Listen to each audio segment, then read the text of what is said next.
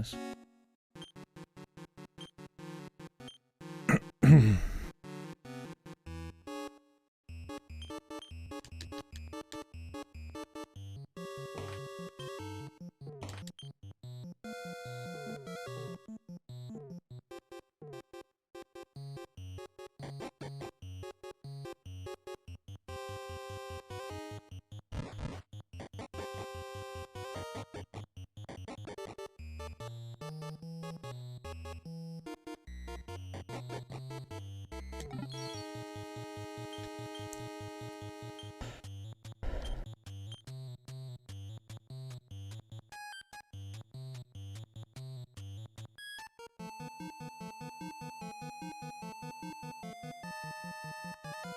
I mean, nobody on my team is really using magic, so doesn't really matter. Serena, I guess.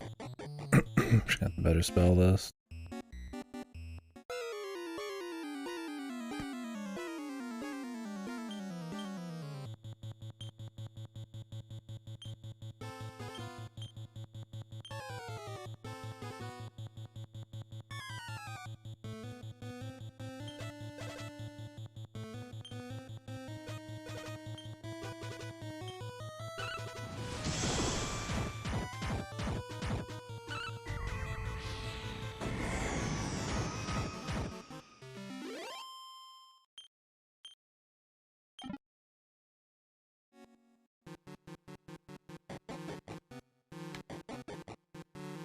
I wonder if we can fall off the back like in the old one. Probably. Well, I imagine overall this is like a more light version. Oh, the hot dogs, we needed to grind those. We'll just go towards the end and then hope we get it on the way.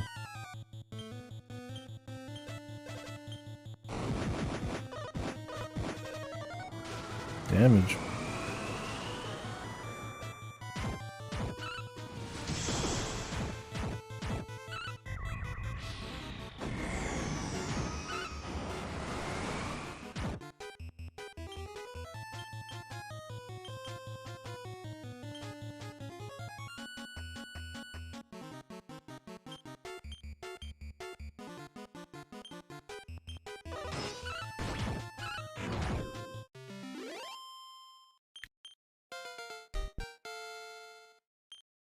Nice levels.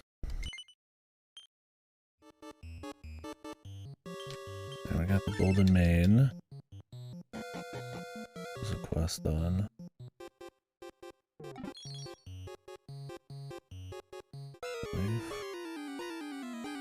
Hey Lassie.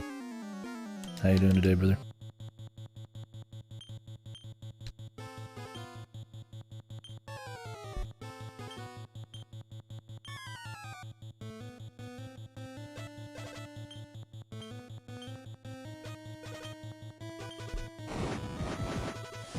Paralyzed. The damage, Jesus.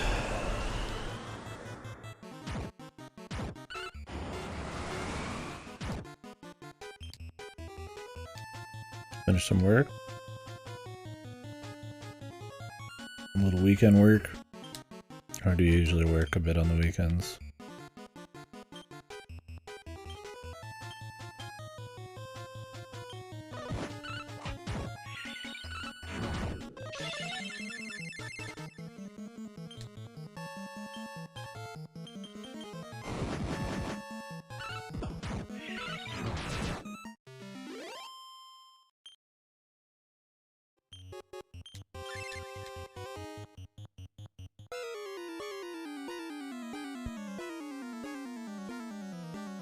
I'll do some hours in after the meetup early this fall, so I better do some now. Oh, yeah.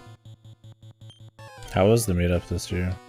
Or, not this year, I guess. You guys meet up a few times a year,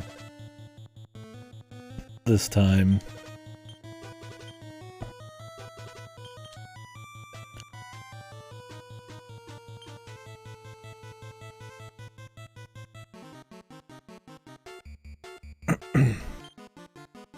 Okay, I see.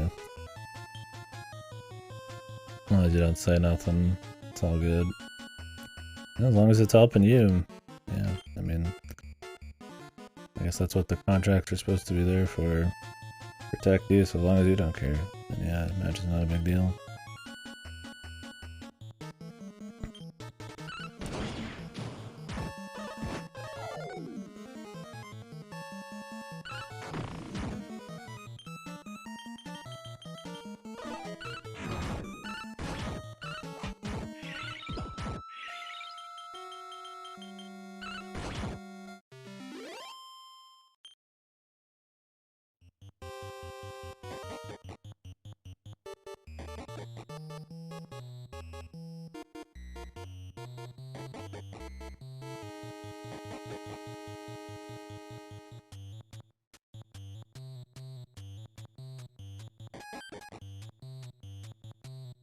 Oh yeah? Well, that's good to hear. How far do some of your friends come to like travel to come out there?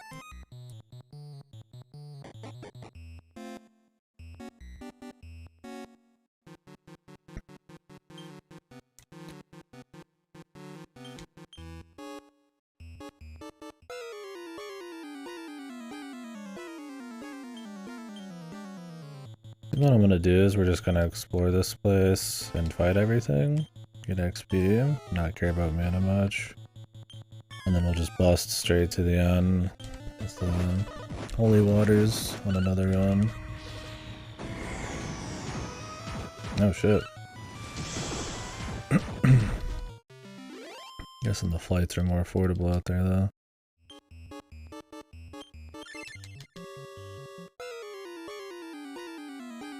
Jesus, the encounter rate.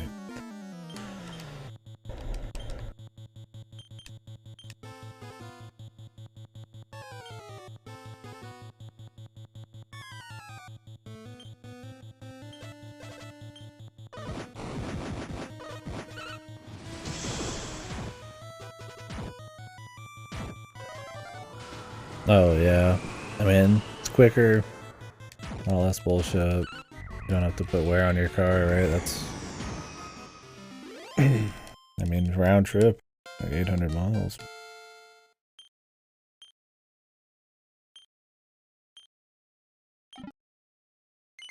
Damn, she gets 17 fucking points a level. That's insane.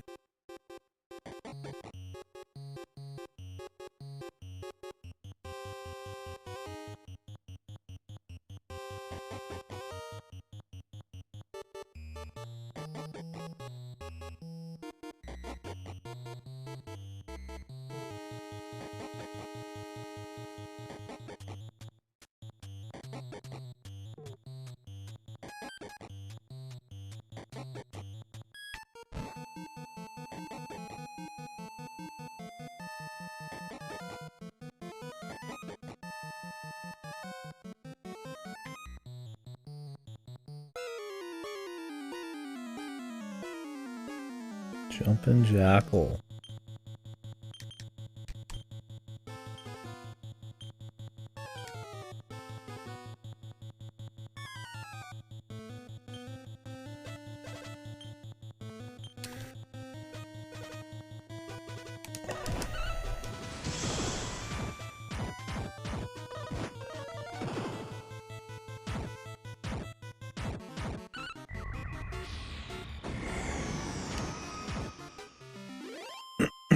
Man.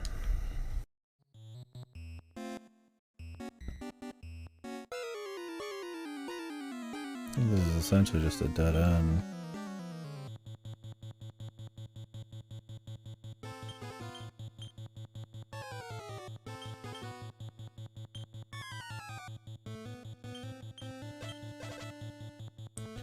Kind of just mindlessly going through it.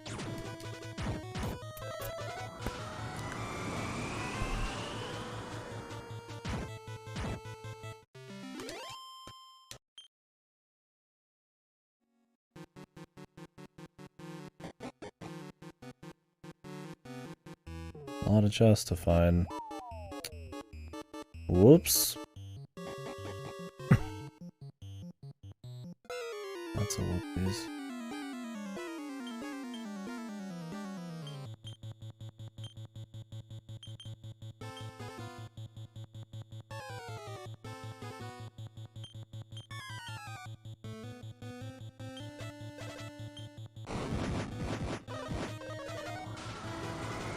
supposed to do some fucking damage, man.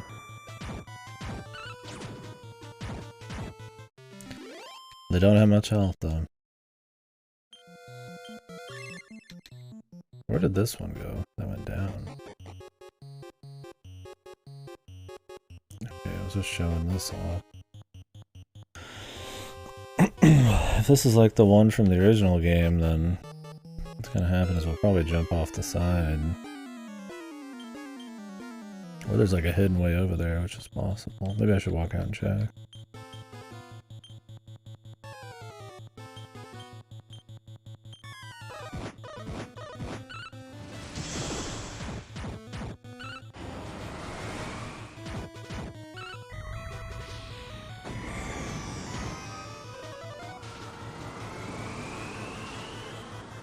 So do you guys game at all during your meetups?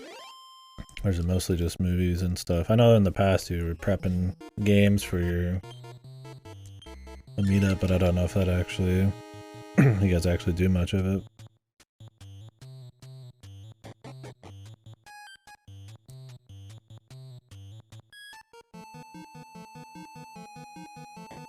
Oh, there we go. Slime Crown, Dragon's Bane, Seed of Light.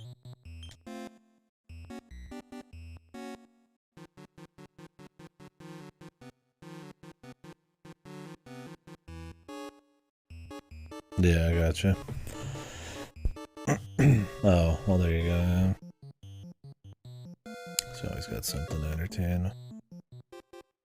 Let's grab a little more take, I don't know. I'm gonna give the Seed of Life to her either way.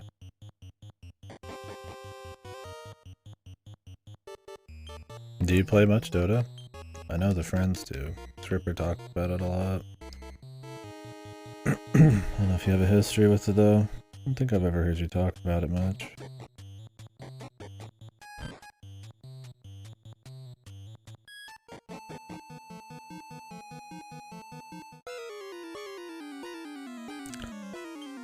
Yeah, I feel ya.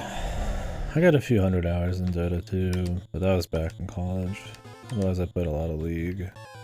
But yeah, more than had my fill of competitive MOBAs for one lifetime. Not like there's a whole lot of new life being breathed into the genre anymore either, it's just the same old ones. But I'll still watch the International or something sometimes. But yeah, I can't blame you.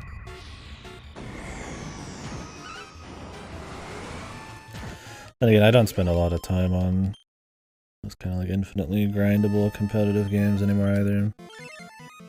Used to, but I got too much to play, man. I think we want to drop down somewhere. Oh, Mimic. The basic Mimic there.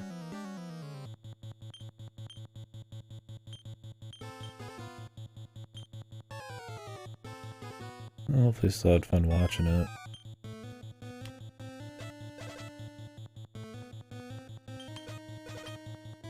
Grab...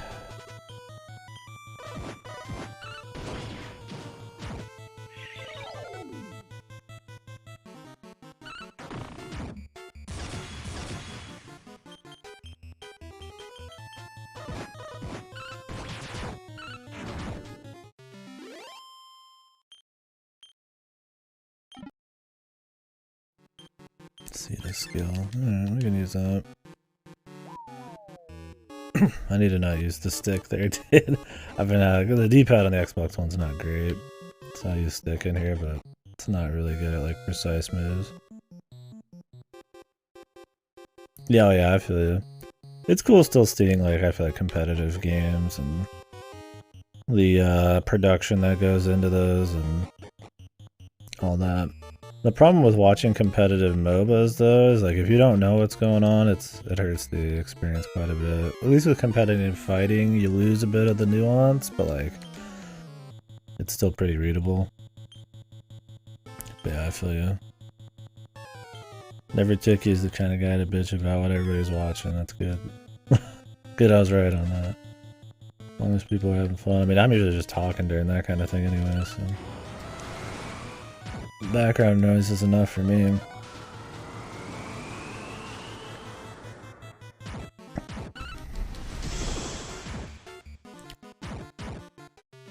I liked watching the league ones back in the day, but we were like deep in it.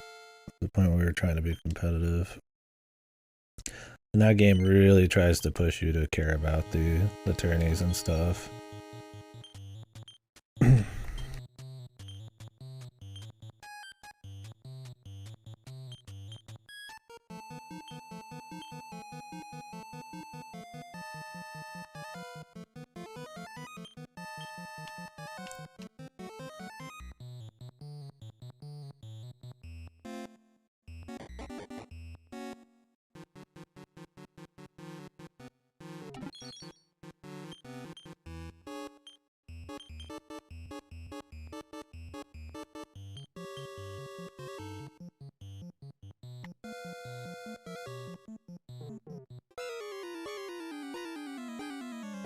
Bam Boogeyman. They're here.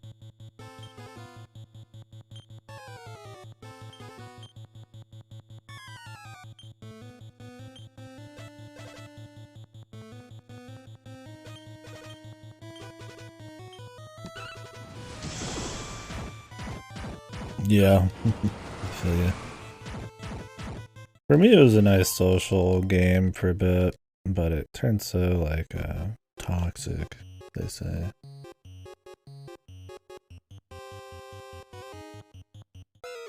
And ended up being so much more focused on the competition and not just having fun. I'm like, man, with the millions of games coming out every fucking day, dude, I was like, I just had enough eventually. Not that I think it's wrong to enjoy them, but yeah, my interest just... I mean, you play a game like that for like 10 years, you're like, okay, dude. There's a point where you're ready to move on, man.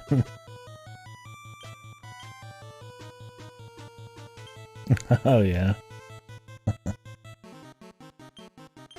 Gotcha. Well, that doesn't help, yeah. Yeah, we always had our people in the group that could get a little too riled up. The ugly side comes out when the competition gets hot.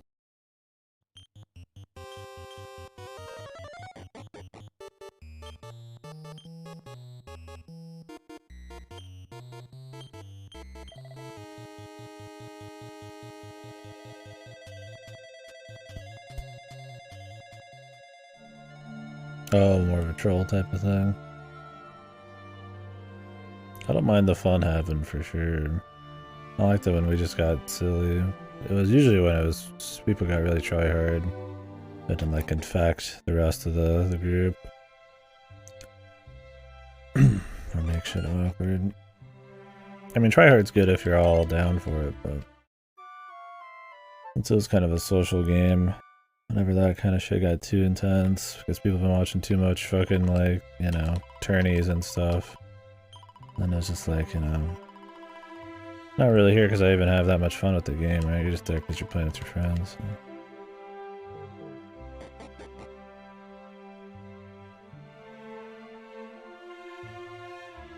Oh, yeah.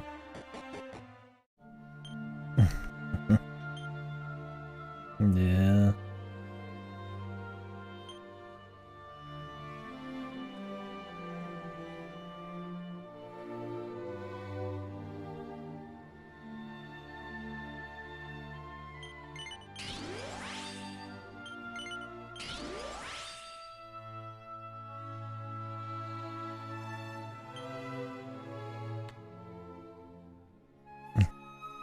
That's fair, man.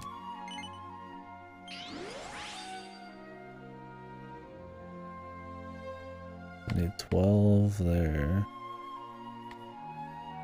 I got 30 defense when using shields, so that's just more worth it.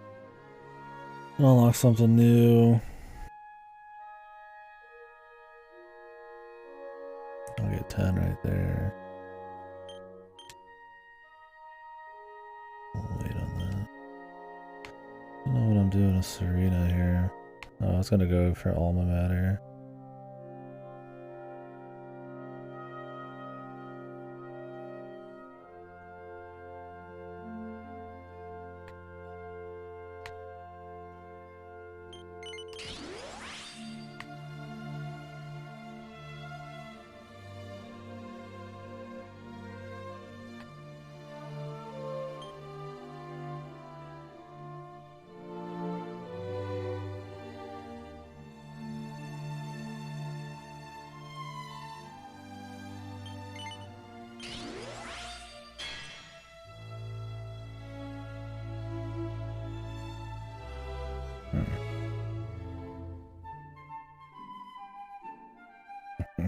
The full reset, dude.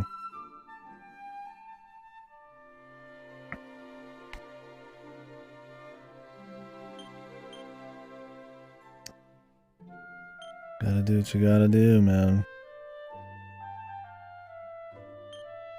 The game seems way too fucking long and crazy for me to restart too often, but I get that, like, if you take a break from, it's probably really hard to, like, just jump back in because you're in the middle of a crazy factory.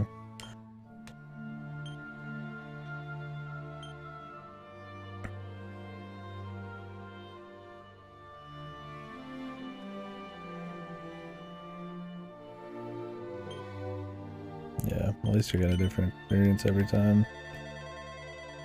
Are you modding again, or are you on vanilla?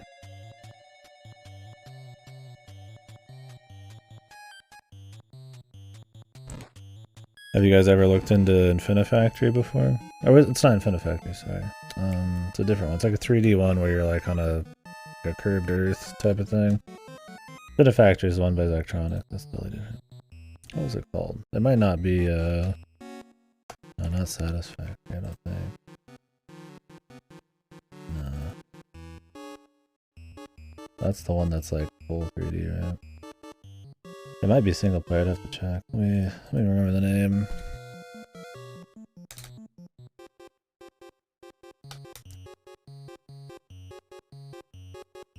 Yeah, Satisfactory. What's it look like? Oh no, that's not.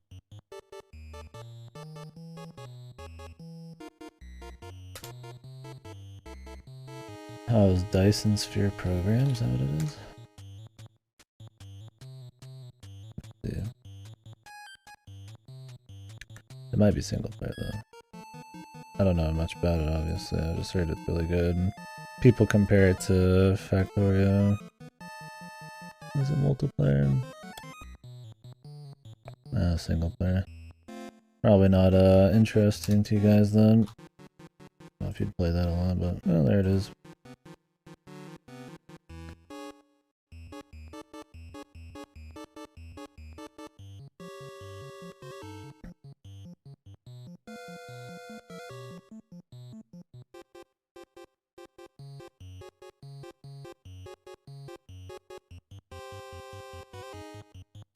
Yeah, Starbound's more like Terraria.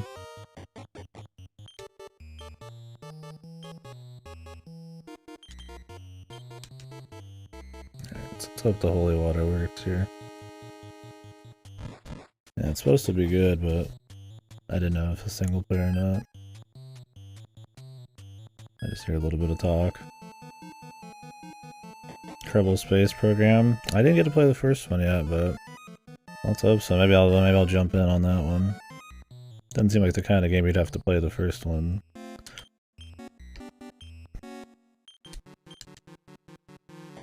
But the second one's just an improvement, it'd be cool. That one's been around forever though. I remember watching people play it a little bit back in the day, but never got around to it myself.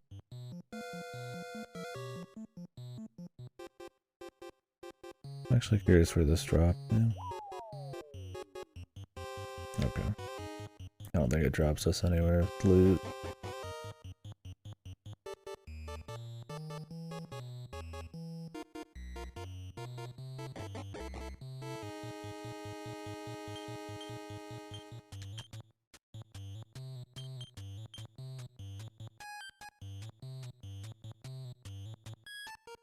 Oh yeah.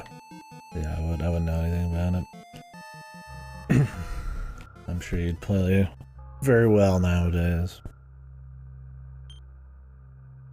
Or maybe we'd all suck. Maybe we'll all overestimate our ability to create spaceship. What was the goal? It was just to create bigger and better spaceships. I don't know if there's like, is just distance goals, or you'd actually like get to certain places and go through like a story or something.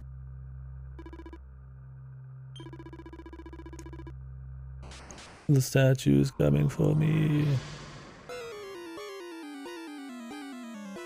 Oh, too easy. Grandpa Griff.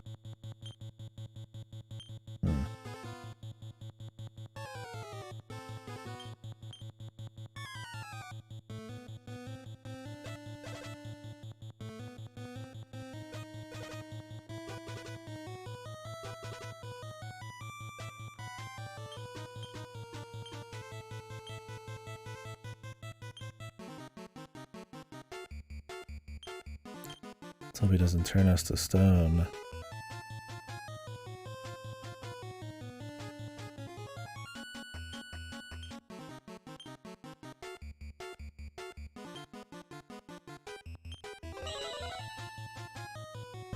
He's bouncing.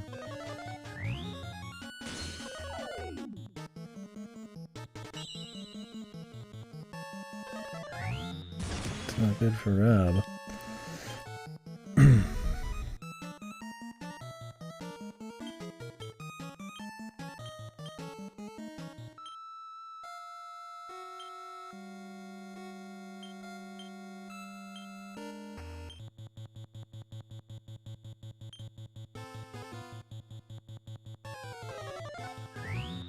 Getting too old for this.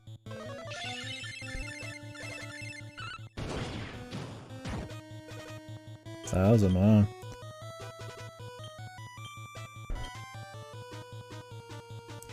Any pet powers I actually want to do?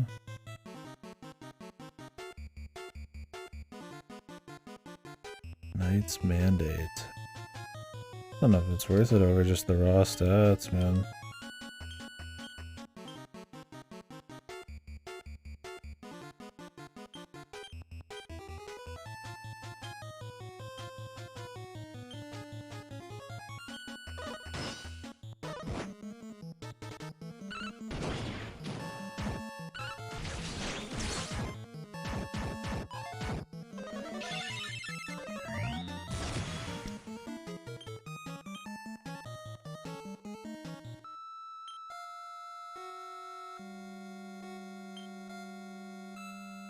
Okay.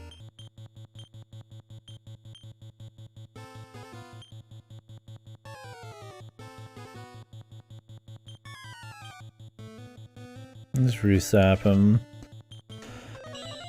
Oh, he just bounced himself again. That's fine. He's fucked, yeah. We're dealing 1,000 and he's barely doing anything. Looks like we're good to go. Guess the old man lived.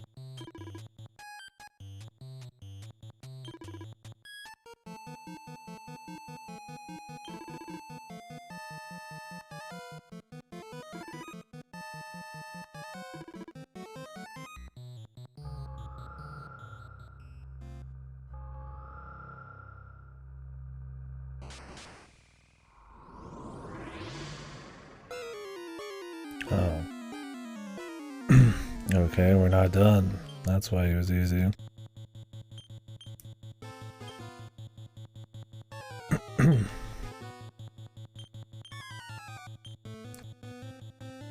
there you go.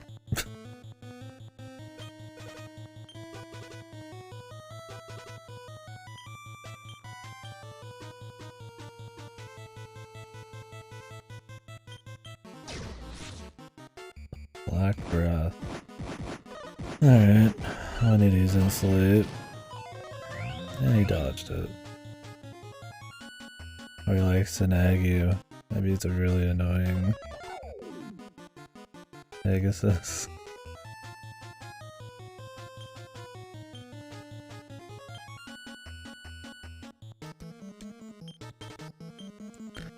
Because I'm worried that this guy's gonna take a first turn here.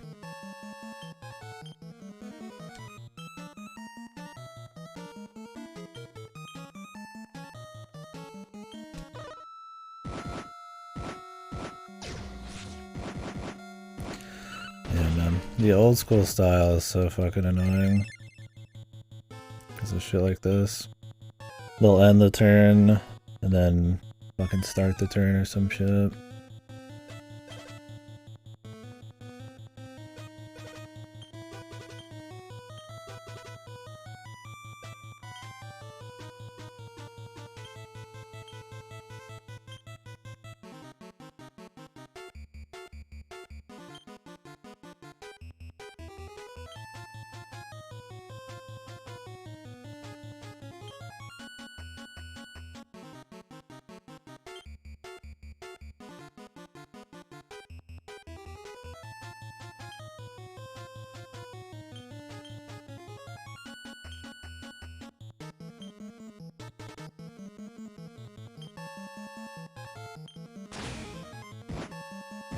God, dude.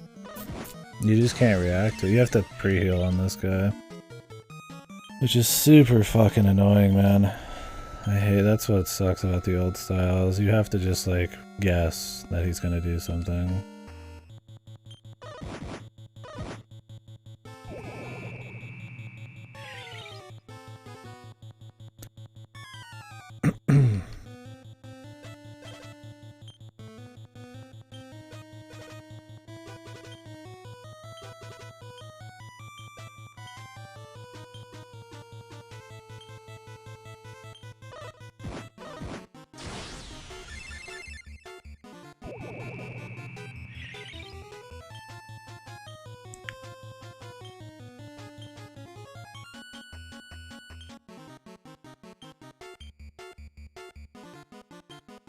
I don't even know if she's used Vamp twice. We'll find out. Well, maybe we won't find out. I'd have actually no idea.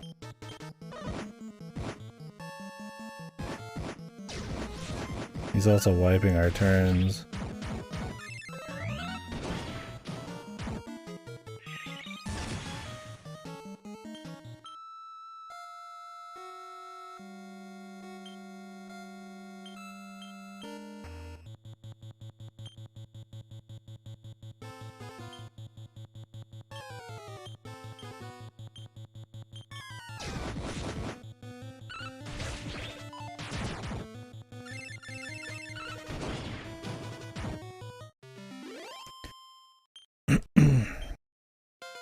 Thing is, you don't know what you're getting into till you start fighting the boss, right? So by the time you find out, you need to be actually like pre-healing, assuming that he's going to attack, like before and after you get to do something. You already got dead people.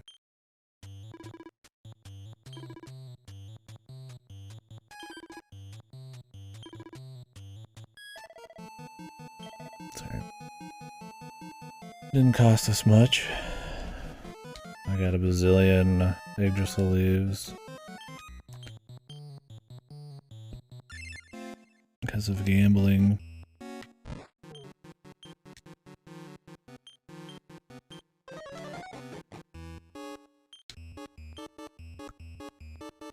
Who used one? He was the main character. And Hendrik?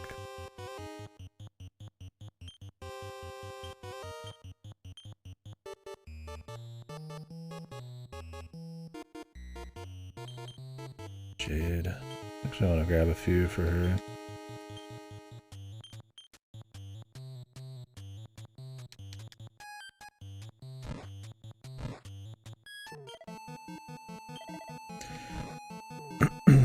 Yeah, the randomness to the turn orders, if your agilities are close to each other, and then that opening salva, it's always what almost makes the old style a little bit limiting. I complain about it in the old games too. Because if you want to play it safe, you have to play ultra safe. And slow, which I probably should just do more when I'm doing these, but you jump between the style where you can know that you're going to instantly be able to do something versus all the turns come out at once in the 2D version, so it's a very different style of strategy. But the thing is, big AoE heals are really expensive, so to just waste one on a whim. A little rough. But, I guess it keeps the fights exciting when we still win. But I forgot to put that in the title. We are on hard mode.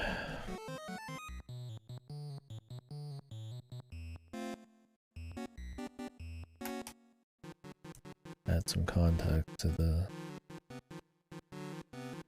the talk.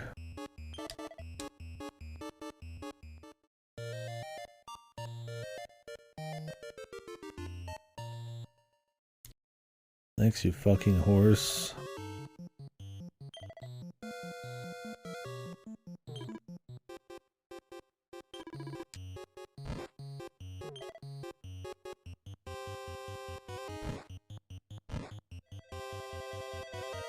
Damn horse bastard.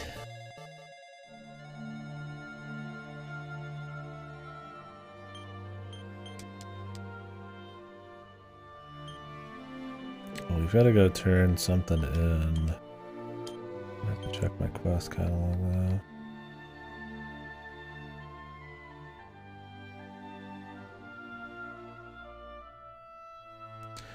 The Roamer encampment.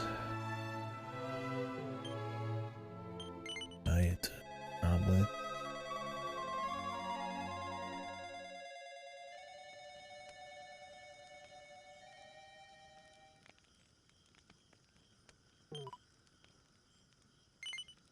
Elevating shoes.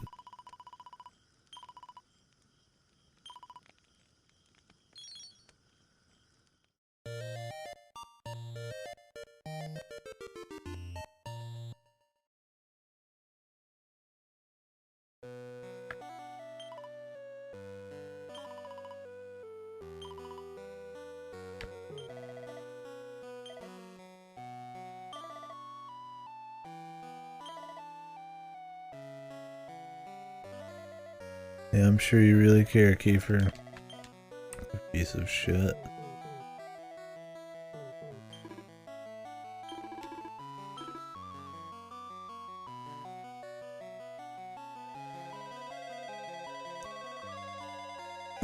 He abandoned everyone. Oh. Ooh. Like marks it as being done, that's cool.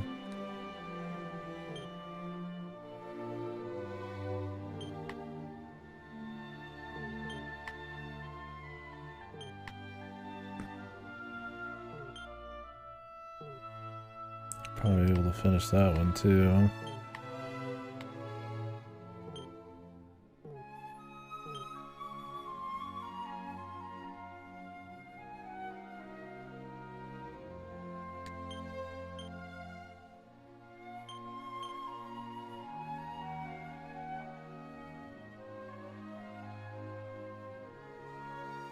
Wheelbrook.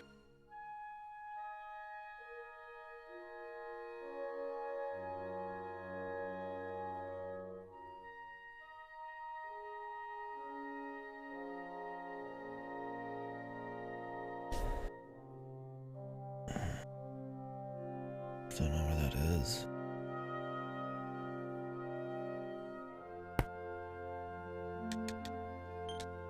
But almost.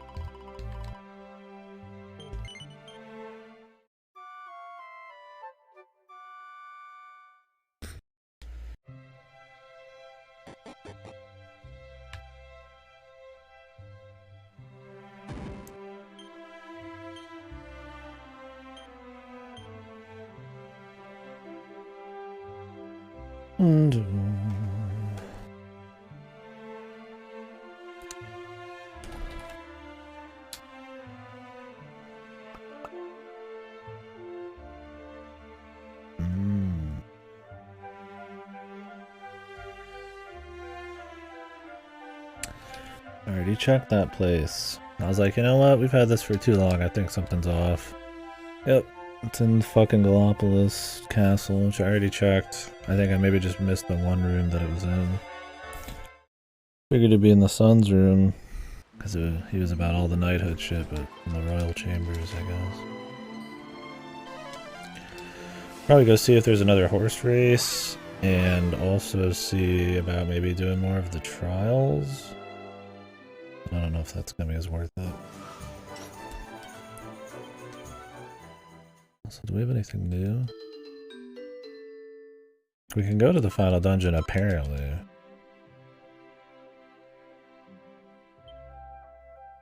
That could be useful. We'll see when we get there, they might not, but...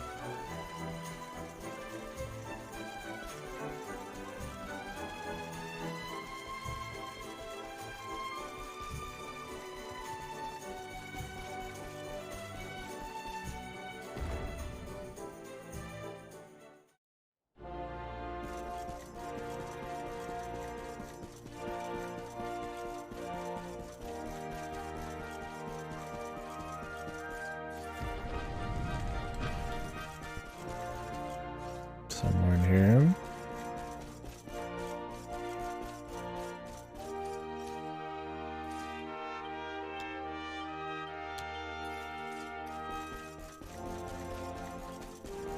Supposed to be a book.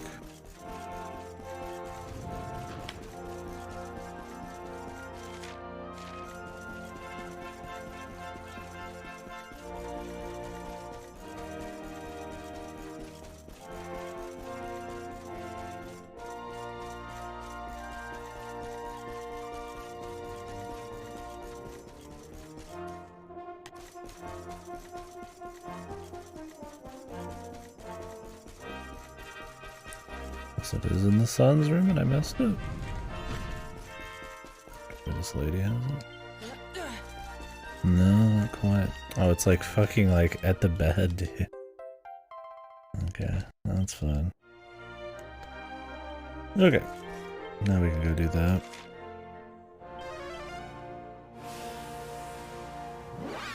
Not that I need the reward or anything, but as well check it out. So how many monsters are there? Another 67 monsters I've never seen. A lot of rares. Cursed King. Dark Skies. I guess a lot of them are going to be in the ticking tin. I don't really care if we see them all. To be quite honest,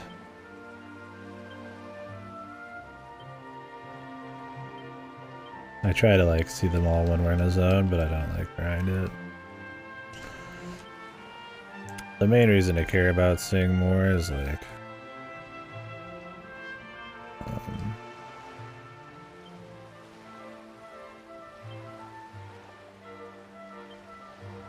mainly so that if you need materials, you can have better info on where it is.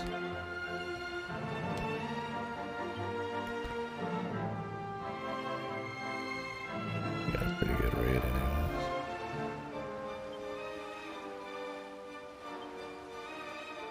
We still don't have the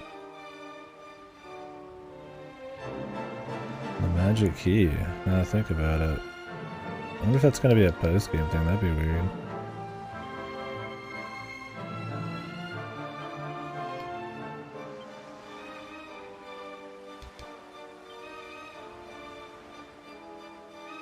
I need 75 mini medals to get the next thing, I'm at 71.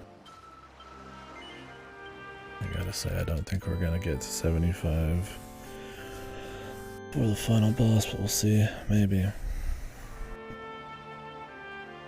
Let's see if some of them are like quests or something. There's usually like 100 something. But I've heard the post game in this is essentially just the rest of the game, so maybe there's new areas. The total enemy list makes me think otherwise.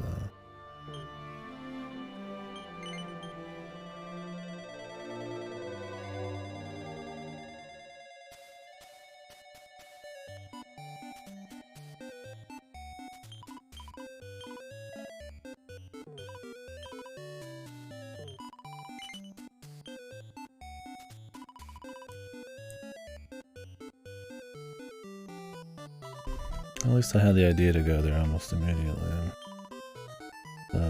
Didn't see it in the room. Thought it would be in a bookshelf since it was a book not laying on the ground around the corner.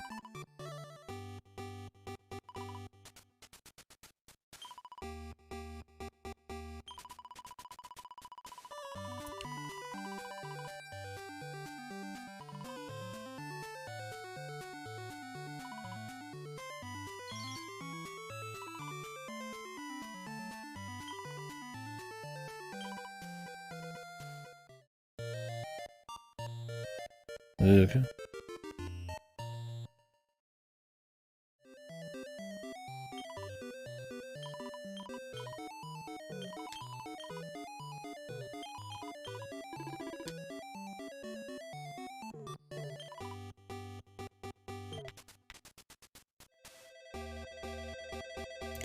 That mark Dragon Quest a level 9 done. Let's say 11, but wait, that's 9.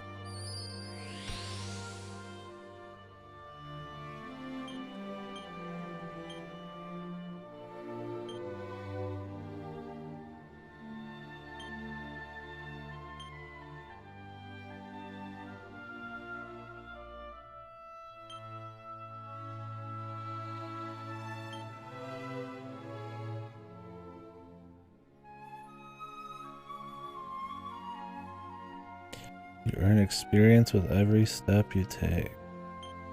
Really?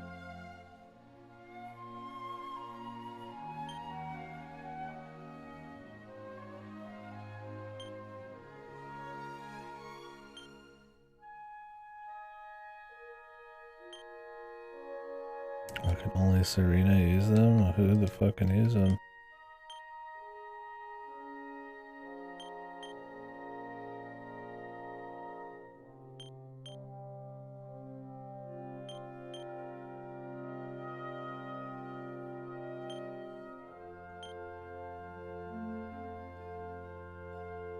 Where?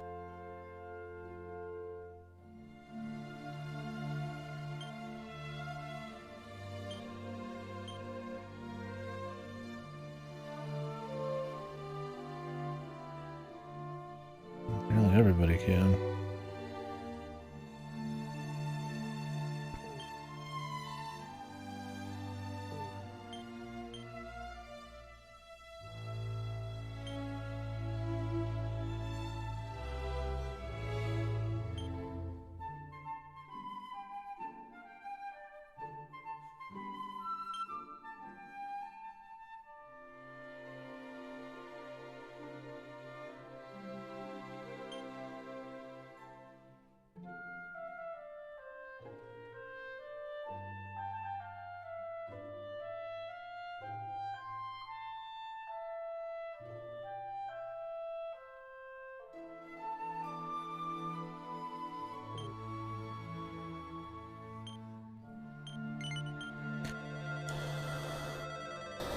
Well, I guess we could try this. Or I could just come back and move on with the game.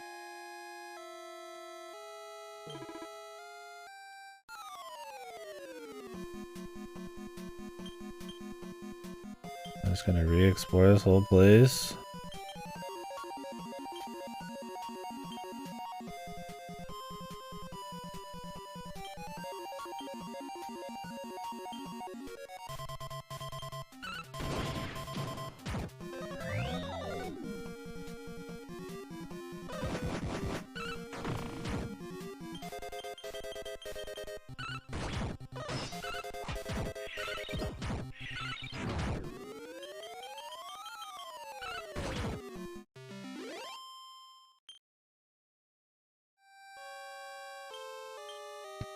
That. Let's just holy water for now. If there's any loot hiding around.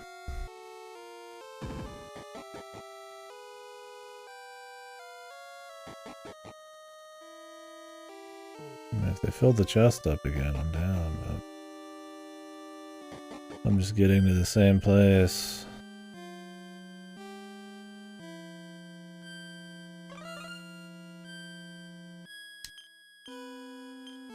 Back here.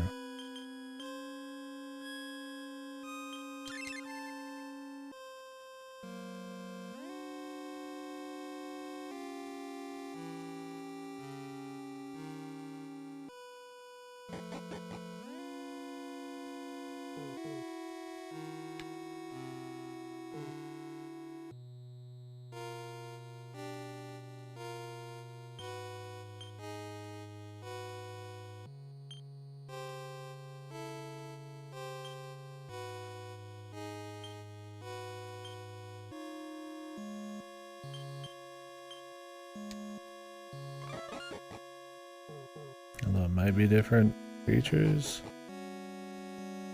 Not actually sure.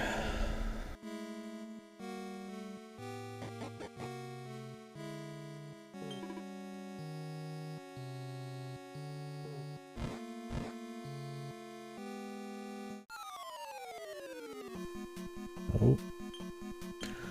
Metal slime, dude.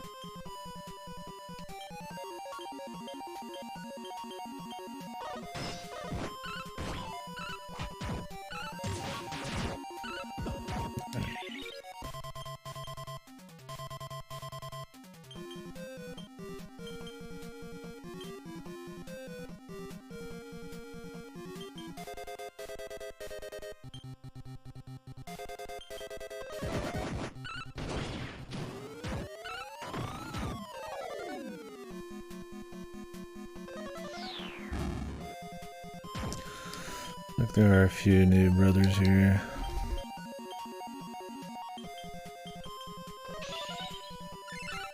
Oh, he full healed himself. What an asshole.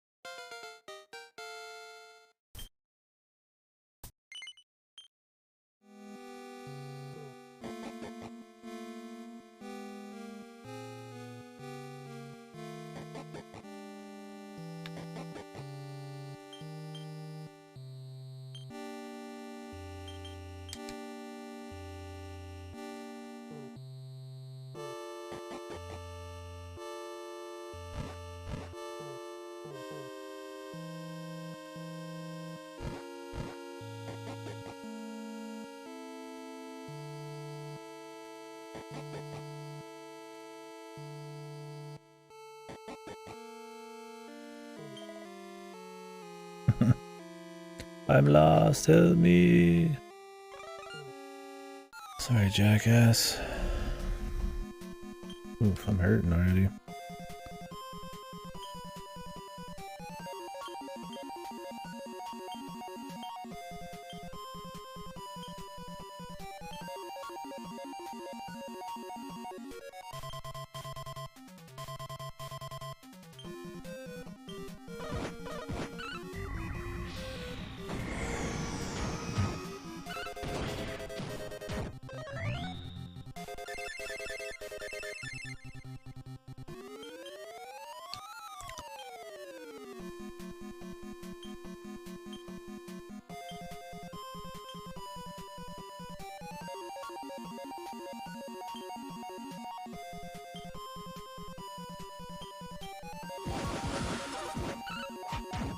Jesus.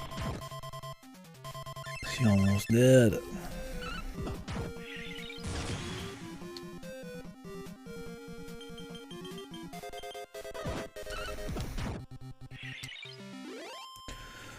Gotta keep their mana levels good.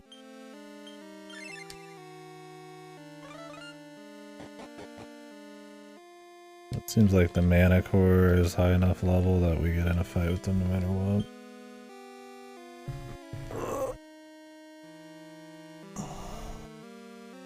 Oh, I forgot to get some Tums. I do that. Where the pizza really kicks in.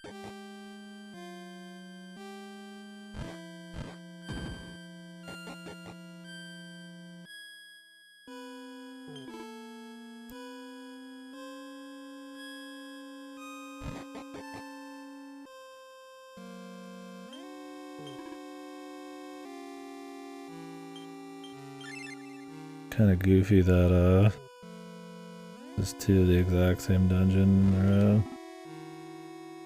But almost.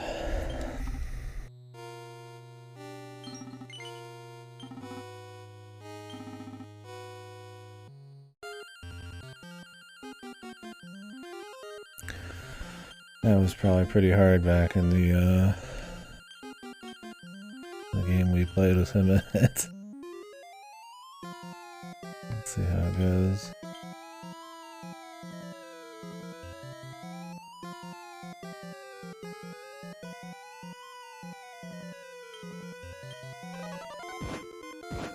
Kaboom. Yeah, a lot of damage. I'm pretty sure it's already over. Just because I didn't pre-prep a heal.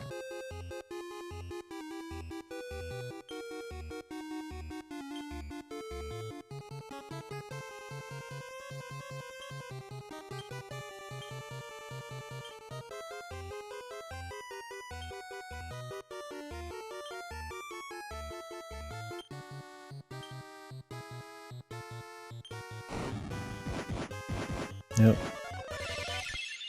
You're not pre-prepping heals every single fucking turn, dude. In Classic, you lose.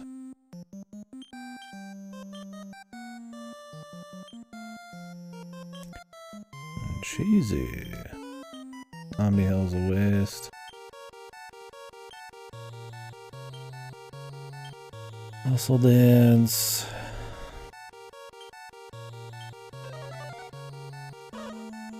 Eric just got thrown out of the attack. The whole deal, dude.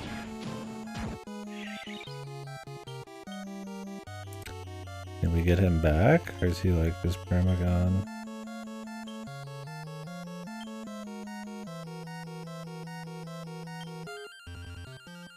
He's bazoomed. Yep, just one last person on the team. Very cool.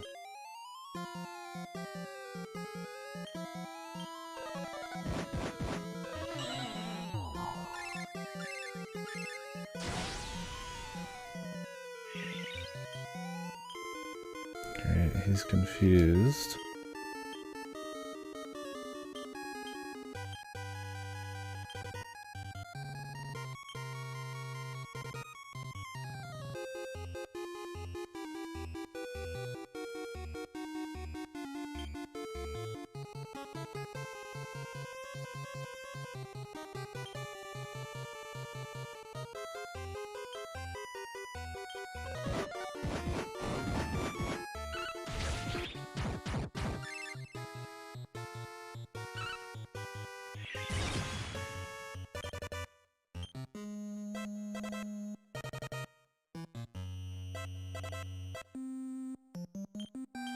Yeah, we didn't heal that turn, so that might be it. Once again.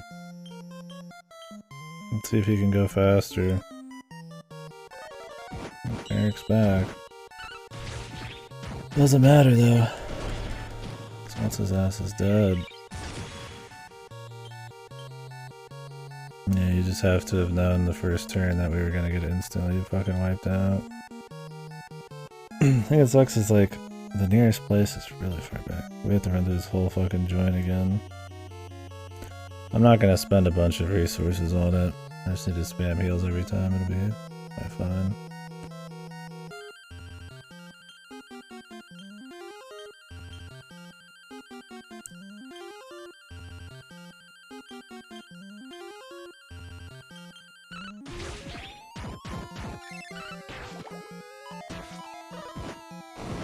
Even with her double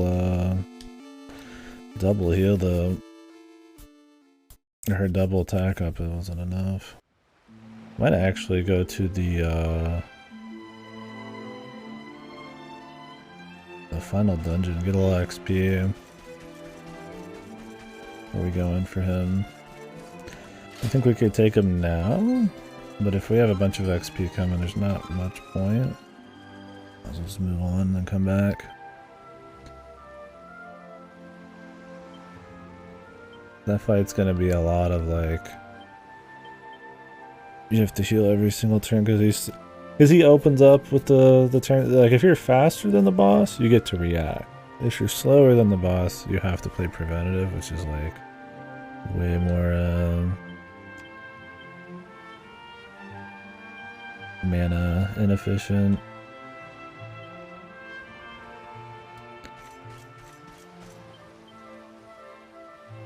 Let's see what we got.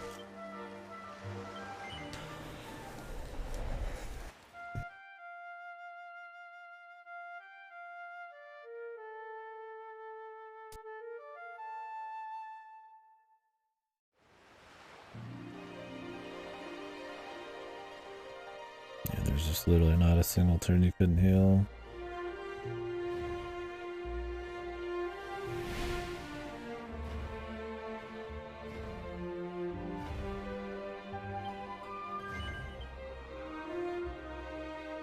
Use the Sword of Light to destroy the barrier?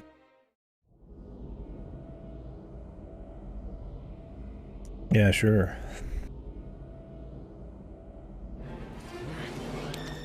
The sword I can't use because it's a one-handed sword. Epic.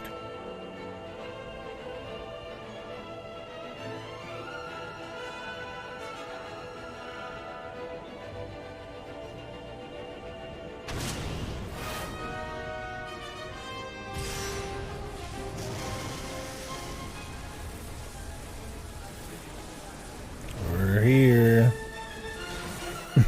The Fortress of Fear. So this is it.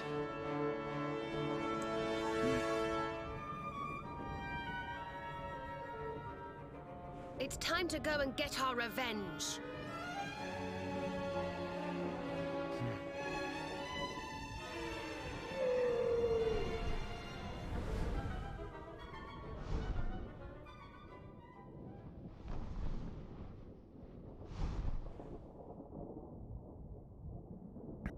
It's this asshole. Gonna have a bunch of bosses in here then, huh? Unless it's gonna be a fake out. And we'll come in here, and then the real boss is somewhere else or something.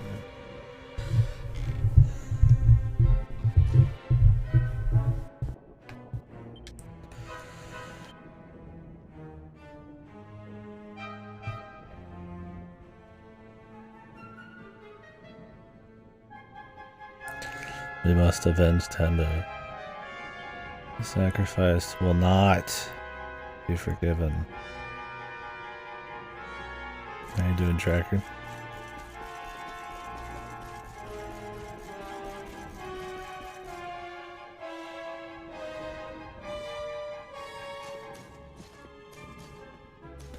Gate boss.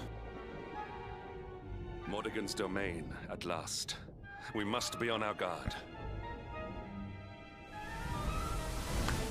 Look out! Base tender. Is this gonna be the one that Eric was fighting? Windblade.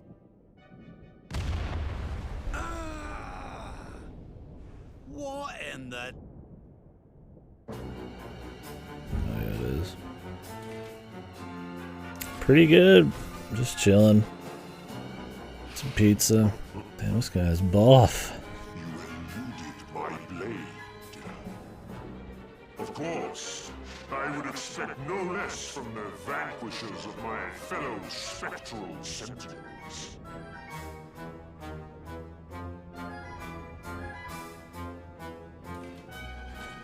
What do you think his workout routine is, man? I am Indignus, gatekeeper of the Fortress of Fear.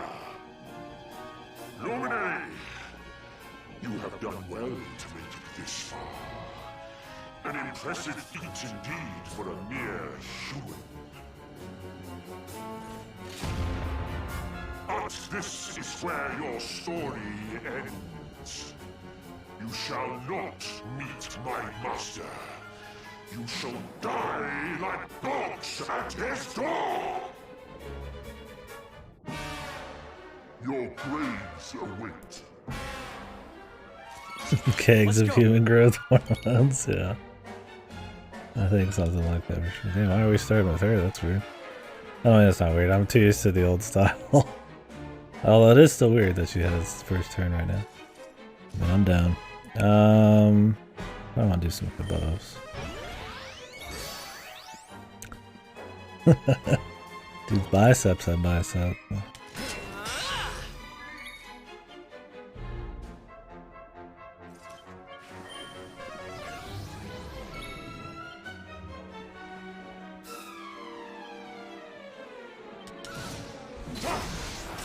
Time to end this boss!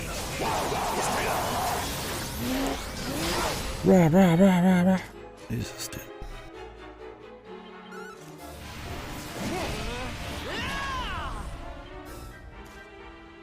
Don't give up yet.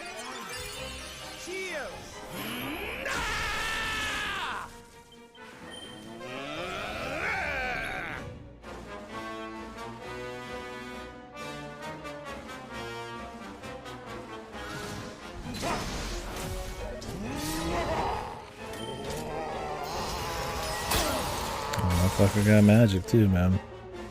Look after yourself.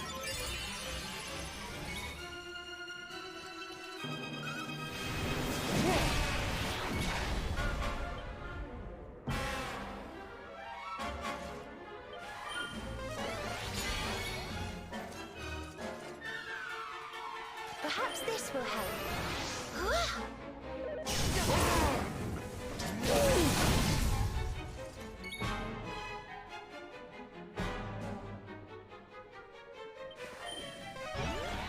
I hope this helps.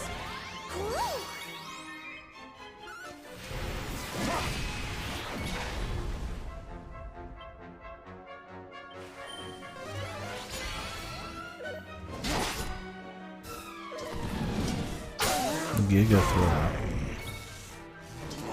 Giga.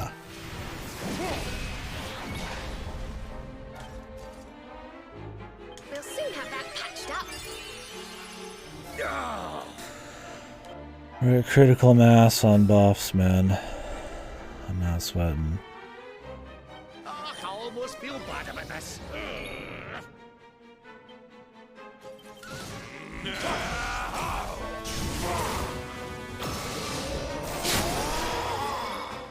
I just wiped all of our buffs, man. My favorite. That's what killed Dragon Quest VIII's fucking entire difficulty. And new gimmick, the pep spells or whatever. Not the pep, excuse me, the tension.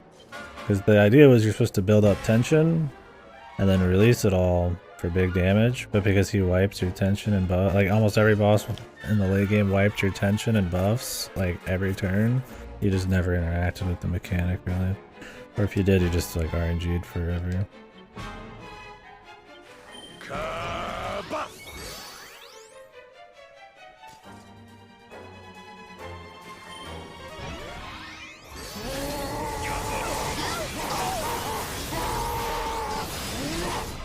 Yeah, Rab.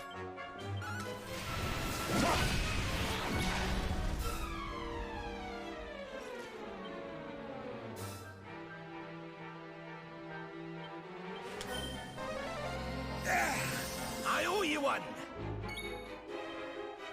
Take heart. He's very upset. And this is his gate, and we're trying to open it, man. Are we the baddies?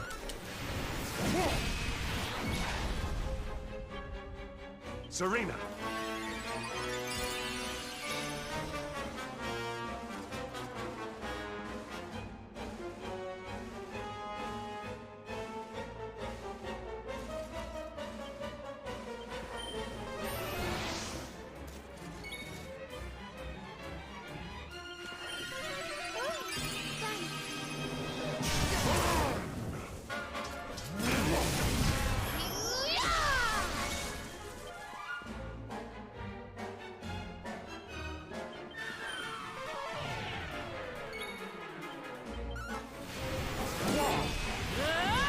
Guess he deflects it, right?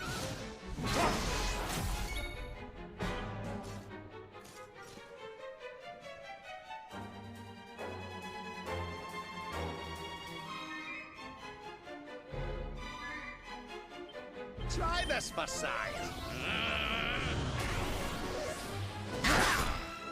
The pep.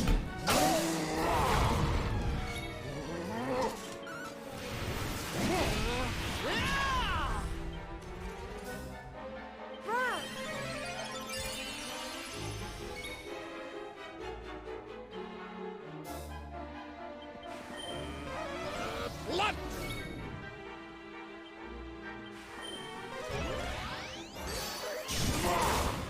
By the power of the All-Might Punish you! upping your buffs is so cruel, man. Maybe it's time to put Eric back in as the damage dealer. He's got more setup, but he's probably got more payoff. It's just a bit more simple with the main character doing it. Because you don't need like 10 years of prep. You get knocked out for a bit, it's easy to get back in the fight. With Eric, it's like if you get knocked down, he's like set back a couple turns. I feel better than ever. But if we do Eric right, he could very well just one-shot a boss. Maybe. How could mere humans defeat the mighty Indignus? Is this the power of the luminary? But it matters not. No matter how hard you fight, this world belongs to the Lord of Shadows. What is done cannot be undone. Time past is lost forever! Alright, pal. Take a chill pill, dude.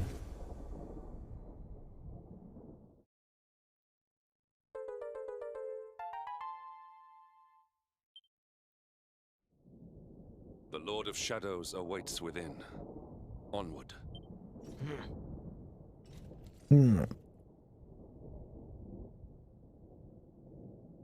Hear me, Jasper. The fate that has bound us together for so long ends here. Today.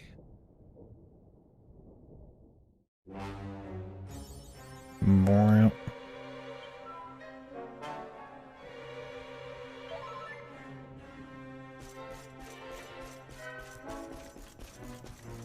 has this got a star on it? I don't know.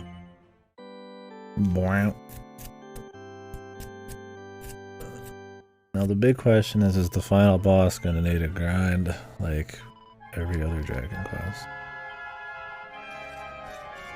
Maybe 9 didn't, I don't remember. I think I did a touch just before because every other Dragon Quest required it. They usually just out damage your capabilities. This one might be different. We'll see. There's not been any Metal Slime, King Metal Slime areas yet. Maybe it'll have a reasonable...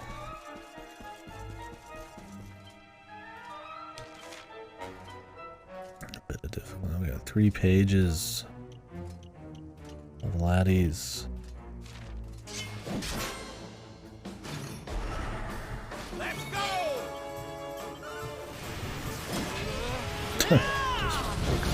Jesus, man.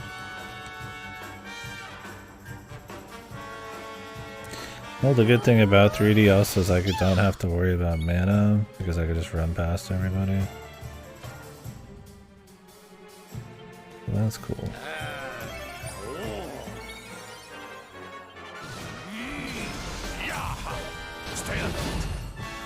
This motherfucker really likes Rad, dude.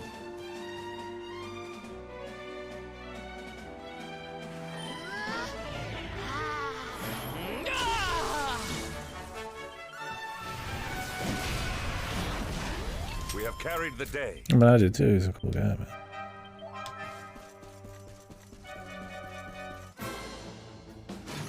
Oh, is this what they're gonna do? They're gonna like hard block my ass, man.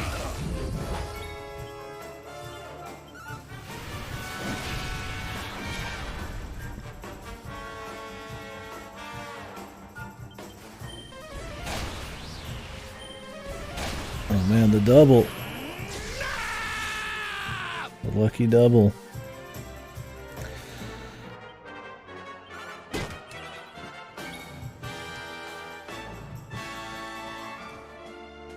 You shall not prevail!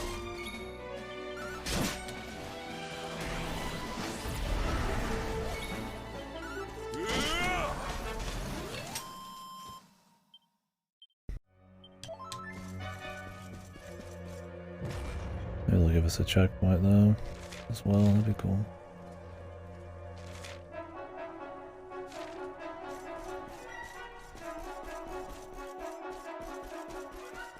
Hmm.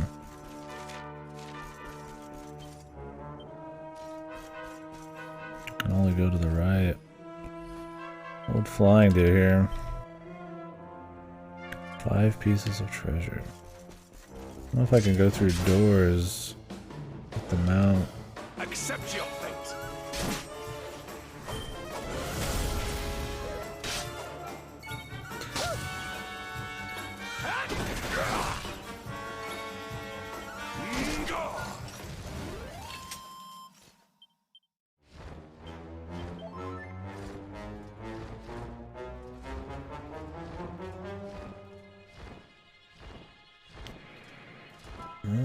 I'm flying. Oh. Oops. Say to what end, but.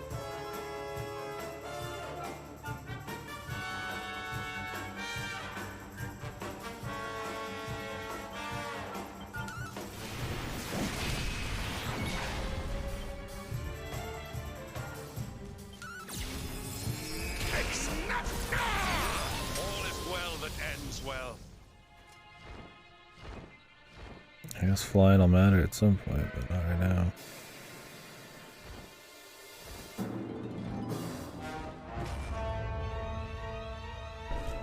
Oh, this motherfucker is like he's a golden dragon, dude. Be cool if you could give mana on ramp from anywhere else. There's a golden, I think golden. He's not looking very gold, I think he's a bit more metallic in nature. Sorry.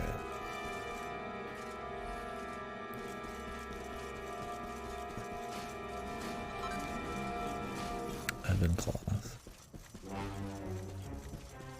More. Whoa there. Gentlemen.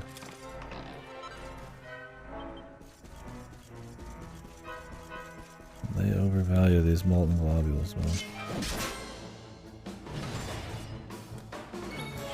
Looks cool.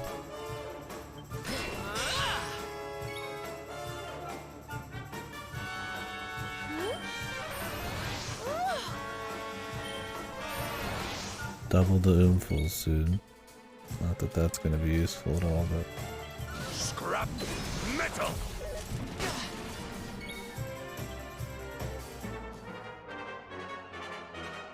Here you go, laddie!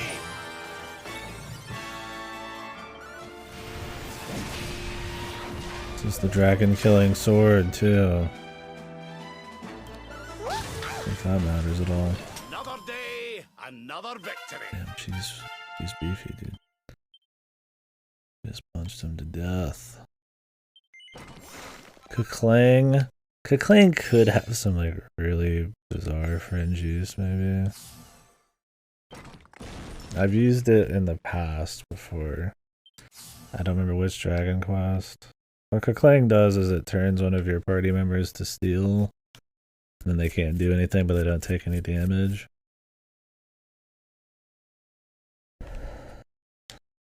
It'd be more for like some weird emergency or the boss is like prepping for some bullshit. I wouldn't get much actual use. You never know. I feel like getting creative.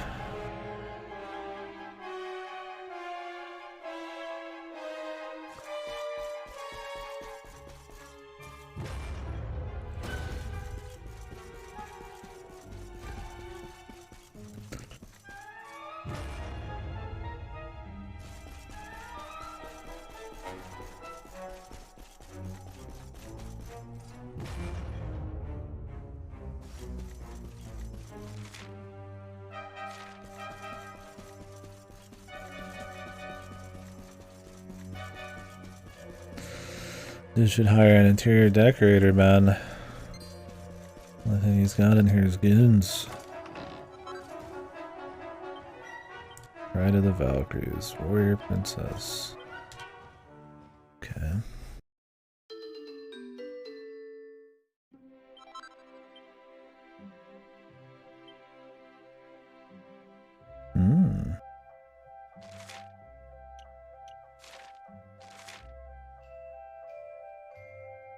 These can drop off monsters.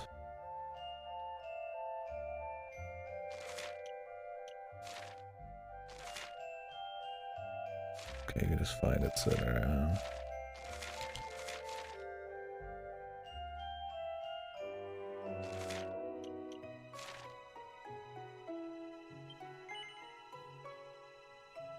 The difficulty is really high.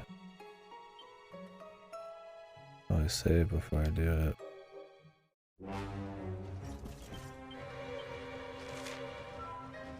I waste a bunch of shit. Haven's above. What is that? What is Haven's above?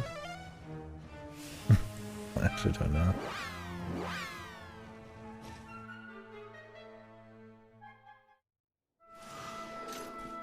Oh, this place. That makes sense.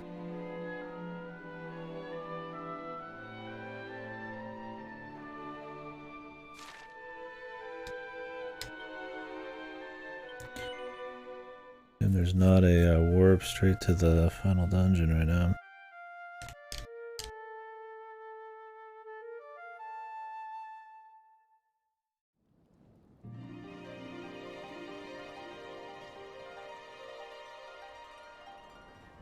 It's kind of weird it always starts you, like...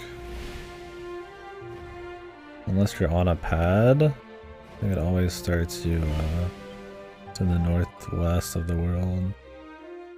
Doesn't make a whole lot of sense.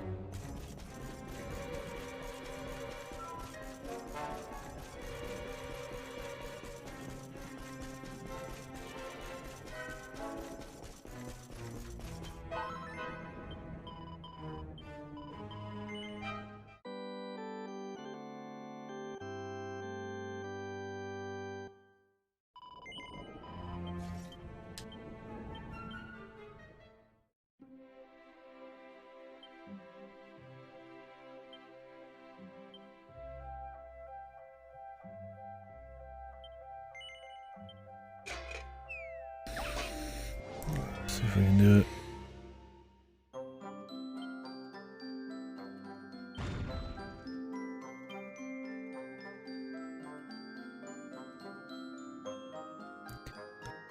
Whammy, crit, crosscutter blow.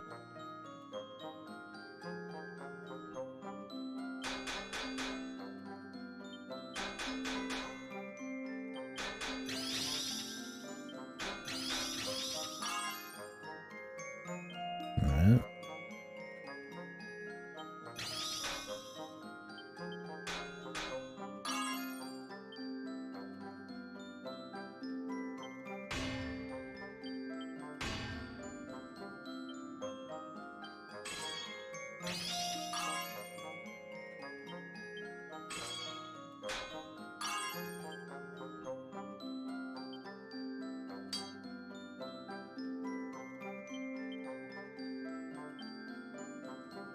Well, really well's gonna have to do it. It's +2.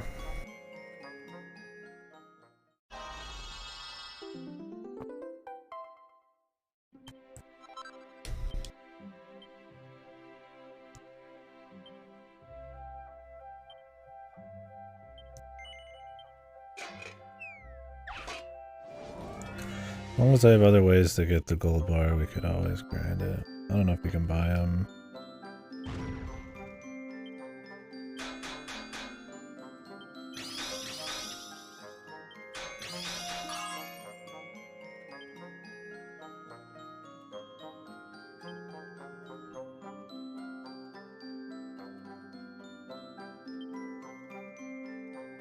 Is it only these two? Can I not like switch which ones it does? That's weird.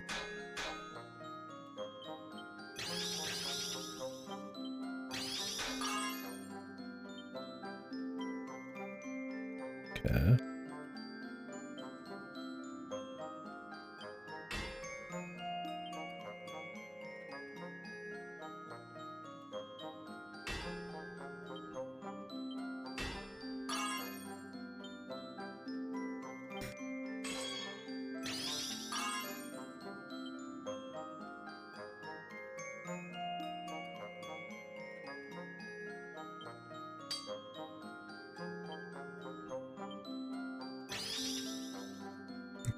go, baby.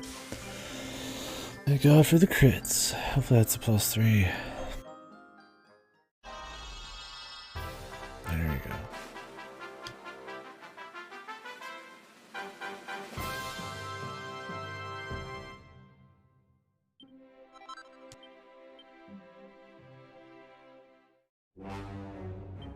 Wow. Perfection. The sweet feeling of perfection.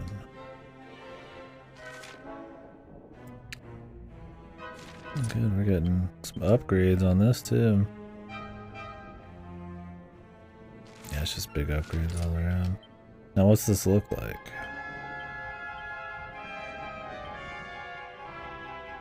Whoa. Hubba hubba hubba hubba hubba. Sure. Why not?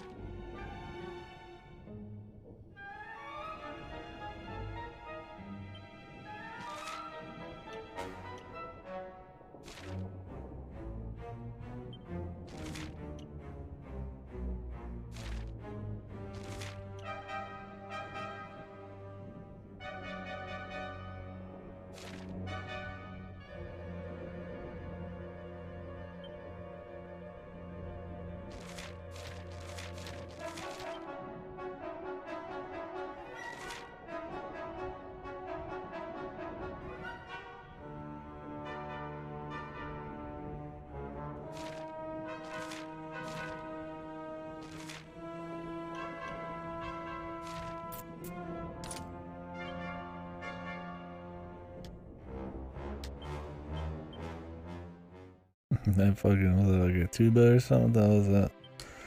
Mwah, mwah, mwah, mwah.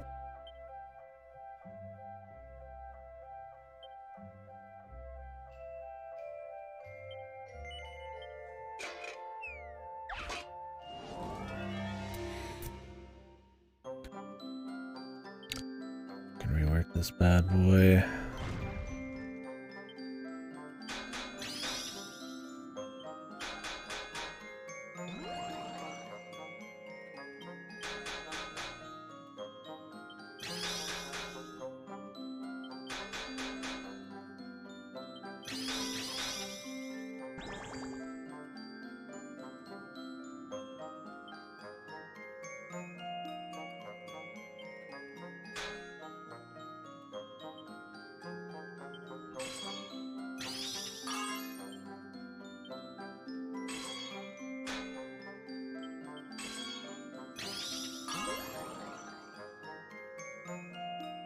That's it.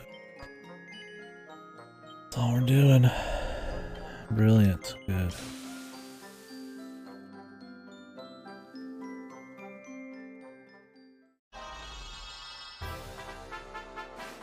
Brilliant.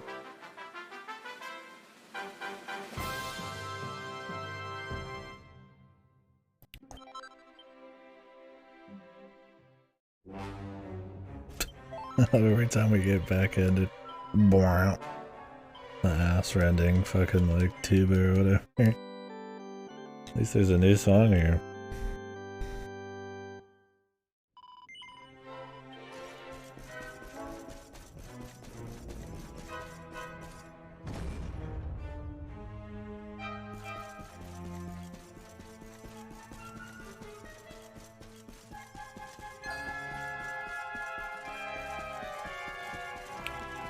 Yeah, dude. His time in the spotlight. Hey, buddy, you gotta start the song out today. He just fucking lets her rip.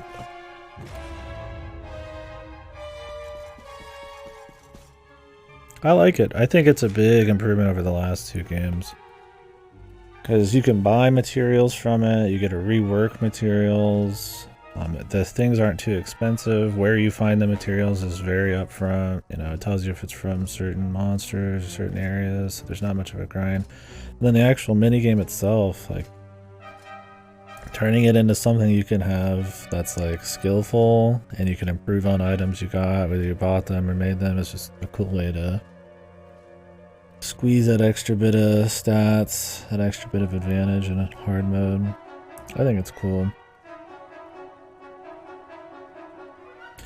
Yeah, for sure. Dragon Quest VIII is like pretty much just, at least on the original version, it's just obtuse. It's like riddles. Whether like they don't tell you the recipe, they tell you what could be the recipe, like close to it. All you do is just put 2 or 3 items into a pot, and then it comes out later. It could be up to like an hour or 2. You wait. So this, it's like changing it into something you could just constantly use, right? Like if I want to re-kit my whole party with like sleep prevention, which I have before, I can just do it, and I think that's much more rewarding than trying to squeeze out extra shit instead of like just wasting your time.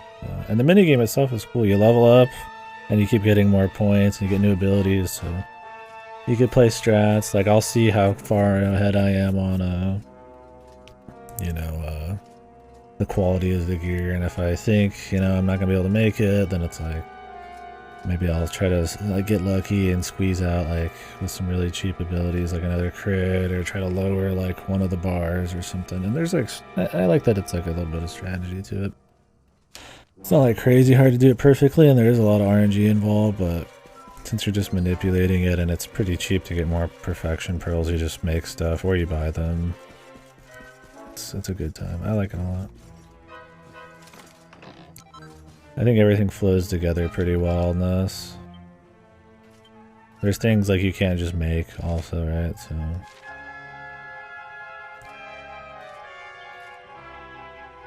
liquid metal jacket. I'm gonna use this.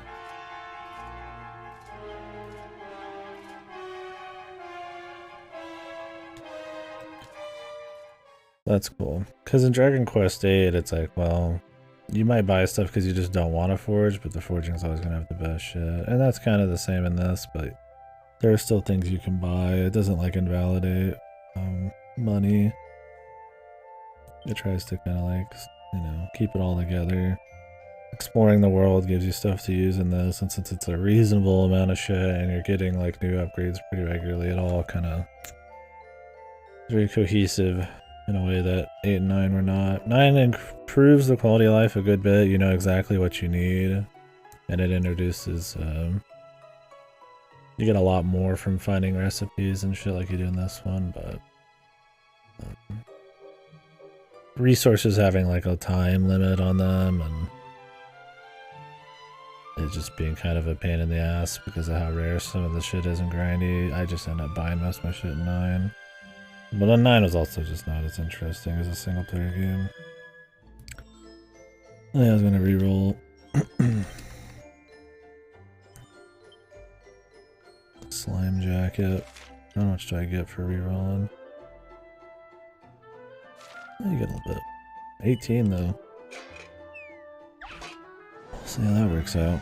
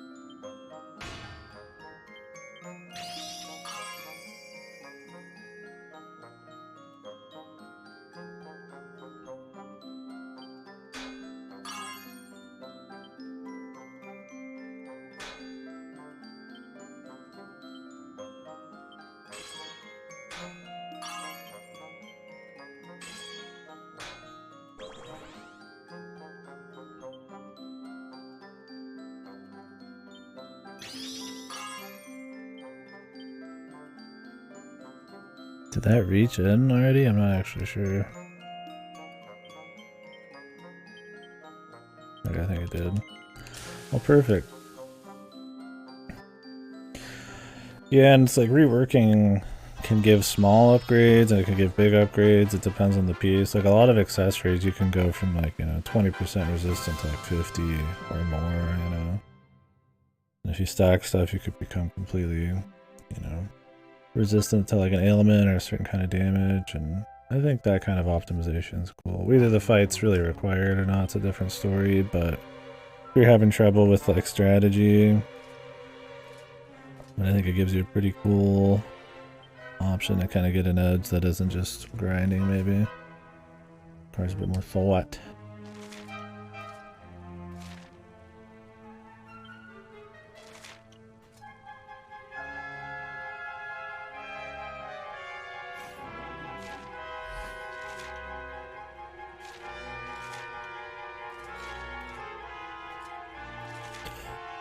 So this is only 6 defense. That's like, I don't know if I really care about rerolling it.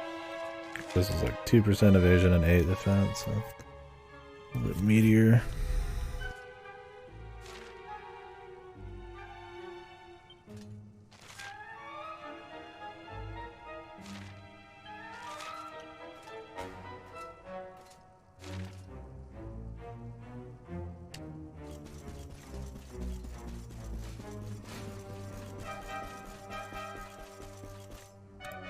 Mimic?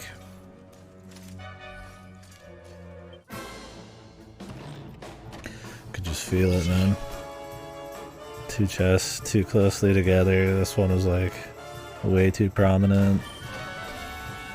Feel it in the air, dude.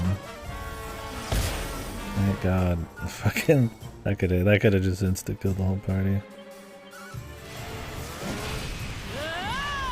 Yeah, I got lucky there. Not that it mattered, I guess, but it's fun calling the mimics anyways, I guess. Should have buffed with her. No way I did a sat. Doesn't matter.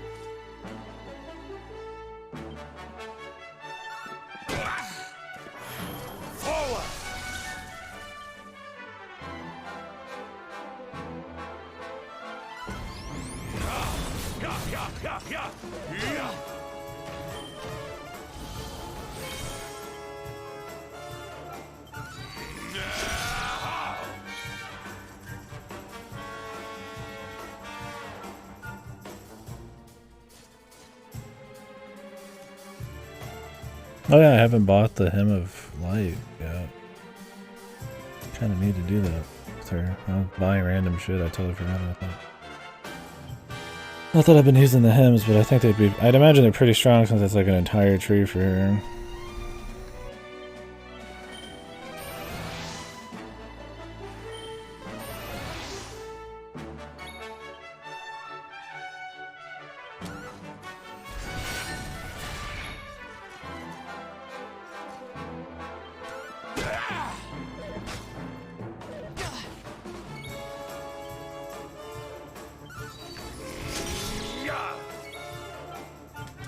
I'm being way too cheap right now. I can just run back through these areas.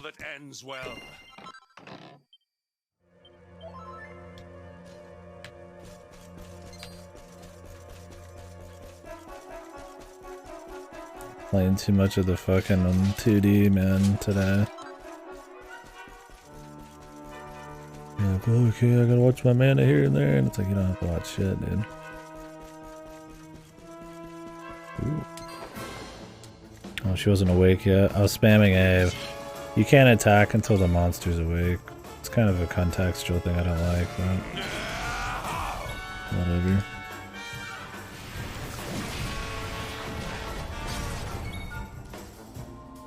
Are they? They seem pretty standard Dragon Quest. I'm just wearing costumes. I mean, there's an old guy. You don't see many old guys. There used to be like a young chick who was turned into a kid. Kind of fun. He's got the knight guy who doesn't really stand out if you compare it to the other RPGs, but in this game he stands out because he's the only like crazy honorable guy.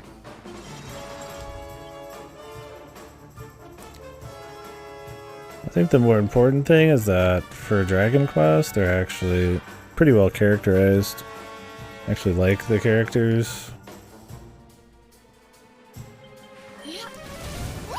And their personalities and their little arcs and stuff. Even though there's not like an assload of story, what there is pretty decent for them. I don't think the main story is anything crazy, but We have carried the day. Technicolor Dreamcloth.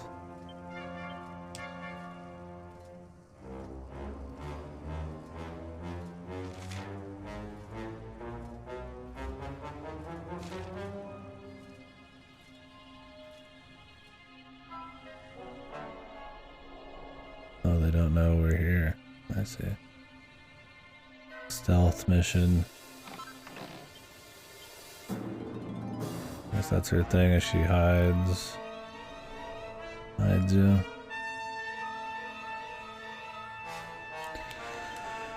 I don't know. I don't know if you mean just the general archetypes or the way they look right now. So you get a lot of different options. Maybe I should change him. He doesn't have many outfits.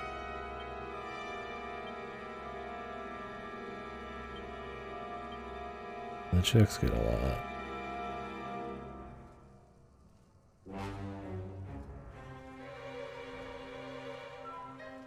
Gotcha. I mean, it's Dragon Quest. That's kind of the whole deal.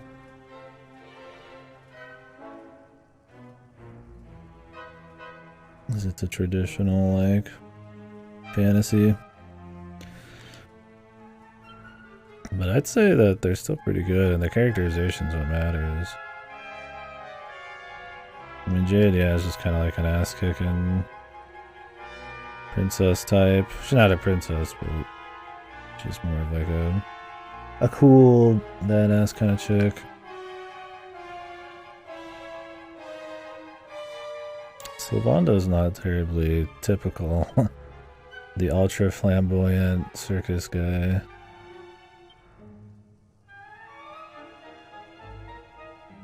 Is the son of like a famous knight.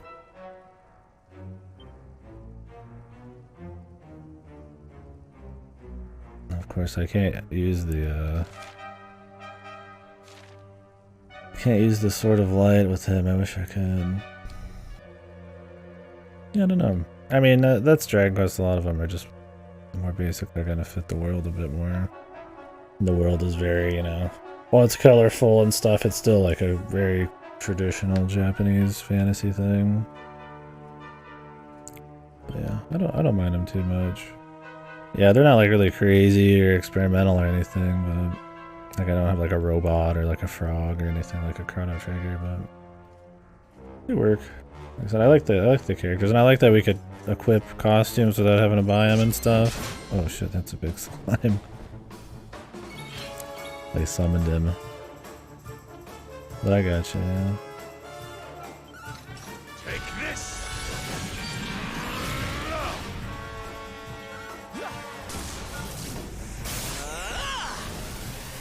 The enemy designs are where it's at in Dragon Quest, though.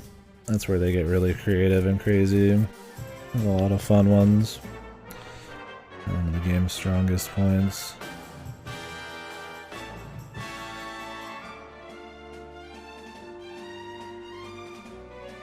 Oh, Jessica or whatever, from 8. I think a lot of it is because people played that game when they were younger. It's like a really early boob jiggle character.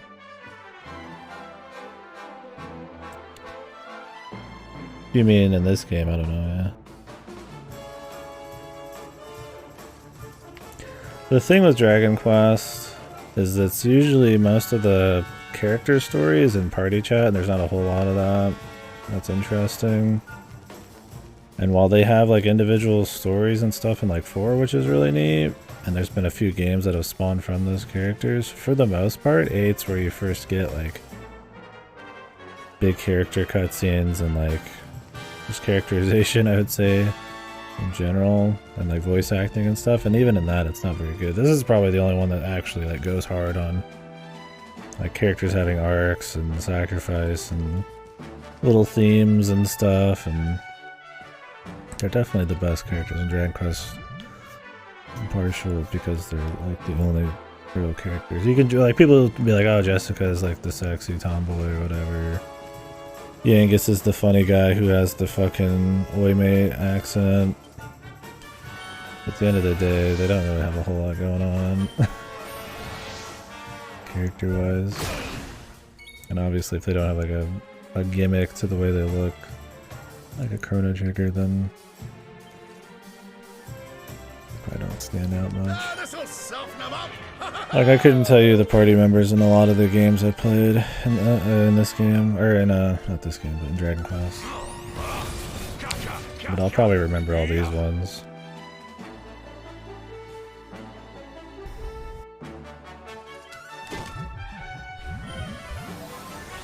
Great. He healed himself. Another day, another victory.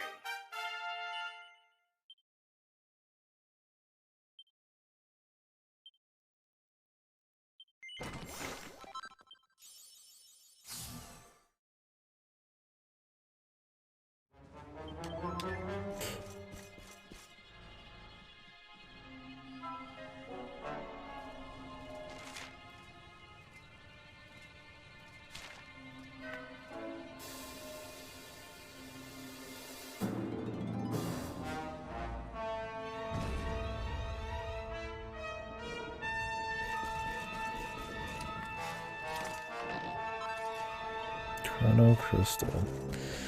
Yeah, that's the thing about Dragon Quest though, also is they're gameplay games.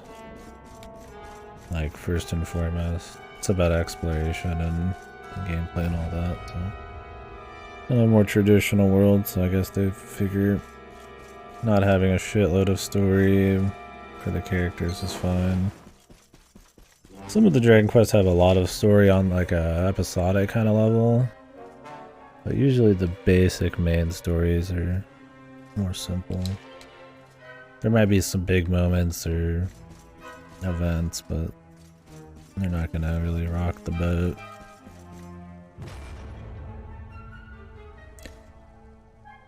This feels like a boss.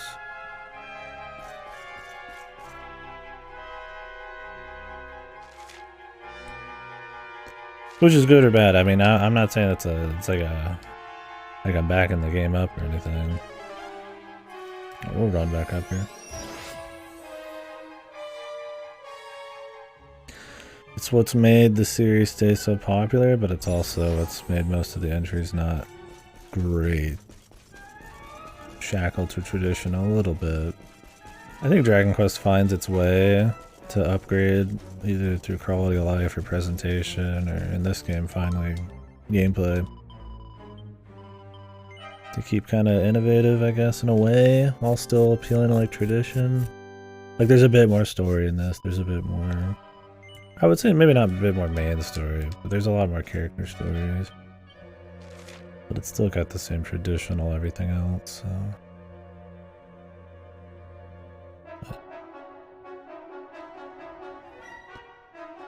There's an appeal.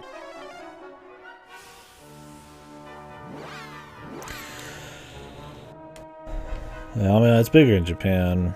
I mean, the only ones that really got big out here was 8, which 8 has just a big scale to it, which is pretty fun. It's got good production value and all that. And then, some people talk about 9, not a whole lot though, but that was probably big because of its multiplayer. Then really just got this, right? I mean, this one's like objectively good.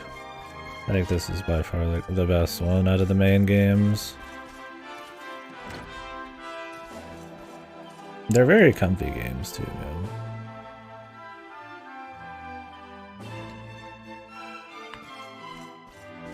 And I think in this one they've just refined everything super well, right where it needs to be. As far as this formula goes. I think maybe they could go bigger on, like, you know, obviously the music could be improved in this one and all that, but I imagine a lot of it's just like well polished a well-polished formula that people find comfortable or something.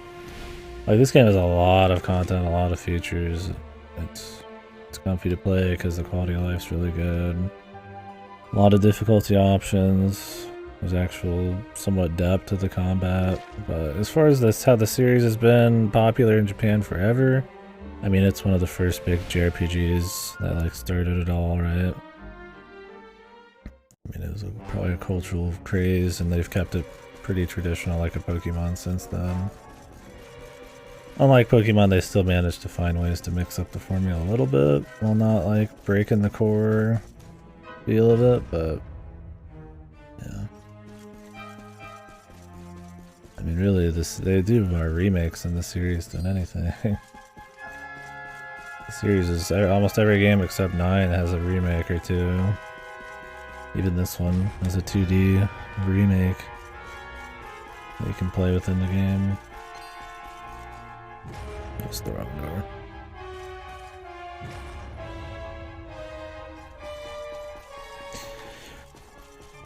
Yeah.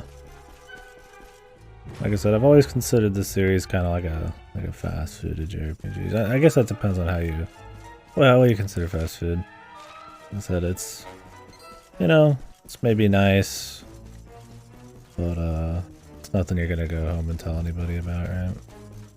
Except this one. I like this one a lot. And the spin-offs are really good. Well, not all of them. The only ones I know are Builders, but Builders is really good. Would recommend that one. I like it a lot. Builders and Builders 2.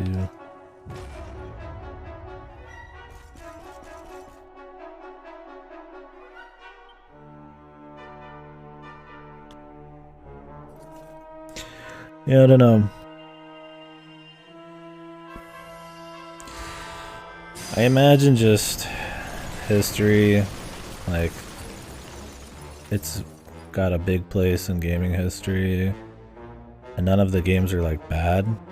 Like, they've kept a pretty steady, like, amount of releases, and oh, that can, okay, and quality. I think it's just more like if you like the direction or not.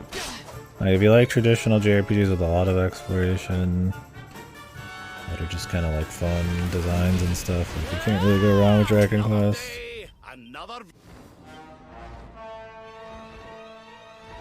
I mean, I'd take Final Fantasy any day of the week over it. I think almost every Final Fantasy game beats out the Dragon Quest one for one. This one probably outdoes a lot of Final Fantasies, but yeah, Dragon Quest's not about creativity as much. It's about good iteration.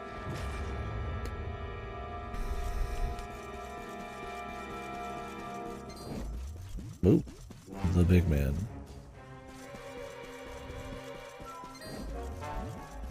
The King Cure Slime.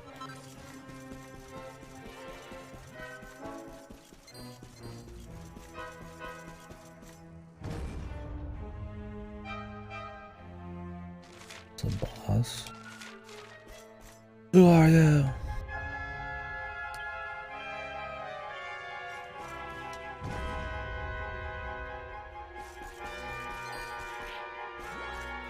The fellas.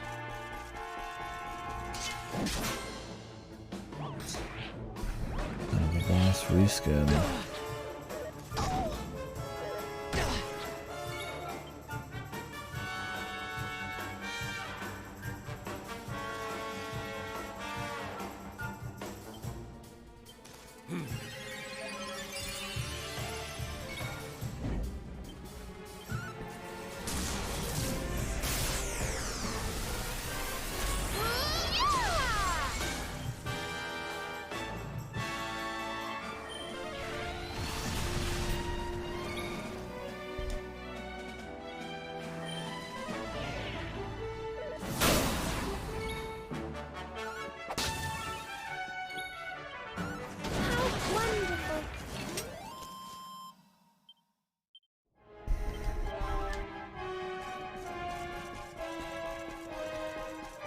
Yeah, this one really takes the gameplay and tries to make the core Dragon Quest gameplay as like interesting and in-depth as possible. You get like almost every ability. You get like 5, 10 bazillion times the amount of abilities in this than you do in the other ones. And while a lot of them are the same you'd see from those games, the amount you get per character, being able to swap your party members in whenever you want, pet powers being a bit more interesting of a strategy, much better quality of life on gearing and like optimization, like it's still that same traditional Dragon Quest feel, but they just tune it up enough to feel like it's evolved or a deeper system, more difficulty options. I've compared it to Pokemon in that aspect, where this is like in the same camp as Pokemon, where it's got a community that's all about tradition and wanting to keep things the same, but not exactly the same, and where I feel like Pokemon feels Dragon Quest doesn't. They actually managed to make it feel like like a good iteration on the formula instead of kind of like a failure. So that's neat.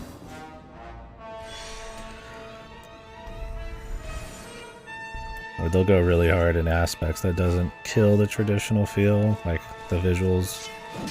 Like Dragon Quest XI is a massive leap in visuals compared to 8, and 8 was a massive leap from 7. So.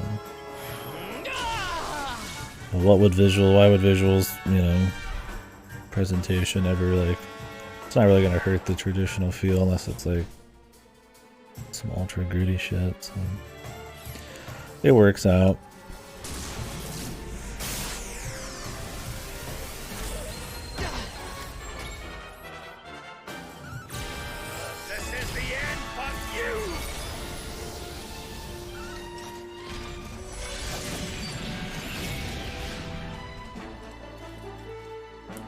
Let's hit him with a Kaswoosh.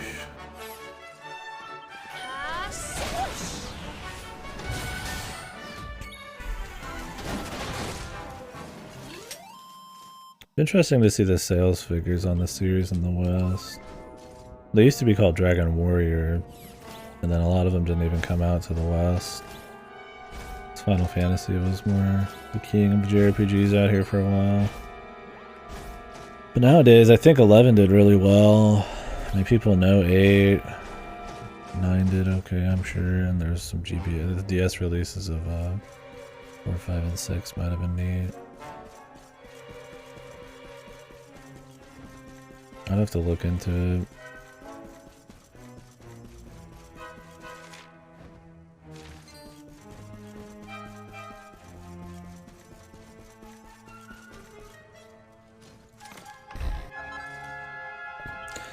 General directives. General's jacket.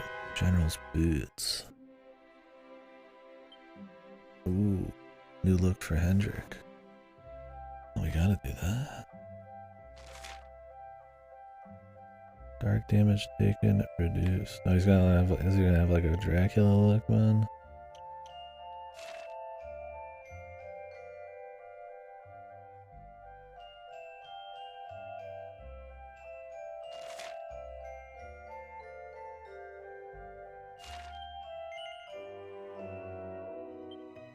It's always the dragon hide that are expensive, man.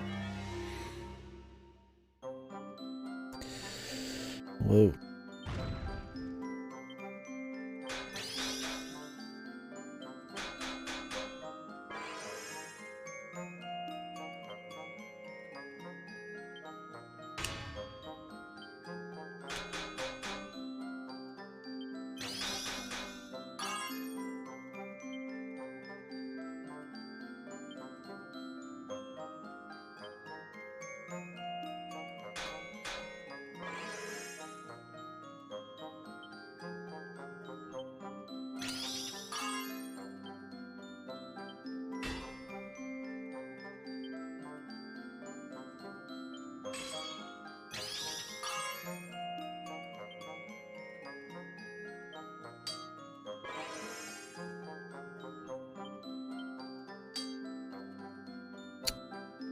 Really? That went too far?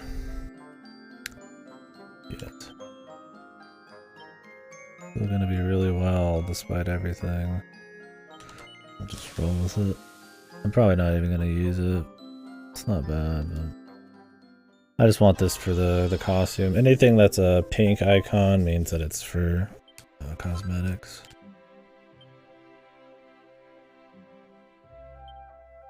The general's jacket. HP is not a big deal. The charm's not a big deal, but dark damage reduction up to 25%. That's considering we're about to go fight the Lord of Darkness. That could be pretty juicy, I'd say.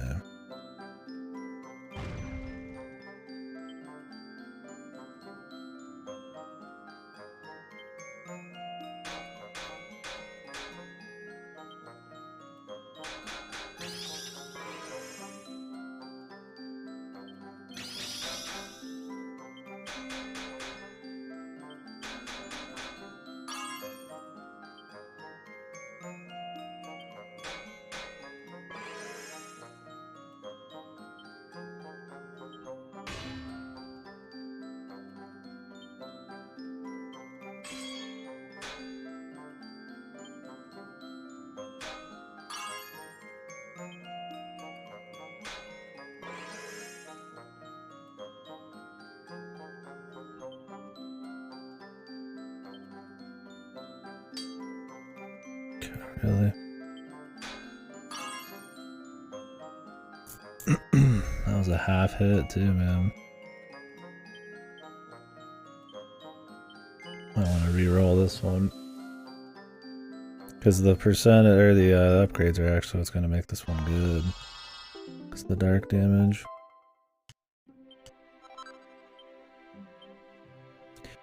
We'll do one re-roll now. But I might save the rest of the rerolls for when I can fucking reload the game. Once we get back downstairs.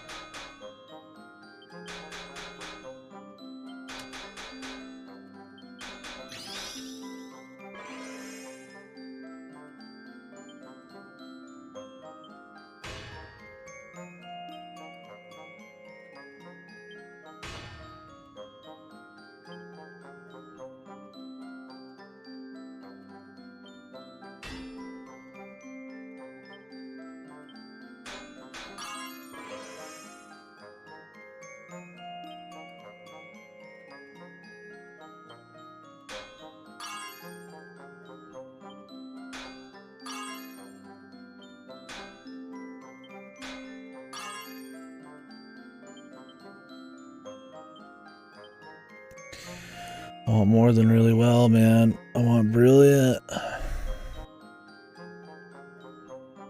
But I need 3 of these for brilliant, dude.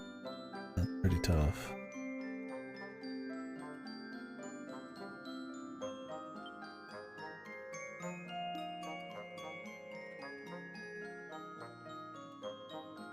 I could pray for the crit. Nope. We'll re-roll again in a bit. I really want the +3. That's where the stats are.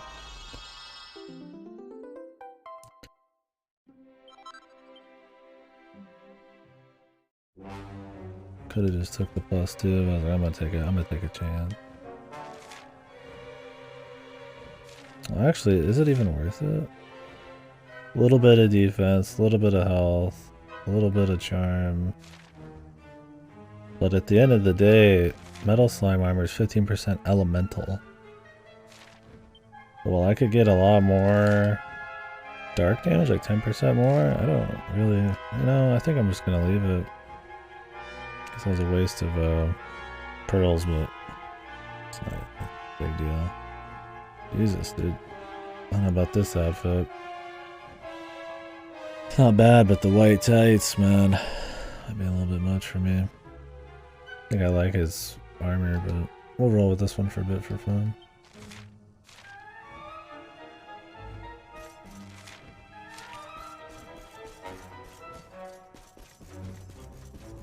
Fancy lad outfit.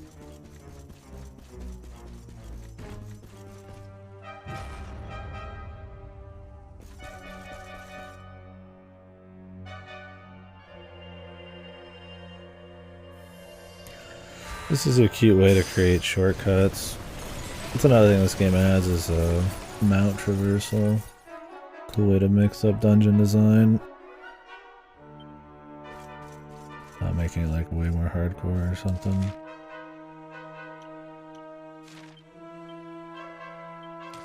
Eight pieces of treasure. Oh. I don't know if they do enough with it, but it's there, which is cool.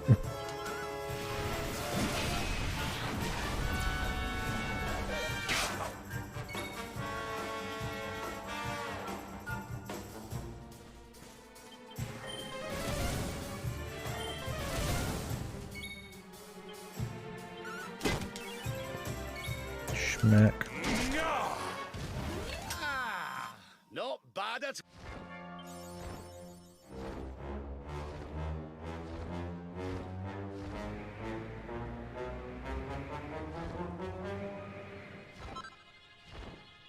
I can just find Saint's Ashes here. Oh, there you go.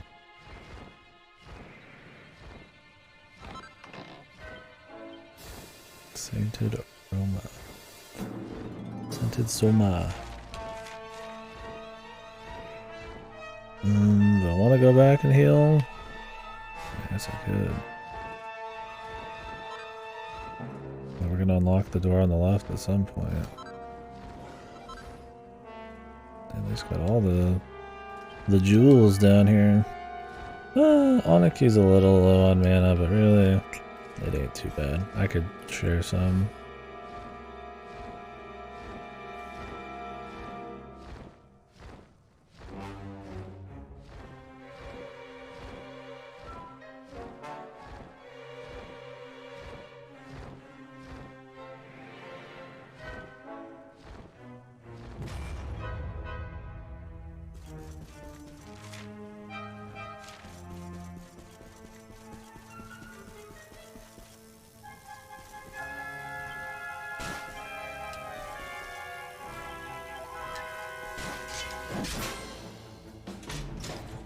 Electric floors.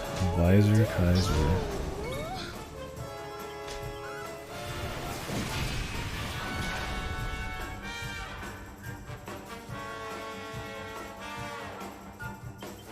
See how you like this! Nice. Berry, my dude.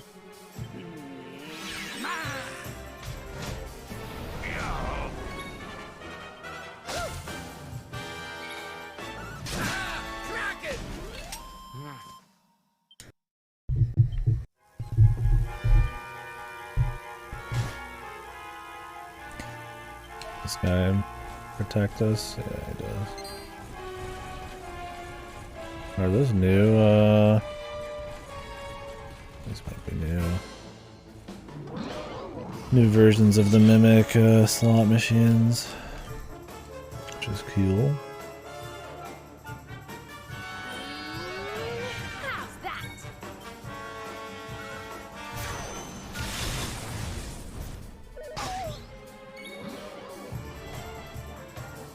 I almost feel bad about this.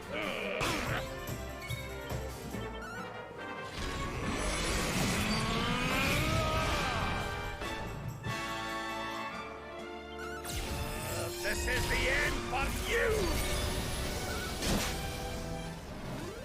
Thank goodness.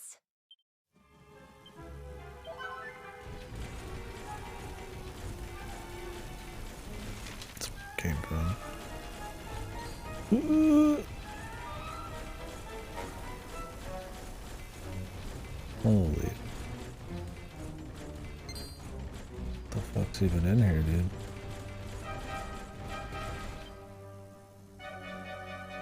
What do they want me just to try to use all these? I don't care about these, dude. I don't need any tokens, man. We'll see how many I get, but I doubt it's gonna be a lot.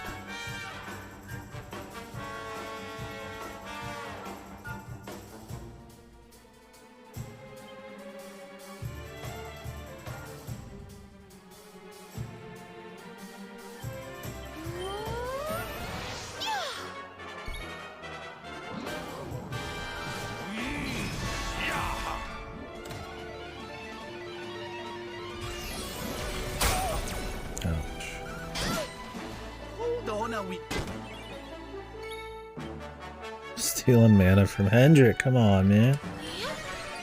The man don't got all that much mana in the first place, dude.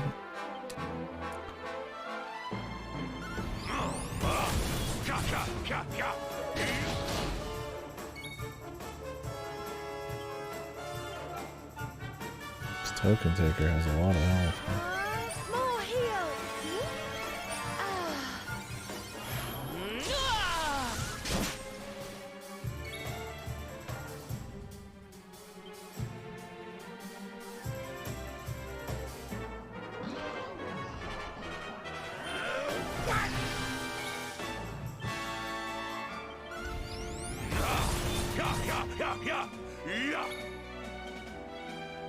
A whole lot of health. What the fuck?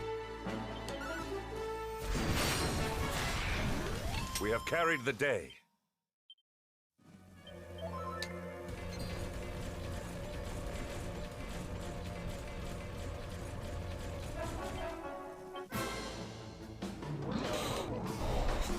I just want to see what I get from one of these.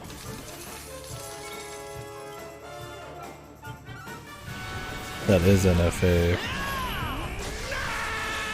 Because in the other place that these existed, the weaker versions of these, they would like give you tokens. If it's just tokens again, I'm just gonna peace out. You shall not prevail. 'Cause I don't need casino tokens. I could just go to the casino if I wanted more of those.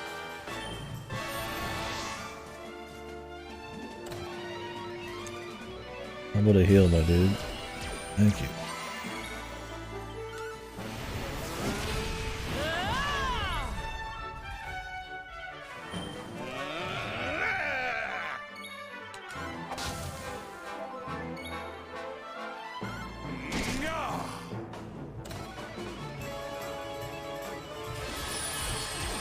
Man, more coins. I wonder how much more gold I actually get. Probably not a lot. Another day, another victory. 53-0. 800 casinos. Okay, it's more, but like I don't give a shit.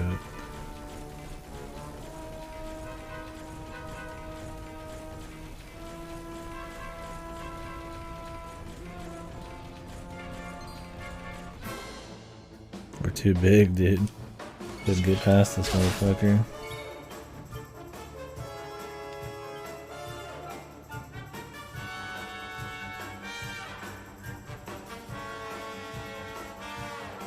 Here we go. Yeah, also, I wanted to see a new cutscene, but wasn't anything crazy. Shame.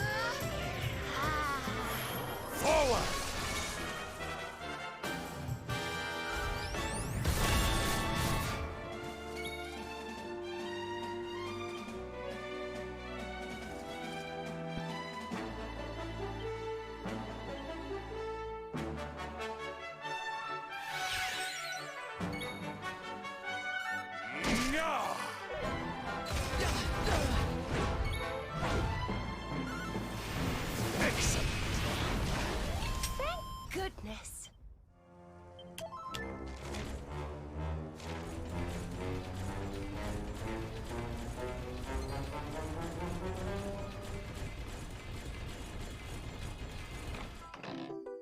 Yo, there we go. I need 3 more mini medals for the next reward.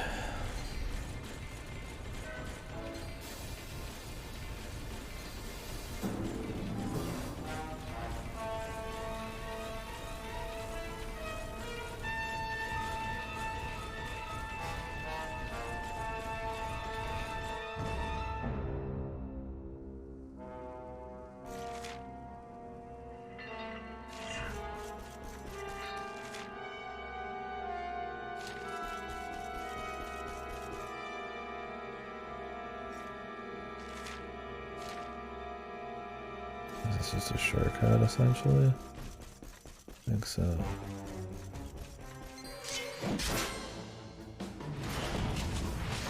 We got gold Talos.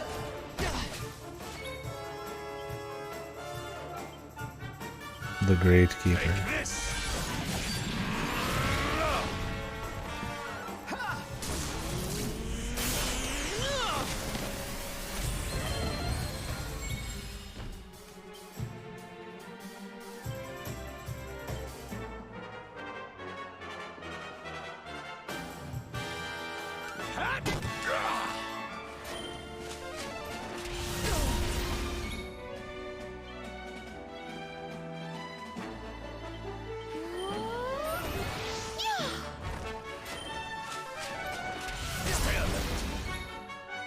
Really want him dead, man.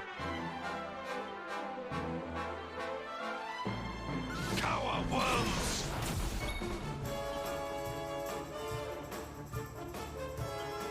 Here you go, laddie.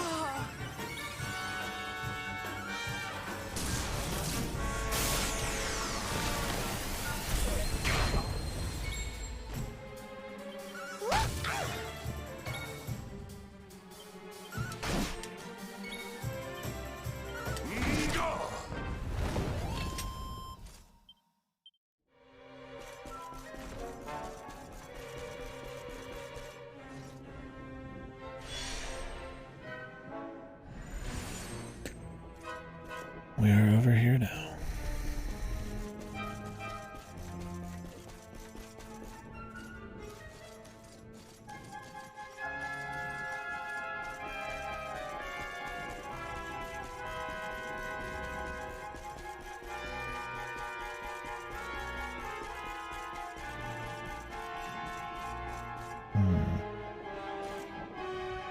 I want to say we've been over there too.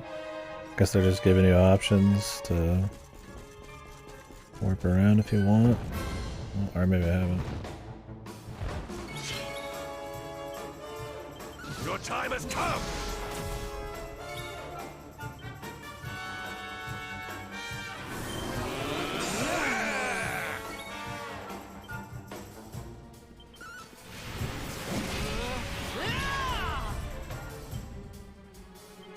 Perhaps this will help.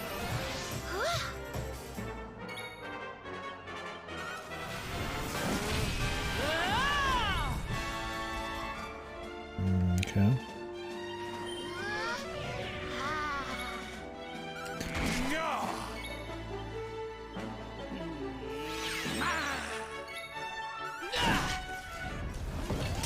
That sleep worked pretty good.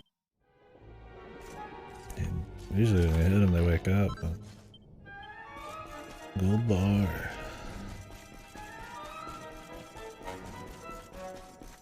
Am I supposed to just drop out over here? Guess not. Maybe, I guess we haven't been in here. I don't remember being on the outside and seeing these guys yet. Could be crazy and I just wasted some time, but find out. Oh, we're good. Hold your horses there, laddie.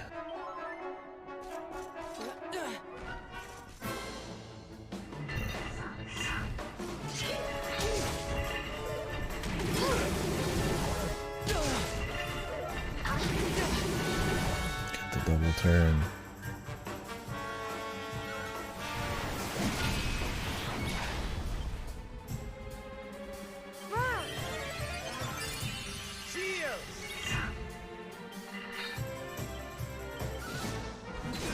Fighting these for a while.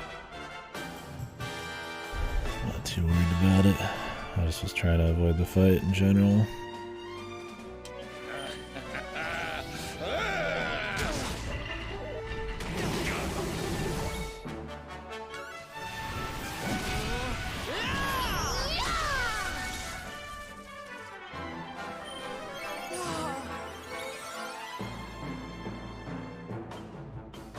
Pull your socks up.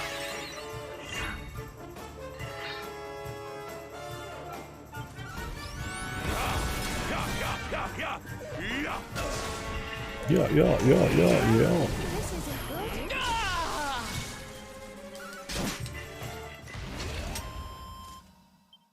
There's life in the old dog yet.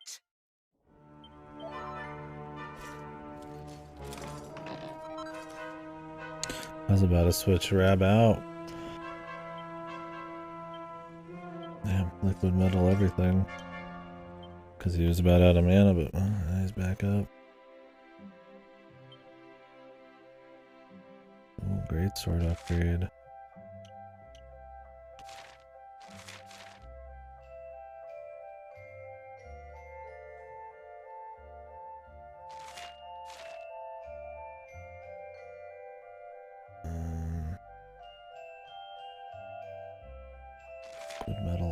18%. I mean, I get a set of this on everybody, baby. Platinum ore, molten globules. But you got them. And you can just find them sitting around, so it's not really like a big problem. Lubricants. Can find them here. Dragon horns. Biome. Honestly, man. Oh, I want the crates. 190 for +3. Alright. Before we do that, I gotta go fucking... I wanna make sure we get out. I'm gonna save scum the fuck out of it.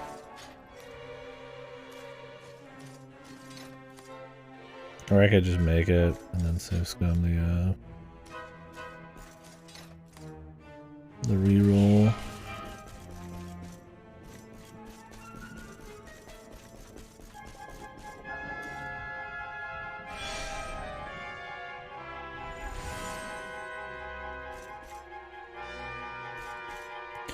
What's my current stats? Parry, just dragon damage.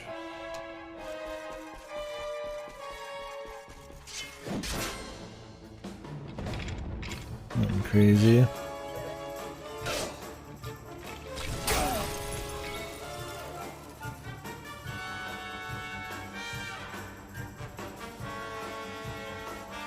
Don't give up yet. It's no good, Does it really, dude? What if I use a pro and a normal controller at the same time, man? Like the one with the Joy-Cons? Will I just go twice as fast?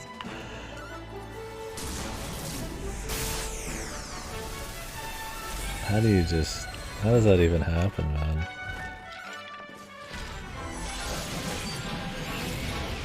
I need to play Pokemon, man. I need it in me belly. Fucking a strong game, man. I almost feel bad about this.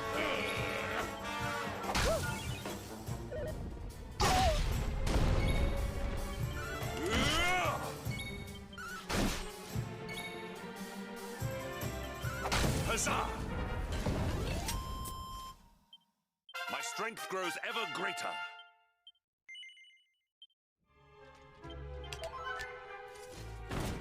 Not what I want, dude.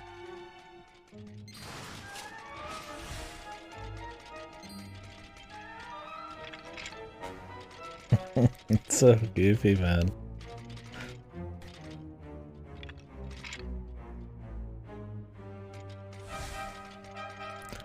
What the fuck is wrong with Game Freak, dude? I guess I could watch that. Maybe I'll just try it on my own instead of watching it. I just read the tweet.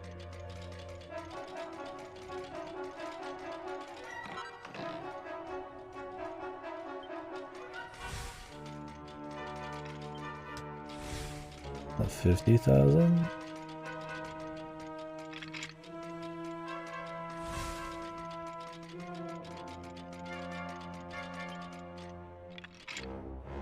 We don't unlock the next checkpoint because I'm gonna make a bunch of liquid metal shit.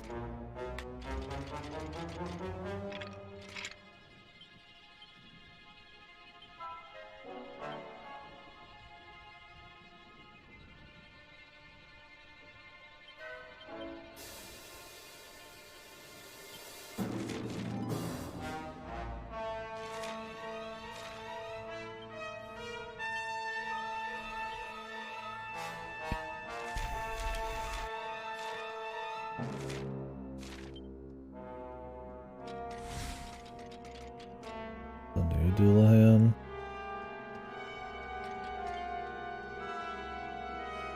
Might be.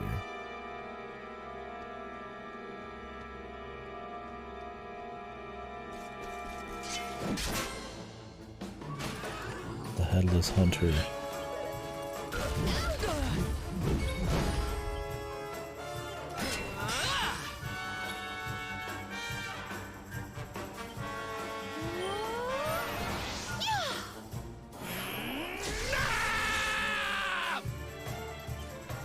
a wee bit of this.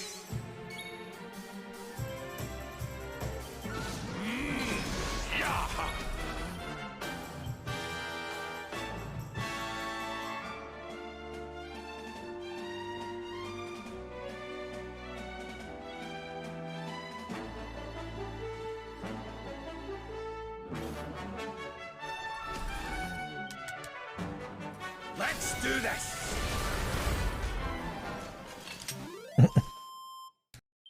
Goodbye.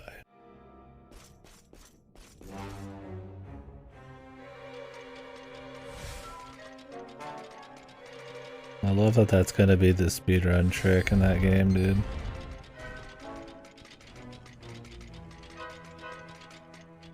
Just fucking use 2 controllers at once, bro. LOL.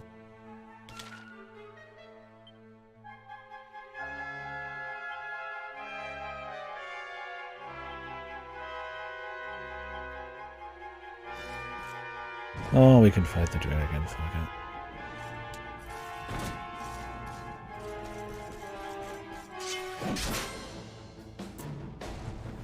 Take care. 480p? You can change it to 480p, or do you just like force it in the options or something?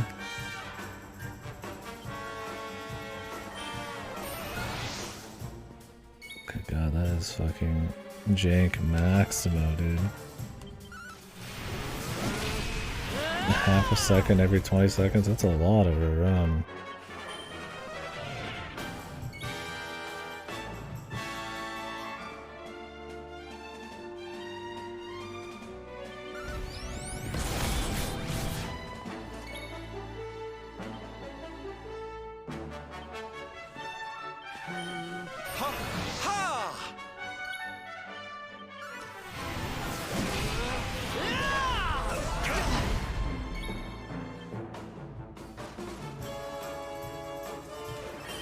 I just love it, man. Like, that amount of, like, fucking just fucked bullshit shouldn't, that shouldn't even be released, right? Victory is ours. How can there even be cope loads, man? With that kind of shit going on, dude. That's like something you'd make a joke of. Bro, just plug in 2 controllers and you can go faster, little bro. But it's real. Quite real. Is it? Or is it just the same old shit that they haven't innovated on in eons?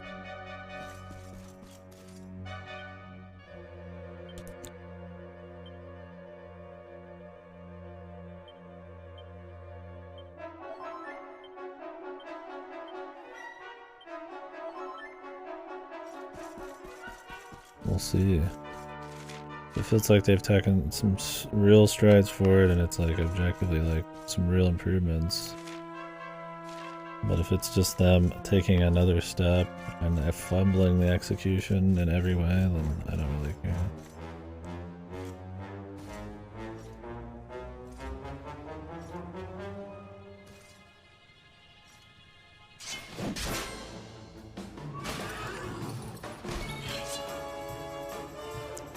To learn a language, I'm in a speedrun a game with unskippable cartoons at the fastest time. Uses a different gamer mega mind, yeah. The next single step. I mean, that's my thing. It's like, who cares about steps, man? The rest of gaming has moved fucking way beyond, dude. But it's open world, man. Who cares if it's open world if it's done horribly, man? Anybody could make up the idea of a Pokemon open world. It's putting that vision into like something that somebody only with the budget and like a team could do, right? I mean, if it's just like Nintendo hire this man shit from like Game Freak themselves, it's like, who cares? Doesn't mean shit.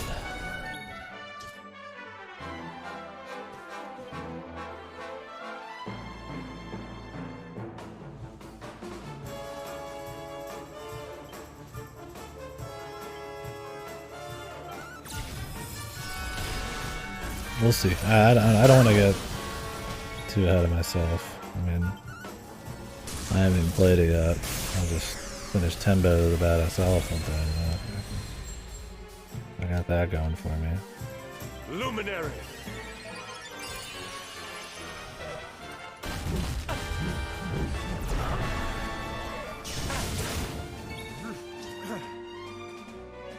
I'm coming, darling.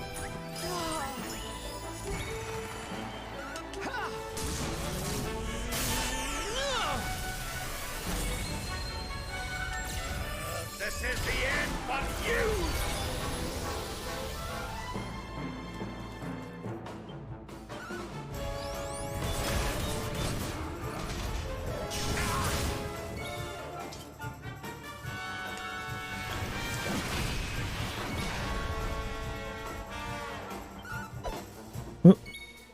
Nice hit.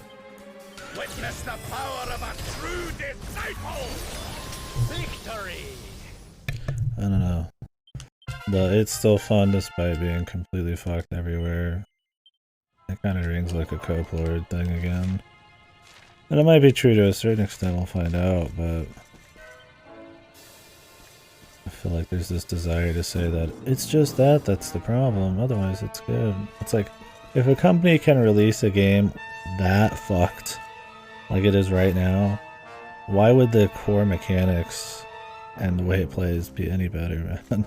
I don't see anybody talking about those parts though. I've heard from a few people they had enough fun, but you know, they're in the mood maybe or something, so we'll see.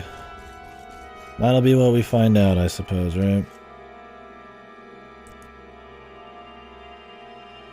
If they really upgraded the core and just fumbled the technical side, or, you know, if it's all fucked and the tech's just so bad that it makes the fucking rest of the game look good in comparison, right?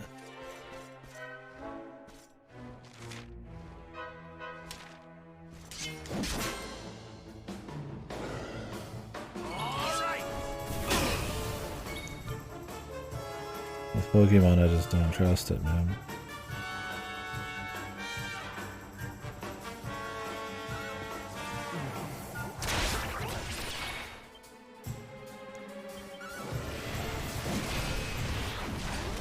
Another day, another...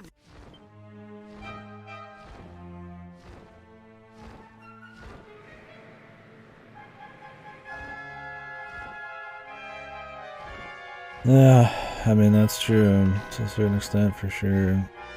Or want to justify the time they spent or the money they spent. Who knows?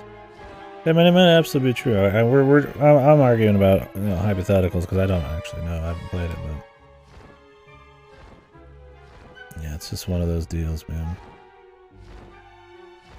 I've just seen so much cope with Pokemon, and there's people I trust who said they had fun with it, with some reservations. But, yeah, I don't know. Played a lot of Game Freak games now.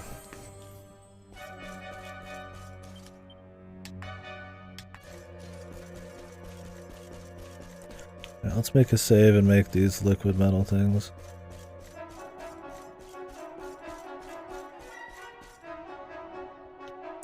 I mean, in a way, I think all these technical issues are good because it's letting people kind of like, I don't say wake up a bit, but give Game Freak proper like criticism.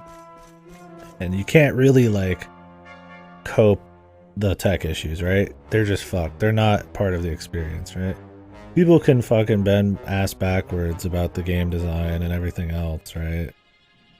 But when it comes to just raw tech issues, there's nothing they can say. And I think that reflects in the reviews. They can't just give it a 9 out of 10 when it's like broken or some shit, right?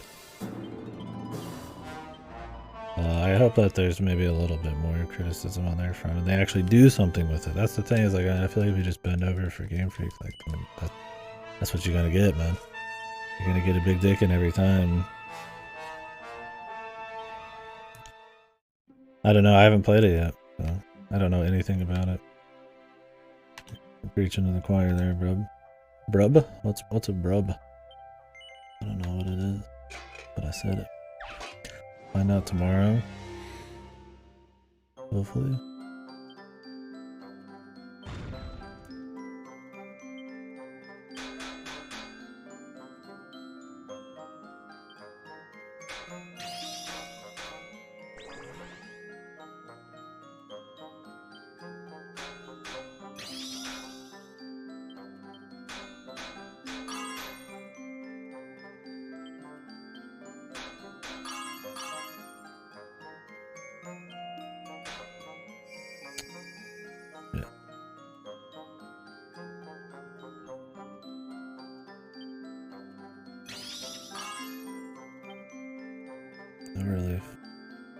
fuck this one up.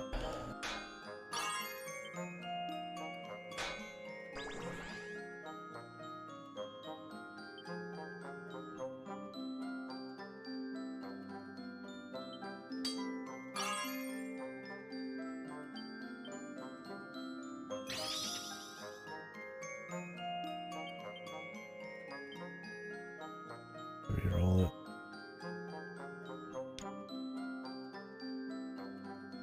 Yeah, for sure. I mean, there's a lot of reasons, right? One, how big Pokemon is, it's just like a cultural thing. People just kind of get swept up in the hype of it, the casual nature of it. I mean, there's a lot of people who just, they might just only play a Pokemon game a year, right? They're gonna throw their hats in the mix, which is totally fair. It's not like you're not allowed to have an opinion on something.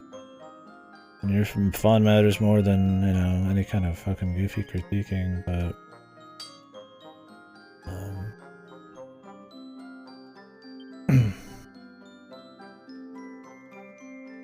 just reset this.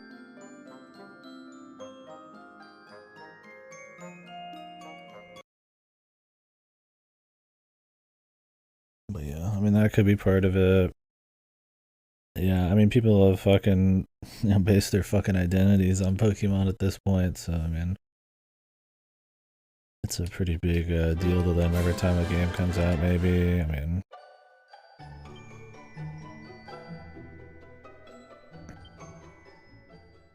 who knows? There's a lot of reasons. It's very interesting to try to figure out what creates the defense force for some of these and why certain games, when if they just released on their own today, would probably be laughed at, are such huge cultural things now. I think a big part of it, I mean, you can link back to obviously how big Pokemon was when it first came out. And pretty good quality and a unique idea, pretty well executed, right? And since then, they've had periodic releases that I feel like become a big part of people's lives. It's part of it. There's definitely a big group of people who maybe aren't into games as much, who want to, you know, casually play them, so maybe those standards aren't as high or something, which is totally fine. I don't know. I mean, I just think that Pokemon has a lot of potential. And they just don't care. They just don't care, man. Yeah, nostalgia, who knows? We'll see when we get into it. I don't want to like talk too much about a game I haven't actually played, but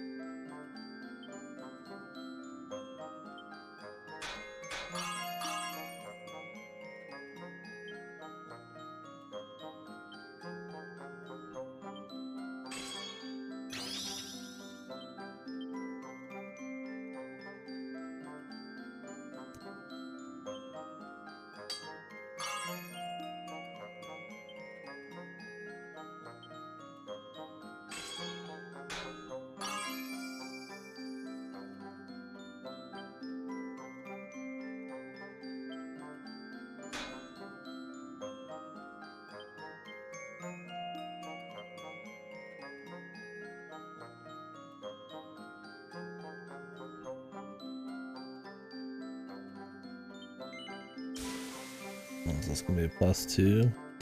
How much is a +2, man? I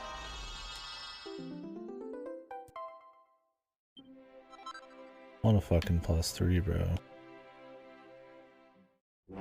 What's the stat difference, though? It's nothing crazy, I don't care that much. 10 attack and a parry. Yeah, we re-rolling that. I'll re-roll it not to be a total cheese lord.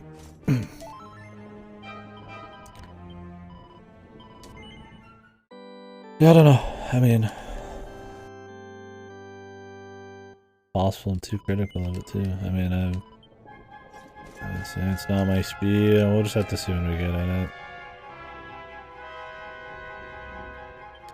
Have fun with it, or if I don't, but I got no reasons. And I mean, maybe it's just me.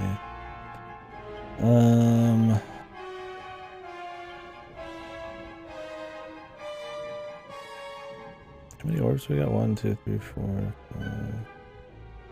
Guessing the guy upstairs, man. The ex-friend.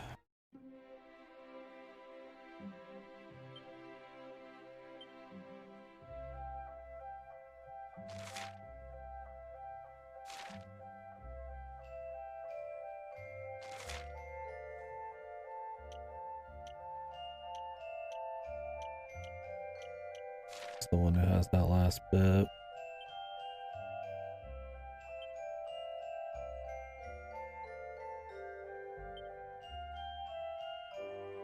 Liquid metal helm.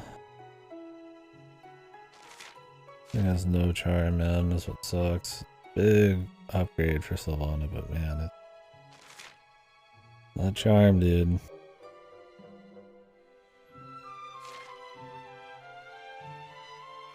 What is Hendrick's current element? Just a metal slime helm. Okay. Yeah, I mean, it's a big deal. Everybody's playing it. Nothing wrong with that if it's good.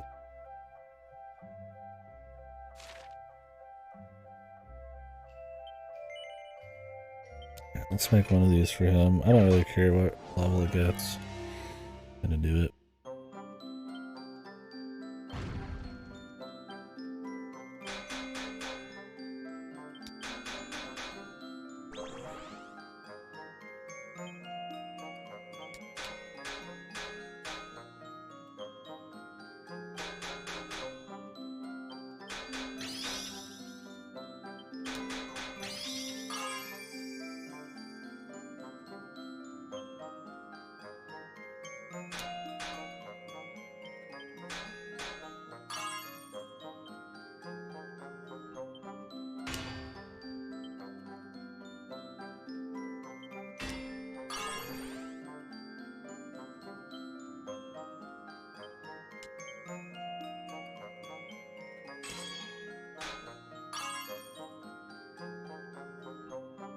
That'll have to do. We'll see. I'm looking forward to talking about it. I mean, I hope I have fun with it, but I think it'll be really interesting to chit chat about too. I have a lot of notes and stuff. Pokey games suck. Yeah, we'll see, man. I mean, I haven't seen much of it. What I'm hoping, maybe I should get into that when we're gonna start. Not now, but whatever. What I'm hoping for is that when we get into the exploration, like, there's a lot more immersion when it comes to where the Pokemon are placed and how you interact with them. I don't expect some kind of huge leap, but I'd like to see something done there. Like it's some kind of goal. I would like to see more ways to maybe interact with the world using Pokemon, seeing like their place in it. Arceus had like the special mounts that let you like maneuver around the world, but it'd be cool to see kind of like a mix of Ultra Sun and Moons, and then obviously a greater level of visuals and something maybe more free instead of just like key item Pokemon. Oh yeah. Is it because there's too... Well, that was awkward in the last one because there was too many scenes that were like full movement, right? But then they're quiet. It works fine when they're just stills, right? Because you just imagine everything going on already. But like, when it's full movement, like in Sword and Shield, it looks kind of fucked. So. I'm hoping it's not super hand-holdy. The intro to Arceus took 10 years and it was ultra boring. I hope the story isn't complete dog shit, and if it is, I hope it's barely there and just simple. I would love to see a breakaway from the traditional formula of just gyms, Team Rocket, and a legendary story, but I think they've already announced those are the 3 quest lines already. So, fuck that, I guess, right? I would like to see like the combat evolved a bit. I mean, you could keep the core, but I'd like to see little things like Dragon Quest does, in terms of like swapping Pokemon in and out quickly on the fly, or maybe I know this isn't a thing because nobody's talked about it, but you know, some kind of, you know, just more fluid movement of your party throughout the fights and stuff.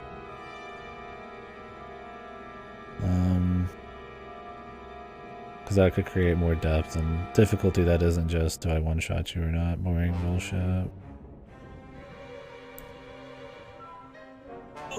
I mean, yeah, I hope there's like unique, like, you know, art aesthetics and shit, of course, but I already know that's not going to be a thing, but level design that, like I said, is fun to like actually explore and mesh as well with Pokemon, not just, you know, there's a chest at the end of the right path kind of thing.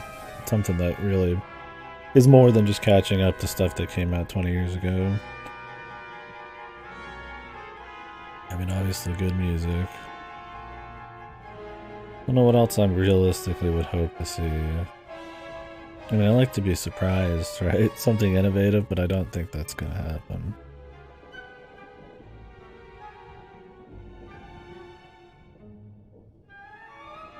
Yeah, I guess if the story's really bad, I hope it's like funny bad, but I hope it's just barely there. You know, Pokemon just needs new systems to like innovate on the fucking gameplay.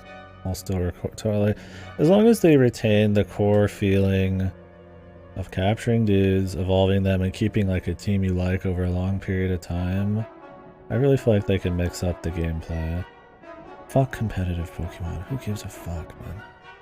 Have that be a different mode, man. It doesn't need to be the exact same fucking game every time because of like competitive or something, right?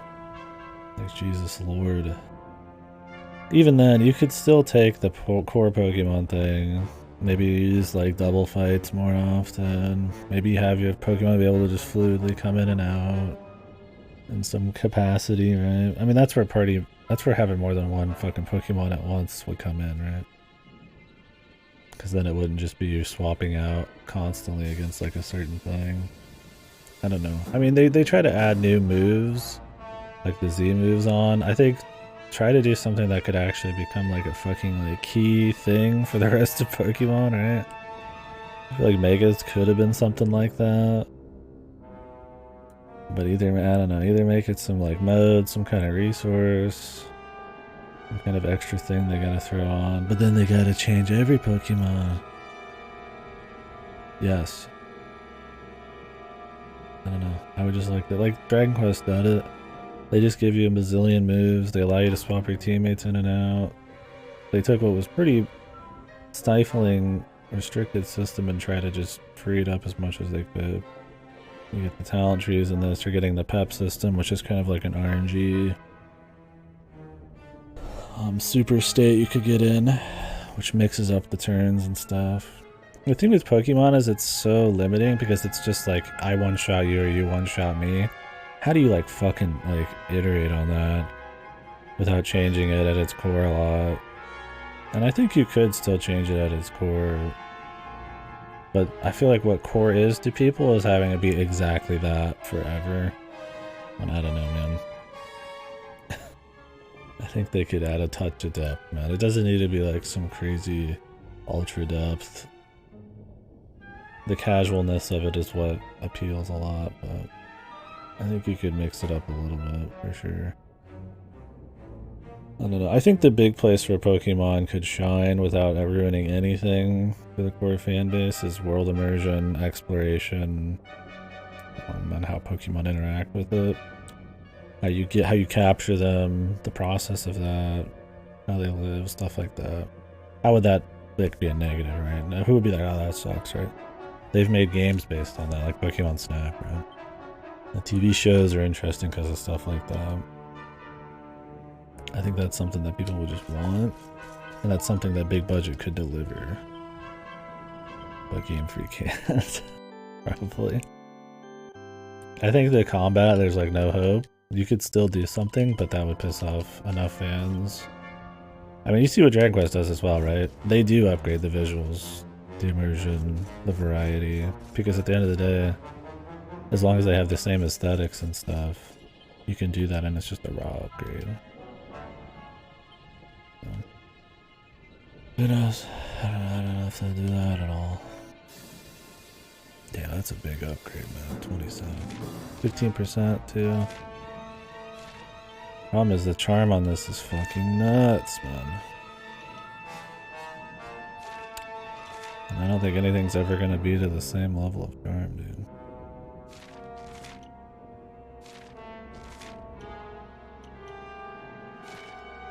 And that's like his big thing, is his heal, so.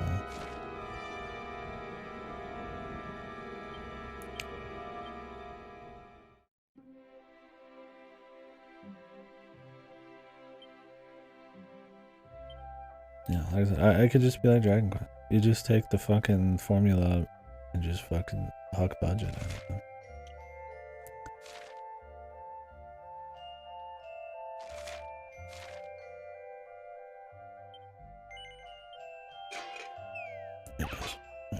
I'm getting too much into the Pokemon talk. We're not even there yet. It's just the talk of the town right now, so it can't be helped.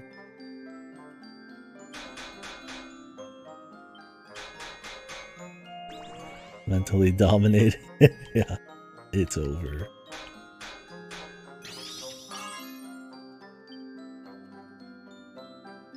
That's like the worst one to have doubled.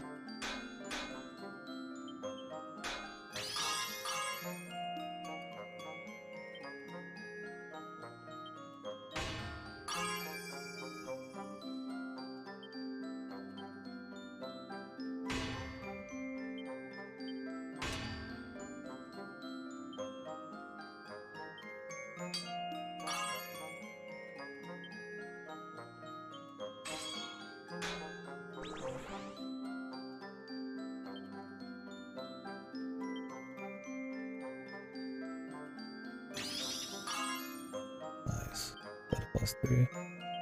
Yes. Yes. Yes. I just think it's a very interesting thing. I mean, obviously we talk a lot here about games, so just how popular it is, how, in my opinion, objectively just poor of a game series it's been over the years, and just how much potential, and such a, they're in such a huge spot where they could do so much with it. The amount of money, the amount of people that care, the places that Pokemon could go, and it's just like, it's just all super interesting. Game Freak is just ultra. Pokemon in general is just super interesting. Like like I said, the mix of potential, the squandering of it, the fan base that just doesn't care, the amount of money, like that they're the position they're in, or what they could do with the vision, like the amount of releases they have, like the spin-offs that are like way better than like the main games. Like, it's just fascinating, man. Sonic gets close, but it doesn't quite have the sheer fucking like the scope of Pokemon, dude.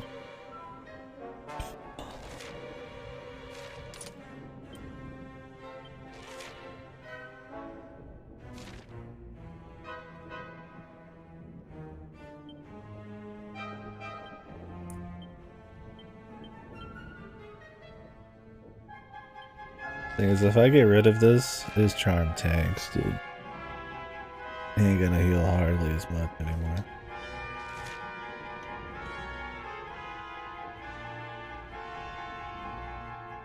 I'm just trying not to go in like ultra negative. Like, obviously I'm already gonna go in a bit.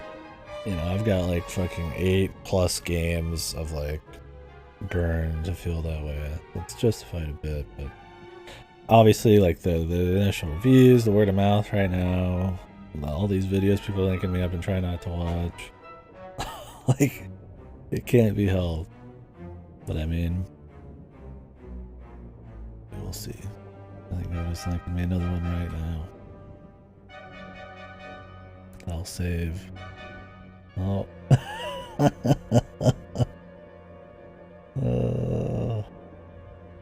I mean, that looks literally like a joke, right? Like somebody would make like one of those kind of like low fidelity like joke meme gifs, right? Where it's purposely fucked just as a gag, but like it's in the game, right? So it's like really bizarre.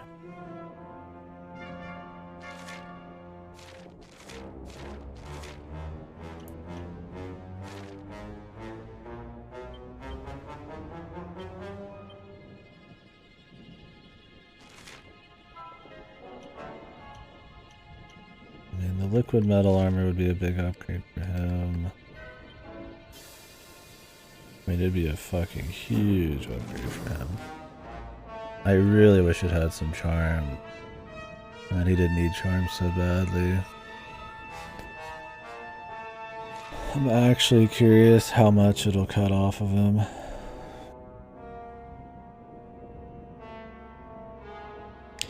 That's the big... I think that's the rub, really, right?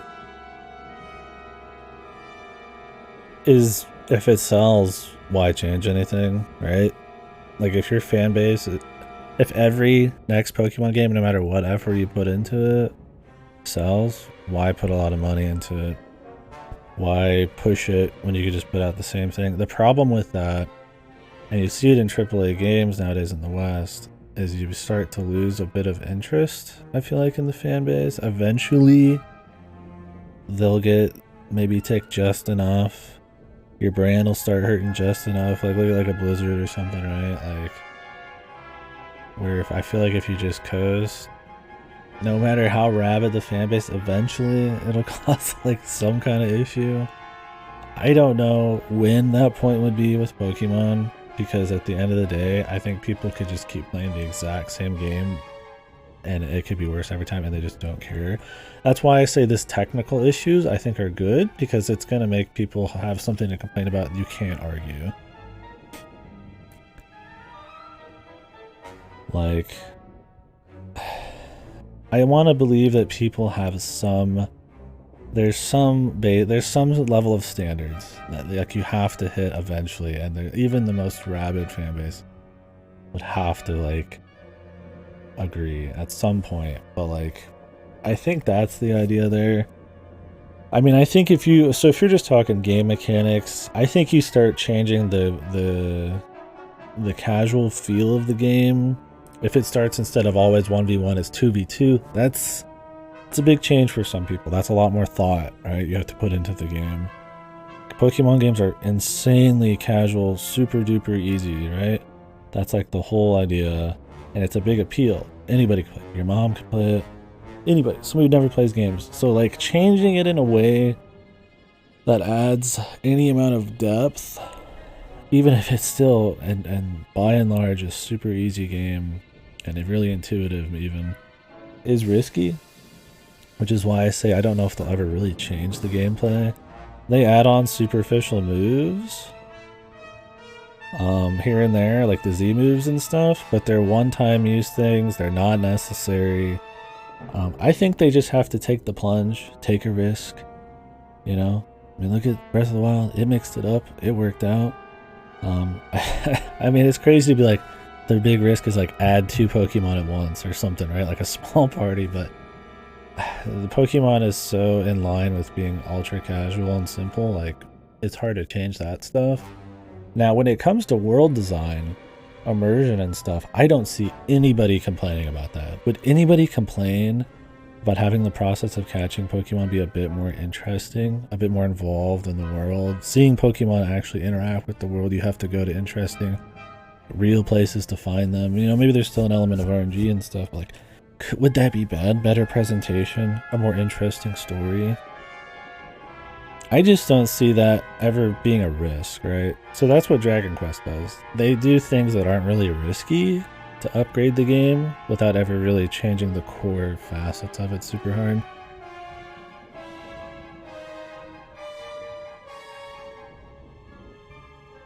Yeah, I don't know. it's hard to tell from like a business perspective. I'll have to read what Goto says here in a sec. He's got a lot. Yeah, in my opinion, I would like to think that if you keep doing the same thing and worse, and everything else in the medium is leaving you behind, eventually there's gonna be a point where they burn some of the bridges with fans, right? I mean, it happened with Blizzard. They burned it spectacularly, but Game Freak is definitely on their way. Did you see this many people bitching about Pokemon Gen 5? Not really. Like, Gen 6 even? Like, a little bit, because it mixed the formula. But, like, eventually, dude, it only takes one Gigano event, and a lot of people start, you know, jumping ship on it, but... The thing is, Pokemon's in a spot where Pokemon only does what Pokemon does. You could say, well, Digimon does their thing.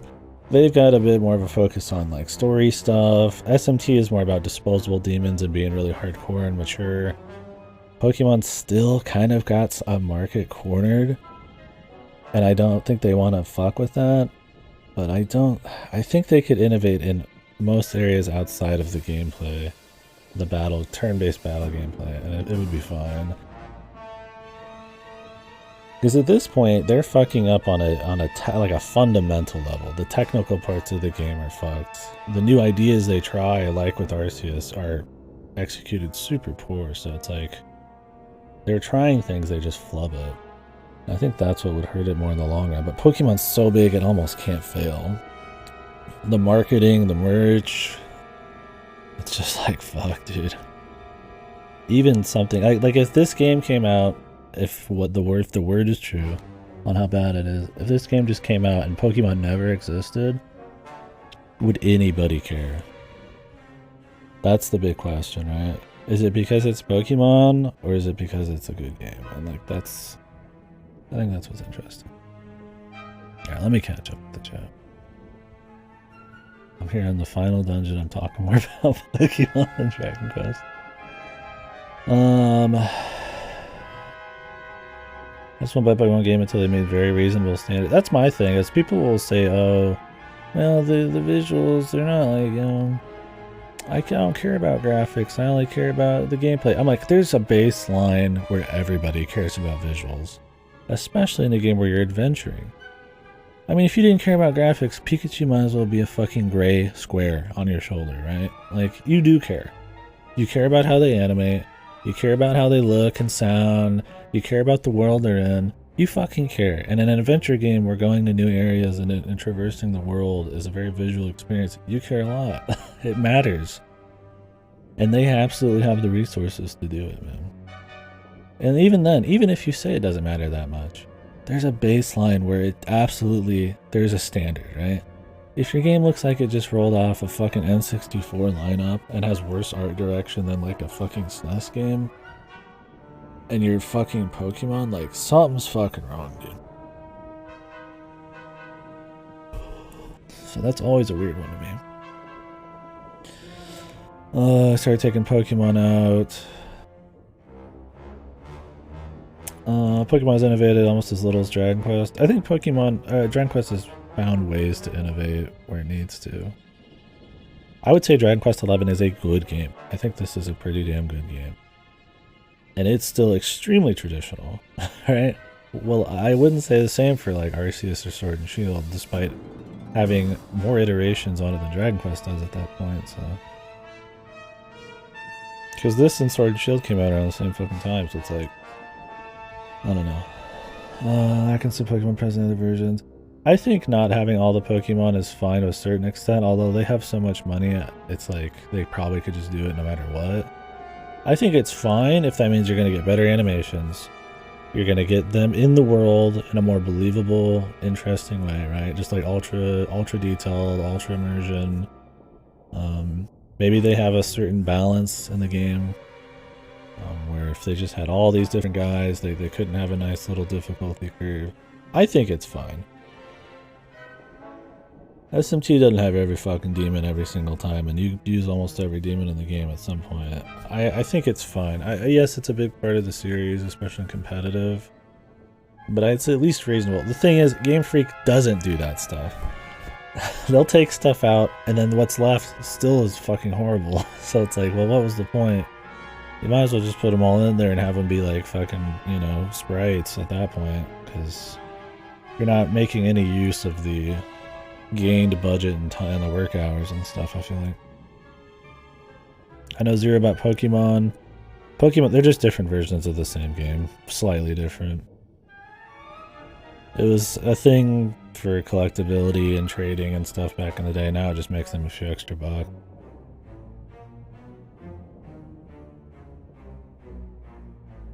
I'm catching up to chat. Dwarf Fortress. Did the new Dwarf Fortress update come out? Or the Steam release, I mean?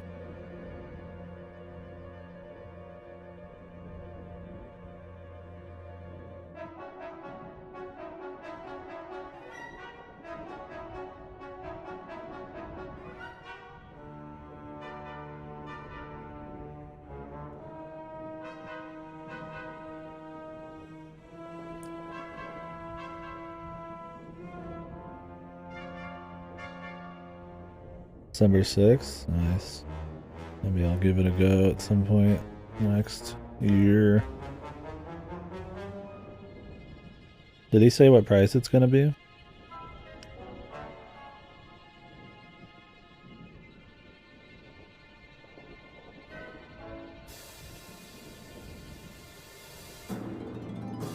I mean, I agree with you, Goda. I mean, Pokemon should have everything. But there's an argument to not have it. It's just on the quality. I mean, the multiplayer aspect and all that definitely affects it, and you know, the standard they've set where you can like upgrade everything, or you can trade everything from the past. There's totally an argument not to have it. It's about budget and man hours. Budget shouldn't be an issue with Game Freak though, but the amount of like time spent.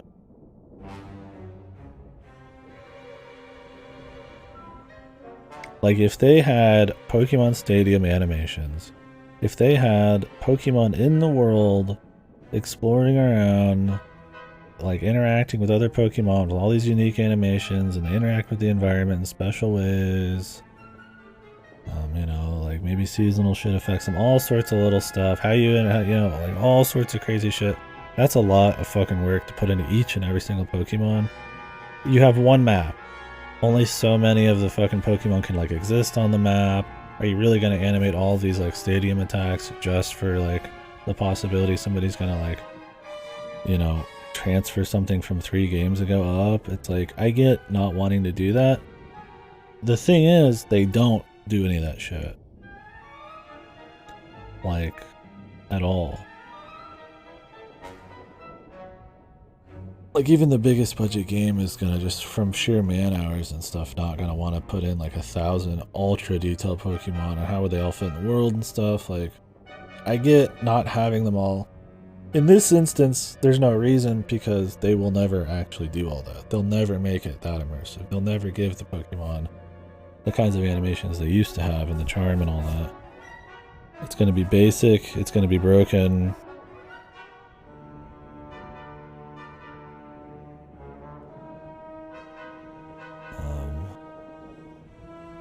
10 comments down, someone writes, don't assume to know what people think or feel, you ignorant worm. People are fucking insane, man. I gotta remind myself of that every day, dude.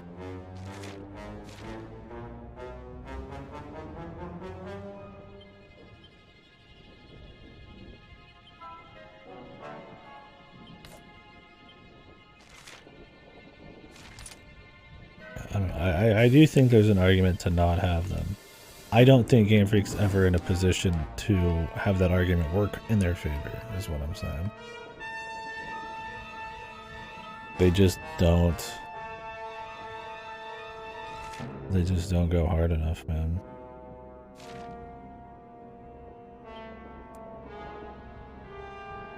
This is an interesting thought. Let me see here.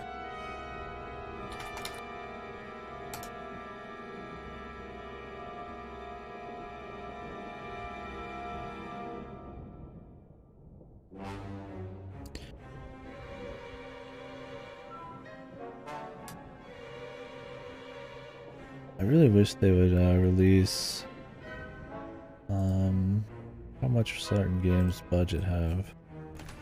The internet was a mistake, yeah.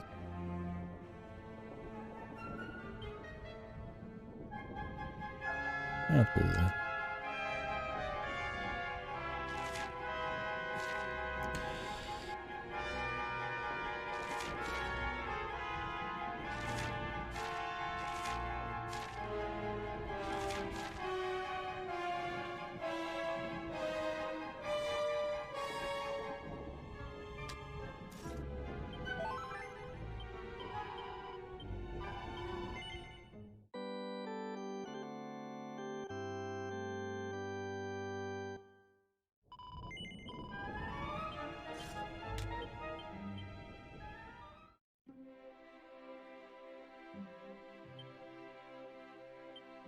Yeah, I mean, at the end of the day, I would rather them have all the Pokemon if they're not gonna like put in any effort to like really juice the rest of the game up to max.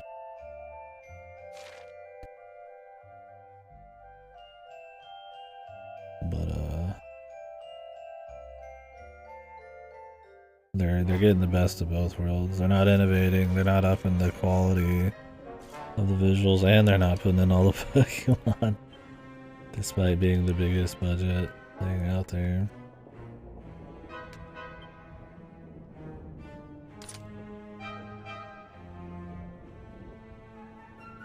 Or not the biggest budget, the most profitable thing out there. What do I actually want to do here? I want to re-roll the sword for sure. Do I want to make some liquid metal shields?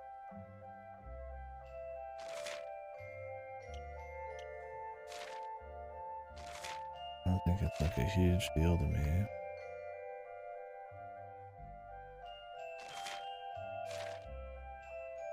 Well, it kind of is. You get any charm from his? If it's like barely anything, I don't care. Yeah, okay.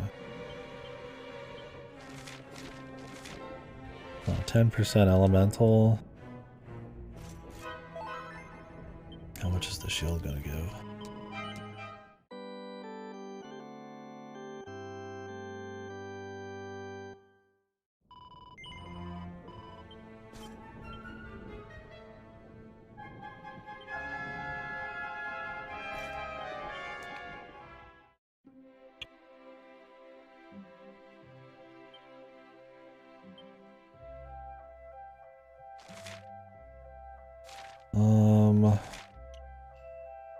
I mean, I would get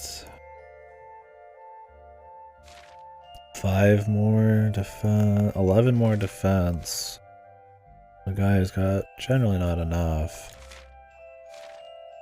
But at the cost of taking, like, how much more damage? Oh, only 3%. Yeah, I think I could take that hit. Let's, make it. We gotta max it, though.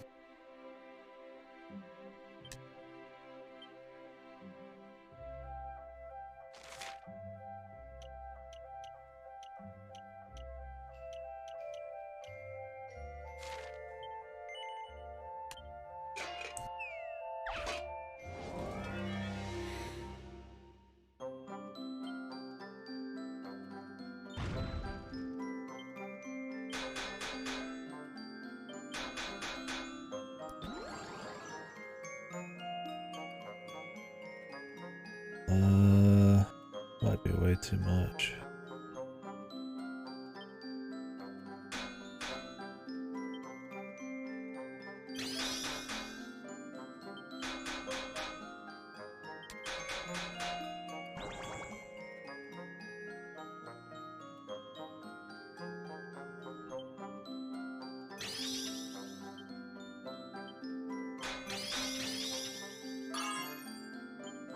Yeah.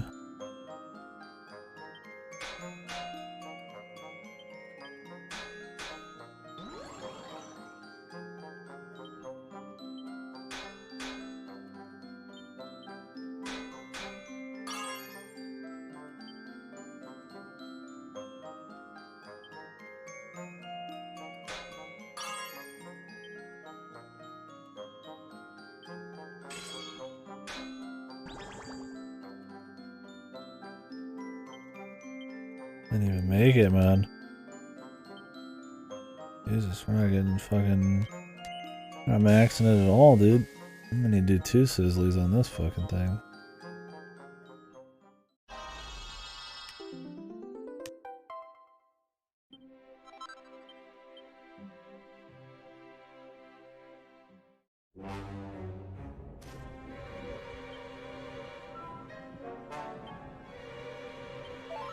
I'll just fucking rework it. Whatever.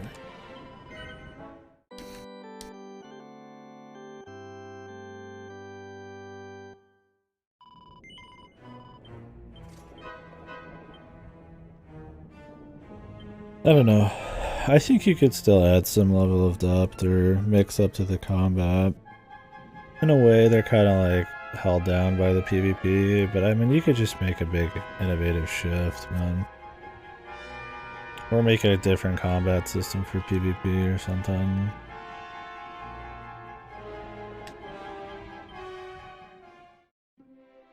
I mean, they're not going to go crazy with the combat ever. I've said that time and again, I don't think they truly ever will change the combat any big way, and if they do, it'll just be very light, which, I mean, hey, that worked if...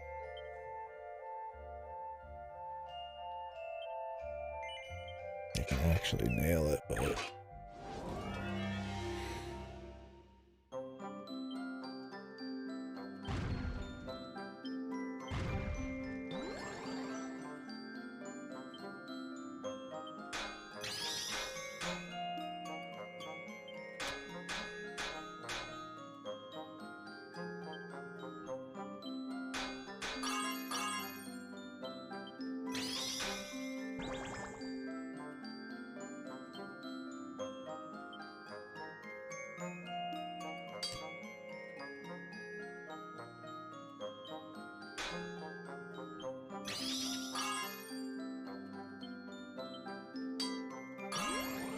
Really, man? No golds?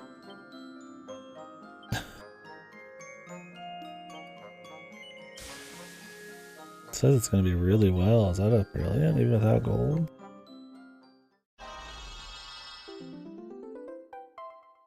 It's 2. Oh god, this is another one. Can't watch it, God. I'm holding back, man. We'll start watching him a ways into the first day. I want to be surprised, man. I don't want it to affect my initial thoughts too much either in the game.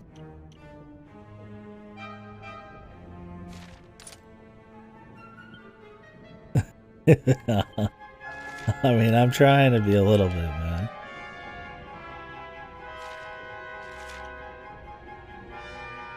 But yeah. You know.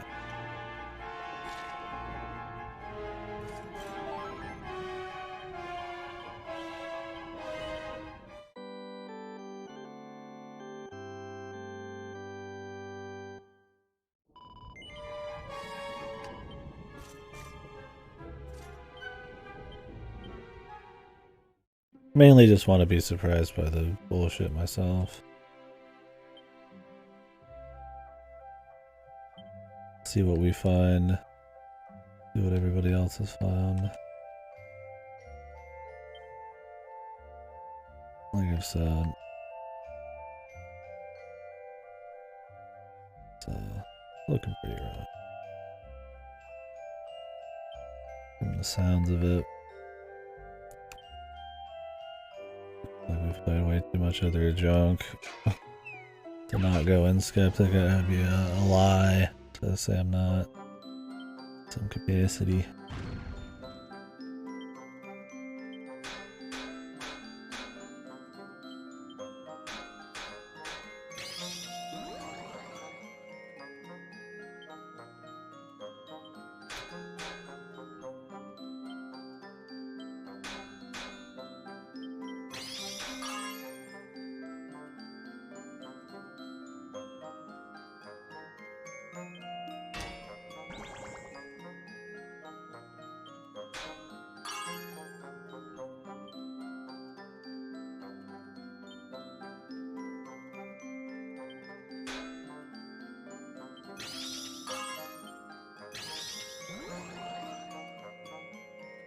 want double.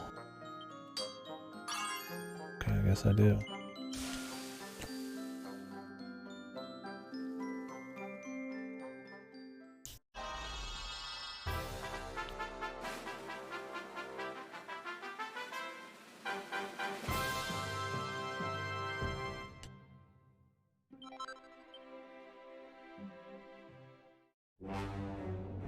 More.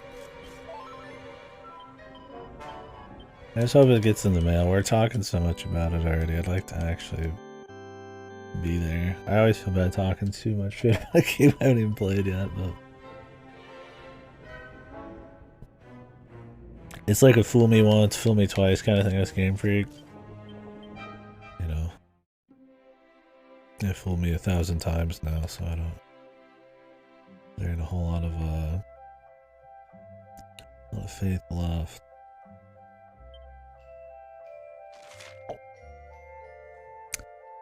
It's quite a bit of defense if we max up, but yeah.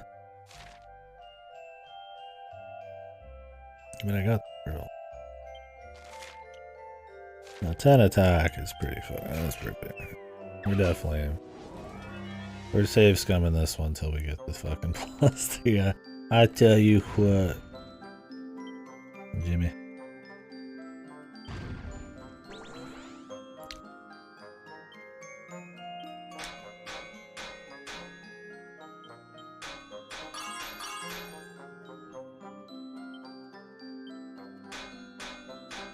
Oh, I think I fucked it, guys. Let's just fucking quadra everything, dude. It's gonna end up great.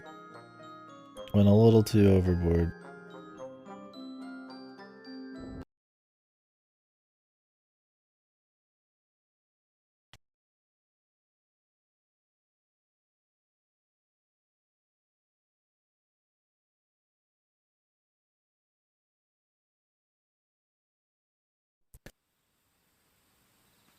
I'm not gonna just super max everything because a time investment and overly cheesy. Yeah, the quadra, the cut quadra is a little too strong there. I could use a lower quadra. I just usually use multi hit because it's more cost efficient, but can be a bit unwieldy.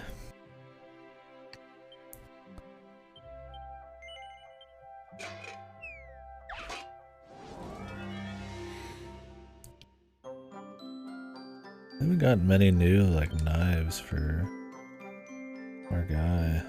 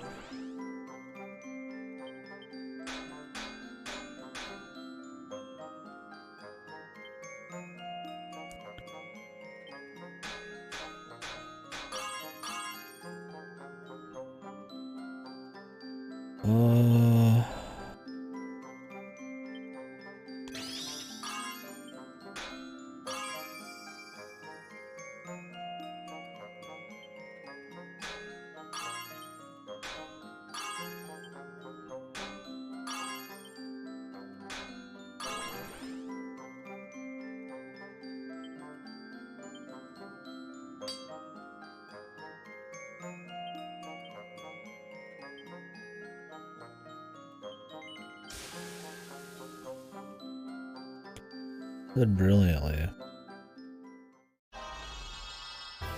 Okay. Good. Got it.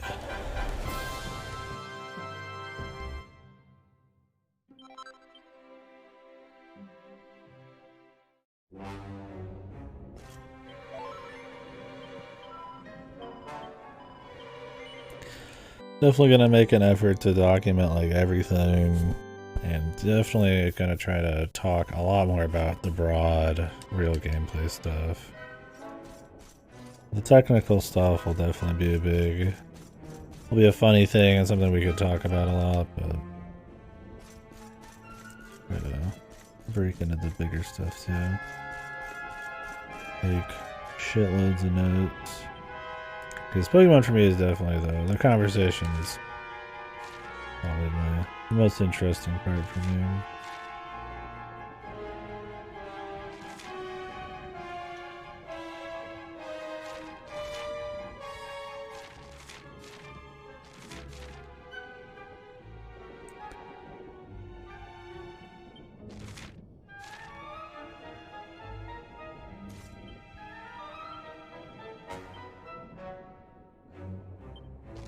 Bad axe. Why is it so bad?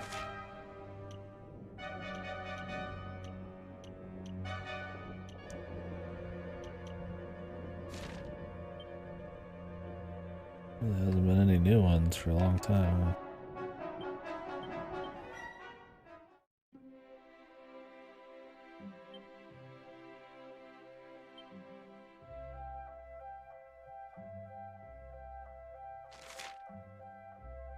18%, 97. Okay,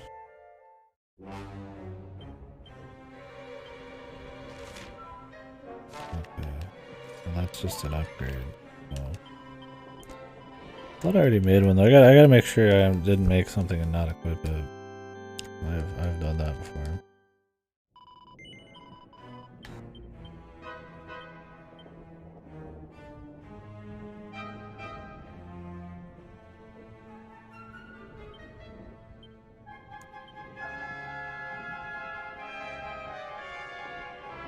Okay, good. So let's use this.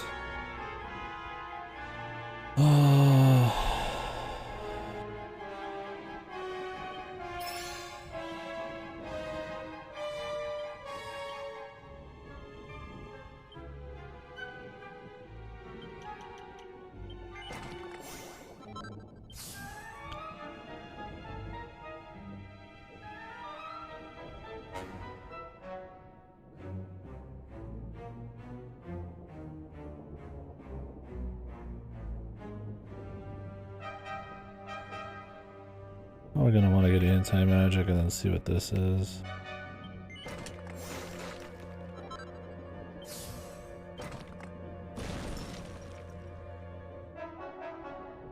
Oh, Grace of the Goddess, 65p. A beatific blessing that brings the user back to life if they bite the dust. Yeah, that'll be good. Some information. Alright. What's the information, pal?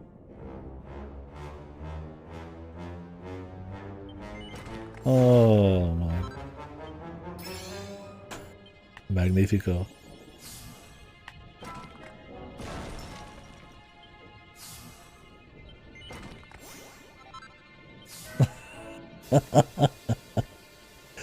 Wouldn't that mean they just never even try to press play on the game?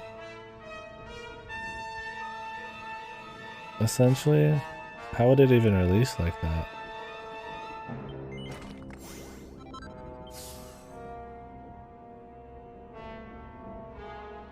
All of which, yes, are not a good excuse. Very cool, dude.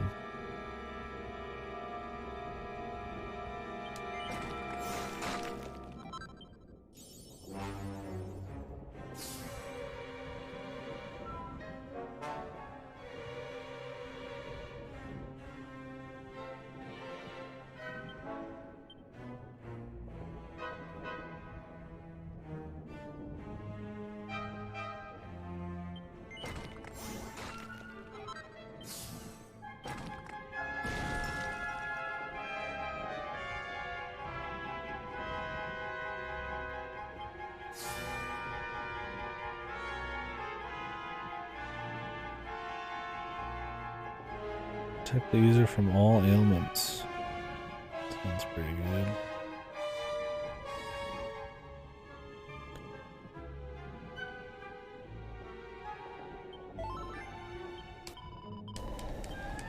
Fucking crazy, man.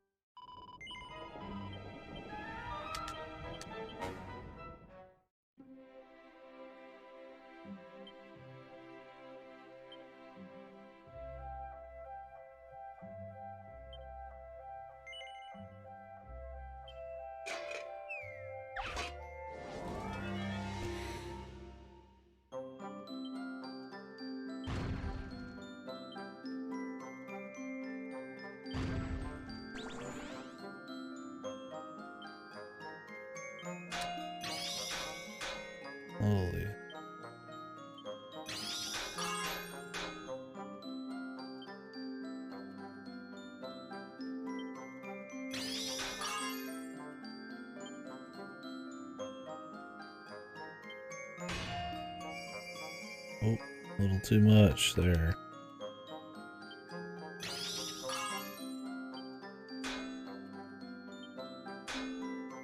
A little too much. I used to work with this much heat, dude.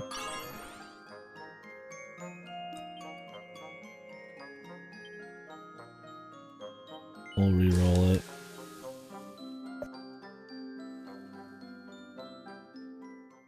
Maybe. Let me see the defense on it. So it's a marginal, not a marginal, it's a small upgrade over the last one, but the upgrades, the rerolls might be where the money's at. We're looking at right now it's at 100, we get another 11 defense. That's a pretty good chunk, man.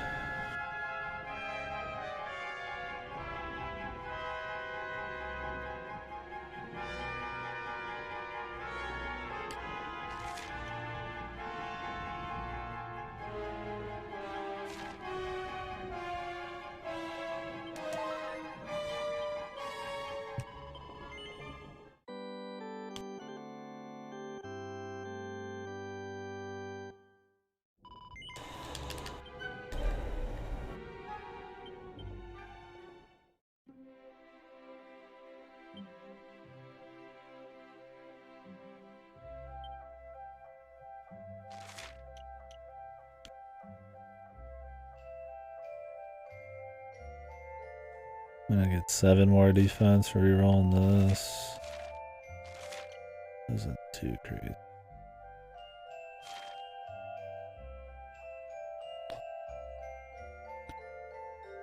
God damn, dude. That pop was so fucking loud. Almost made me dizzy. In the fucking fridge, dude. The pop, like the electricity, whatever, runs through everything, like into my headphones. I'm gonna get fucking brainwashed, man. I might stop using it, man. I need to.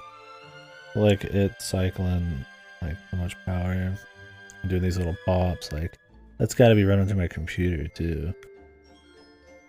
I don't know if that'd be good for it. I've heard that it's just a natural thing with, like, mini fridges, but, like, I don't know, man.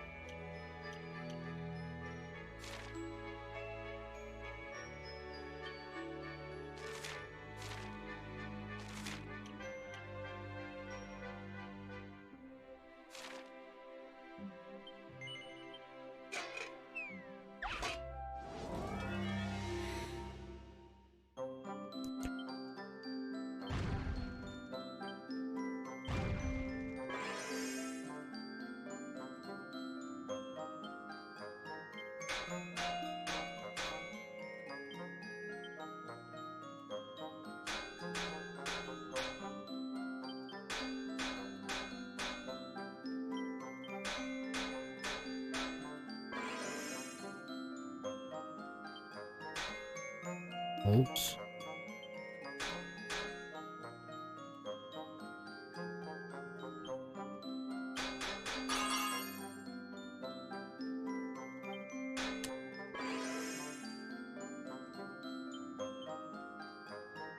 I end up no better than it started. Yeah, I don't think we got the skill for this one yet. Sounds like a 4. Although it's really good. We might be able, if we got really lucky, to upgrade it. It's like really good. Because it does like 40% less dark damage and something else. And it's like we're about to walk into the Lord of Darkness, right? So, I mean, he's probably going to use physical half the time. But I guarantee he's going to have a couple fucking dark spells. So. They usually have a little bit of everything. And he's probably going to wipe our buffs, so we're going to have to pick and choose what buffs we want to keep up. Otherwise we're going to waste too many turns.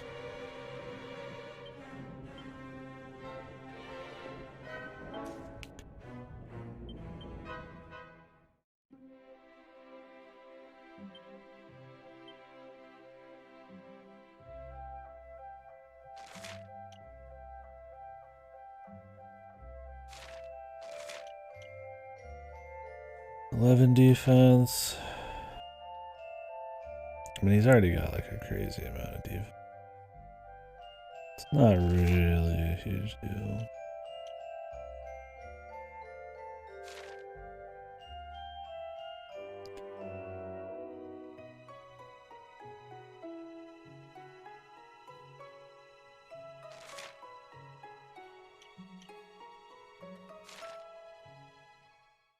I want to do a little research.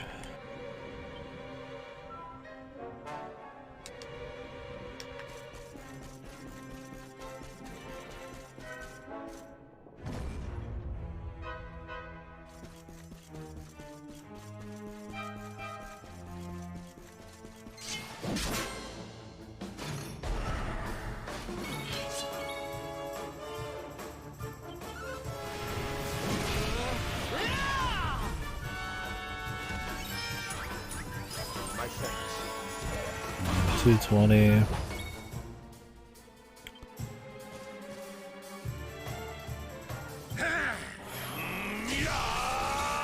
Do your worst.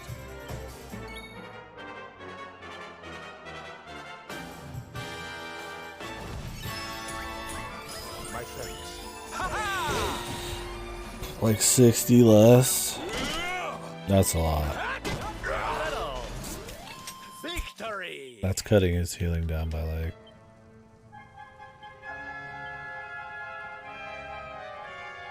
a fourth.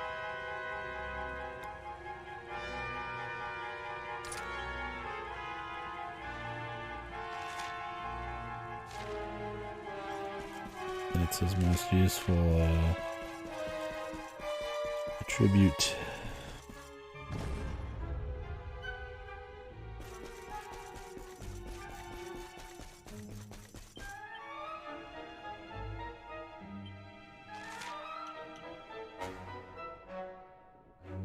Could reroll this so that he gets more charm from it. More attack. It's not really a big deal. He doesn't really get that much from it either way. He gets more charm from like the whip, but then he has to not use a shield, which he's already hurting, man. He needs the shield.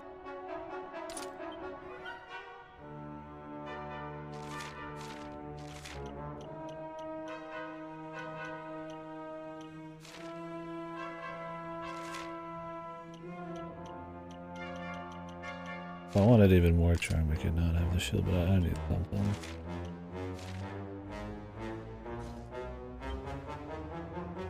I don't think there's anything else I want to make right now.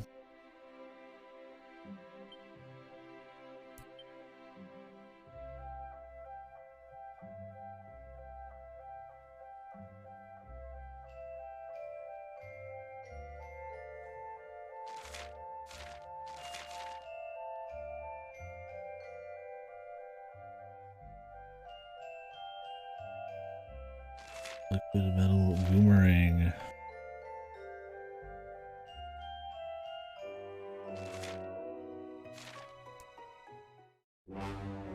Okay, like we could reroll again for Hendrik, but if the man's got anything, he's got defense. Right? I don't need to fucking go ape shit.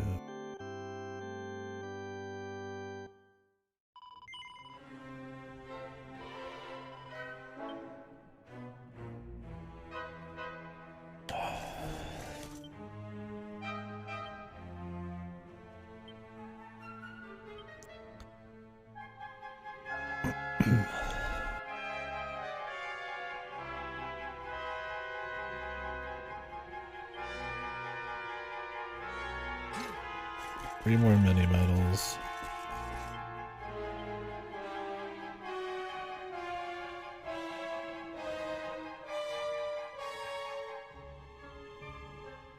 Get golden claws from that. I'll definitely want to do that before we're done with the main story. Who the fuck is Wheelbrook, dude? That's something I just haven't gotten yet. Probably. Bam, bam, bam, bam.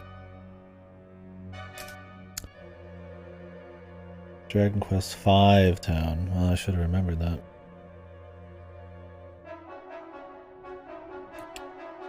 I'll probably have to get it. I could go back and see if I have something related to Wheelbrook. I don't remember all the fucking town names in the old games. I checked.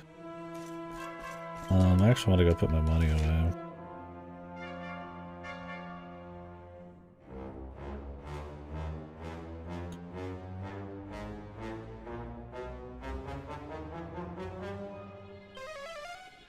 I think what we'll do... Actually, I'm going to go check real quick and see if there's any more horse races. And then what we're going to do is, if I'm going to do that, I should just go there. And check if there's more horse races. Then we're going to finish up the rest of the dungeon outside the last boss. And then I'm going to go back to Tickington. Not Gondolia. Galop. Finish that up. Also, we'll do the trials and try to get any other rewards or craftables. Those we're all gonna get so after the fact though, because they're kind of... Since they're balanced for speed, that means they're not gonna really be well balanced for hard mode. On hard mode, things are gonna generally like take longer.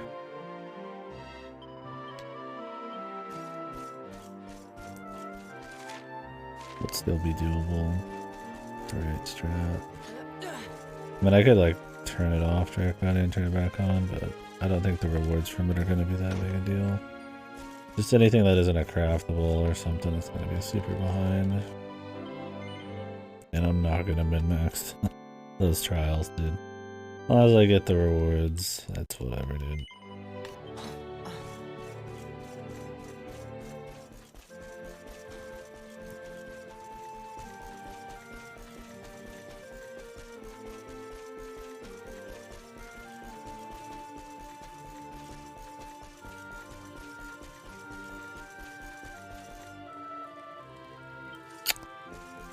Little shit. You little shit fuck. There's no races over tonight, even the horses must sleep.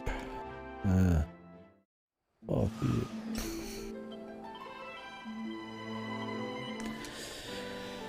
What areas am I missing right now? We have a lot of missing iron doors, but that's just gonna have to come later.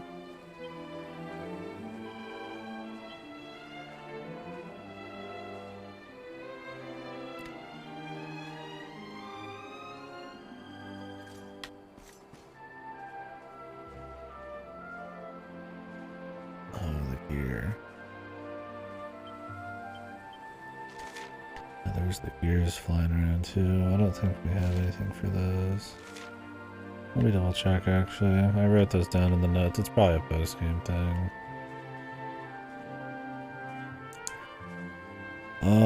Where was it though? Lost Land near Octagonia.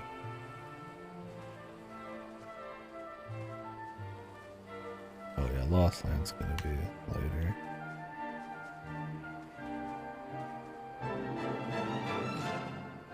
Yeah, never mind. I know we can't mess with it because that was a pretty recent zone.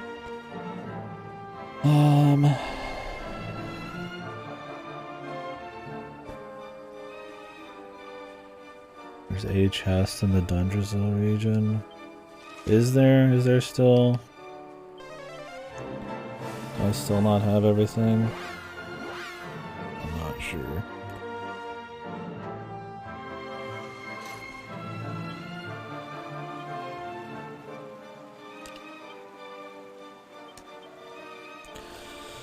One piece of treasure there is, but Jesus, where could it be, dude?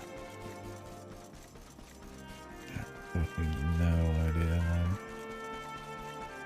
Does Dundrazil proper even count? It's such a big fucking area too, man.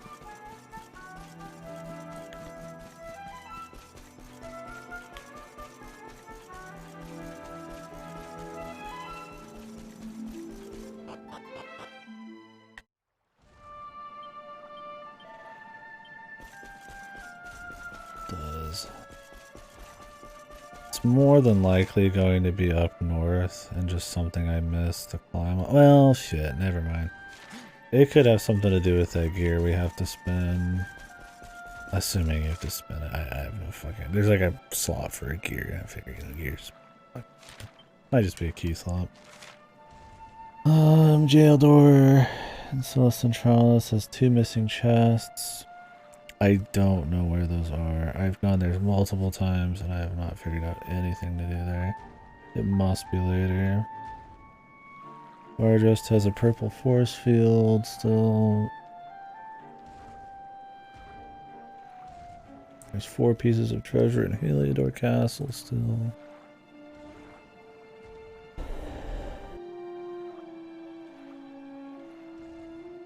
A lot of Iron Door stuff. I really hope we get means to use that before post game, but I'm gonna have some doubts, I think.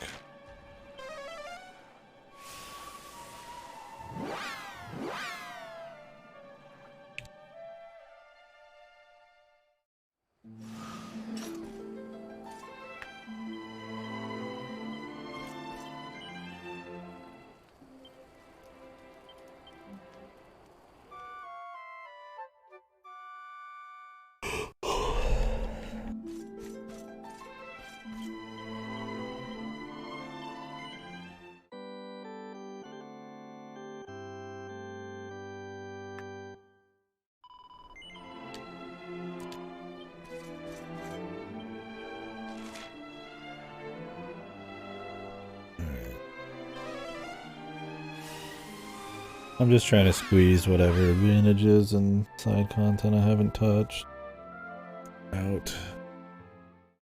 I still need to finish the dungeon. I should probably do that first so I don't forget where I've been. But I think I have a good idea. We just need to fly up to the top and then go back where we came from because I don't think I checked everything over there. Or maybe I did.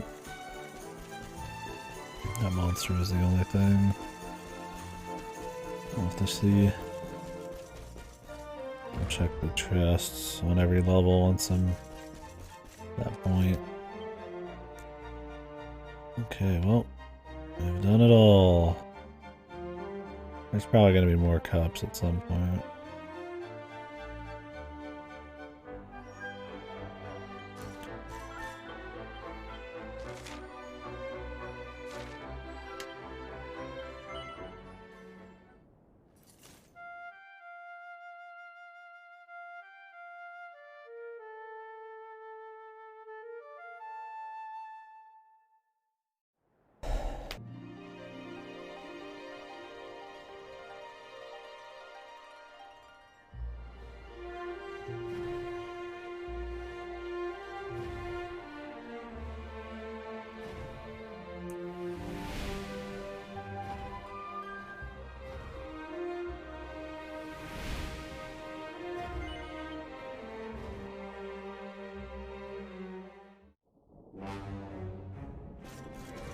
Boring.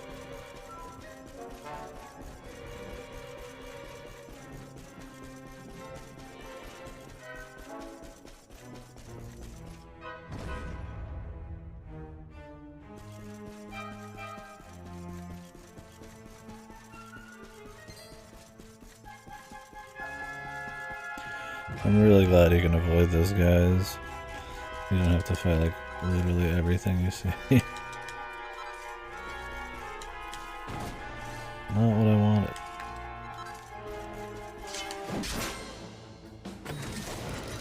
Jesus.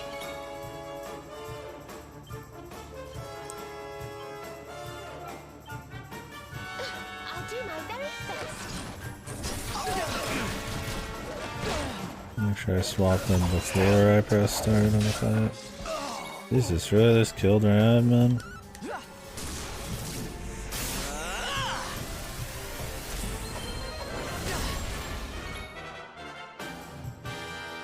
Lucky, are we?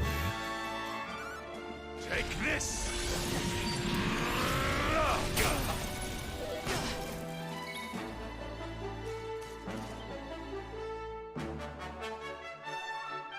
Luminary!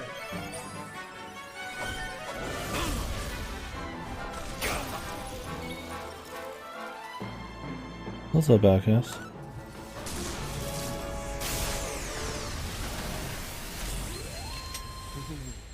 Oh, goody.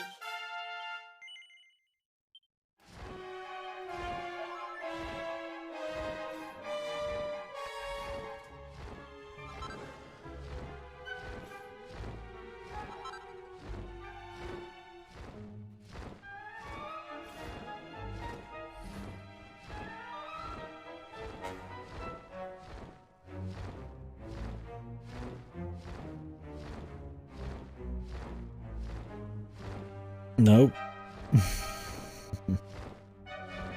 You're assembling. Assemble.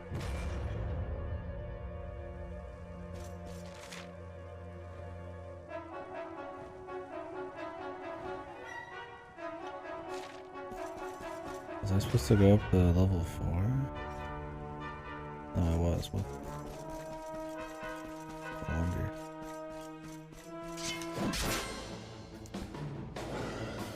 Let's go!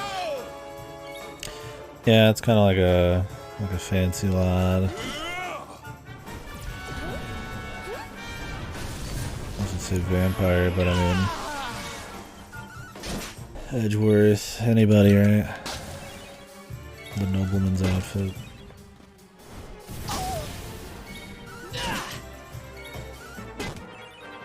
What is the meaning of this? Hey, it looks cool.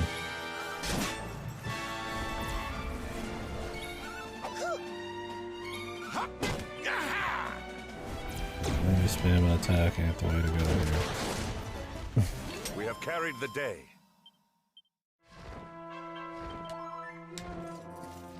No, I'm fucking pressing A on the fucking mount, dude.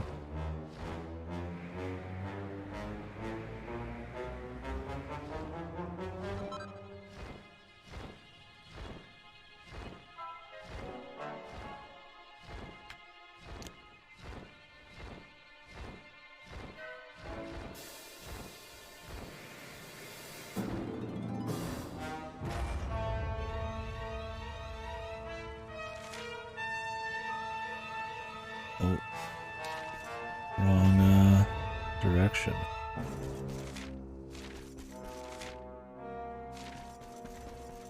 The Palace of Malice. The Fortress of Fear. Whoa. Okay, there's actually nothing over here. 2 pieces of treasure.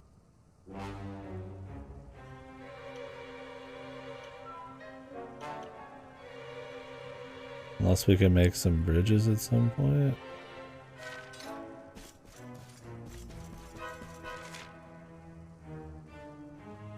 Is there like a side area to do that? Well, we'll see. We'll just keep going to explore if that's the case. Not hard to do because you can avoid everything.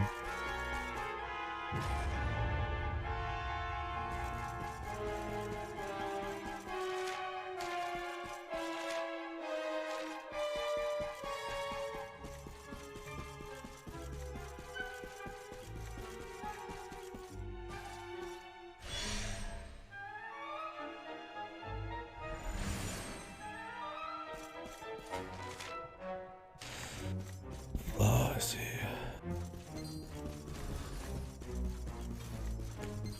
Another great dragon there too here.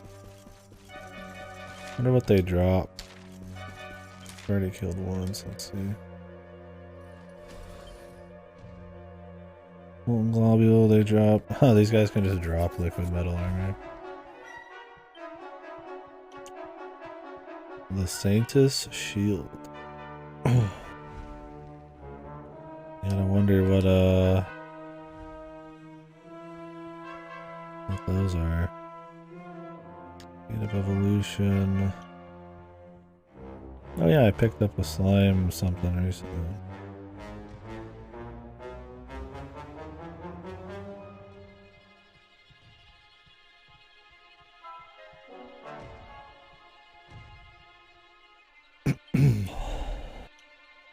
Where's the dragons, though? We can drop seeds of skill. A staff of resurrection.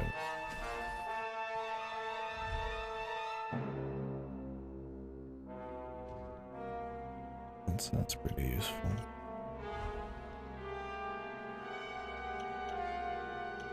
I guess if you wanted to go absolutely apeshit.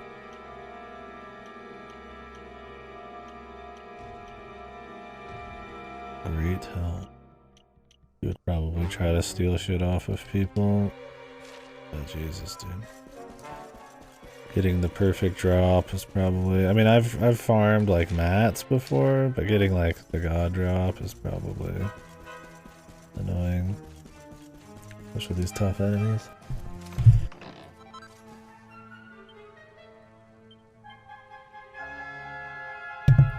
I mean, I could up the chances by upgrading Eric's chance to steal. Sticky fingers. And then just keep going at it. Maybe I should, because I don't think we're going to get to the dual wield damage anytime soon. I might want to fuck around a bit.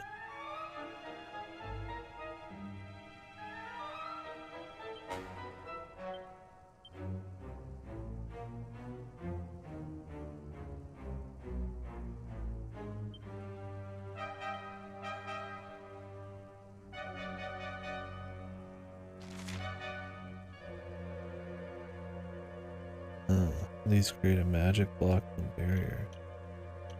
Wait, is this an infinite use thing? Cannot be bought, cannot be sold.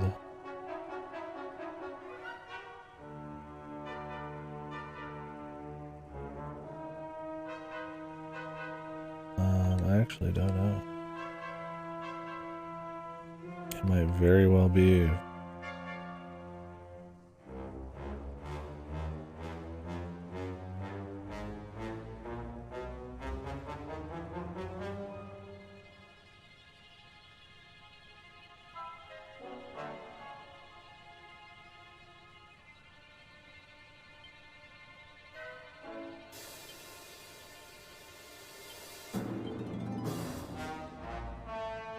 Does it say if it's infinite use?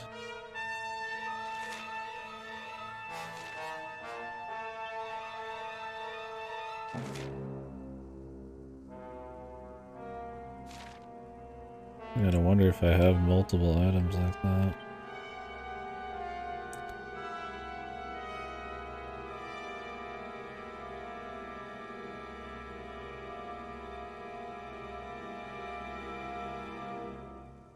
I mean the staves.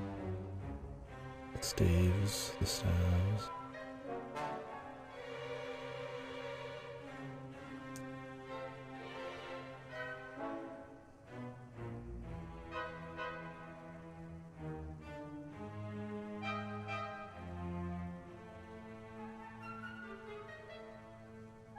Oh, it tells you if it's consumed upon use.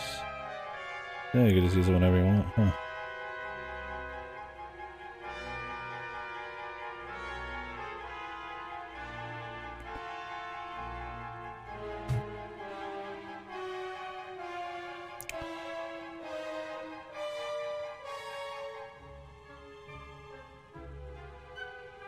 Holy...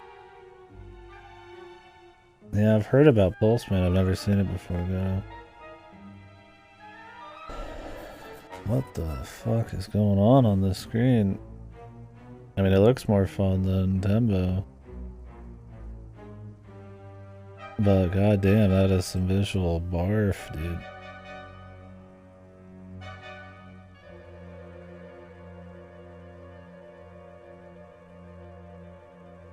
Epilepsy. Maxima.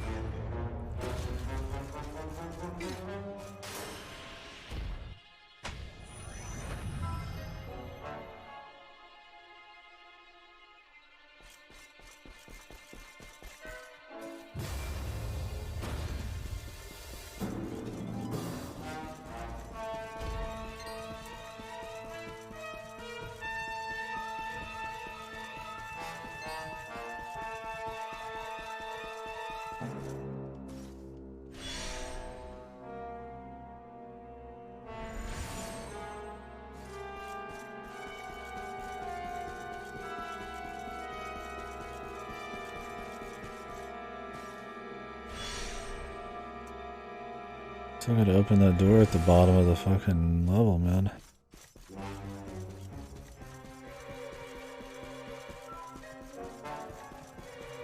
These giant open areas where you just run through empty rooms are a little underwhelming. Probably could have had something a little bit more like actual rooms and stuff. Just large.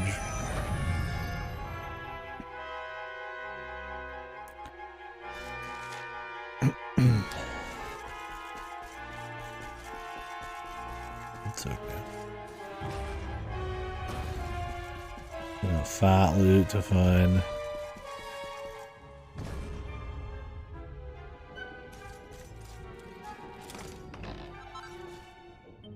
Poker. Oh, we just got a sword too.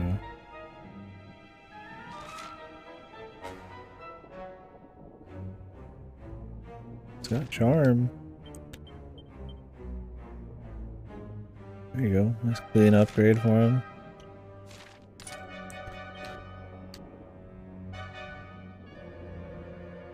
Oh, we just got a spear too. A poker. Attacks cannot be blocked or parried. That's cool.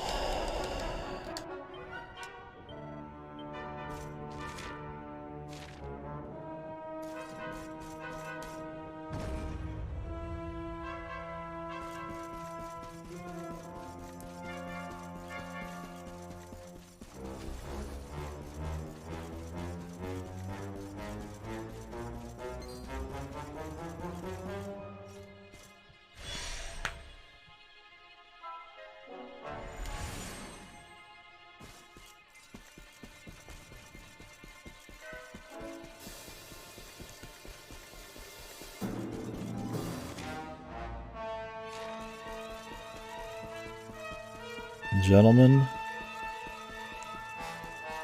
legit. Thank you. Thank you, lads. There we go.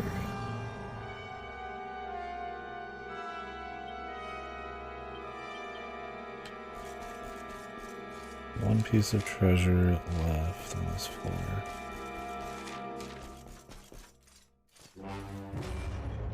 Boing. The tuba cannon. Boing.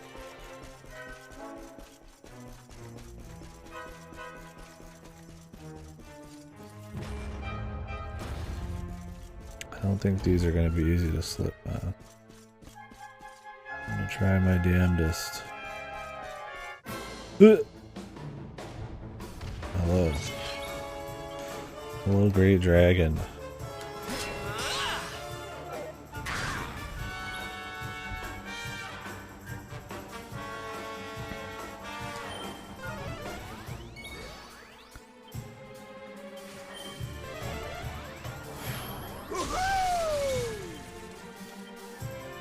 We're not done yet.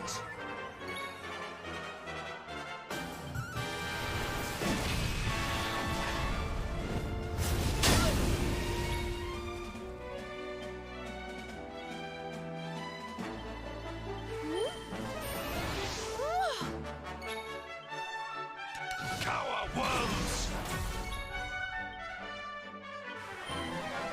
My thanks.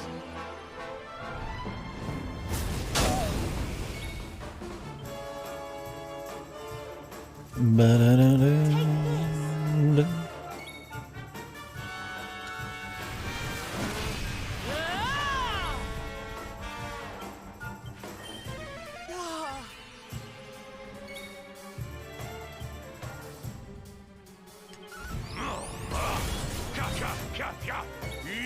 Kya, yeah.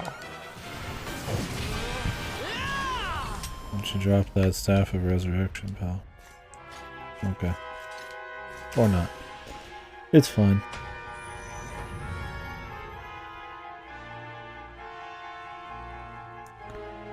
Huh. Was the other one actually just a side path to unlock? That's cool.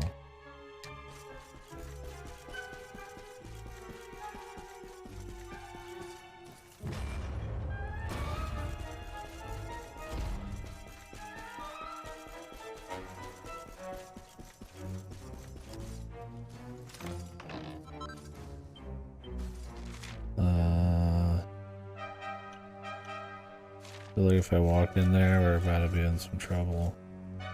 They just gave me the 4 Sages elixirs. Let's go explore the rest of this and do that side stuff. We're gonna have to fight Joe Blow McGee before we can fight the final dude. Or the main game final dude. Maybe. I don't even know if that's gonna happen.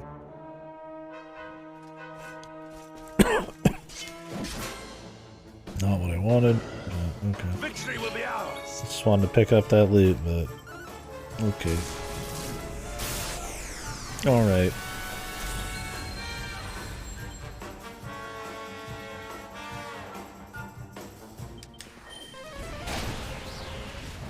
Wonderful.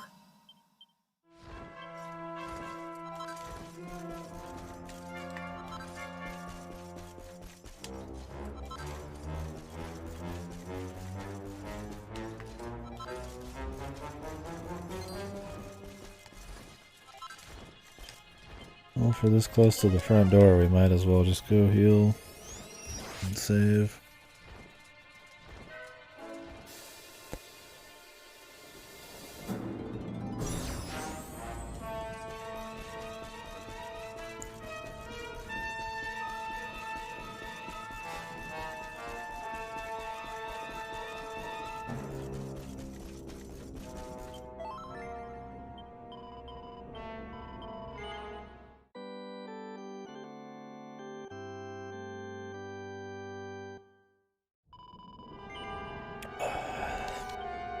Game Freak been around a while. I gotta wonder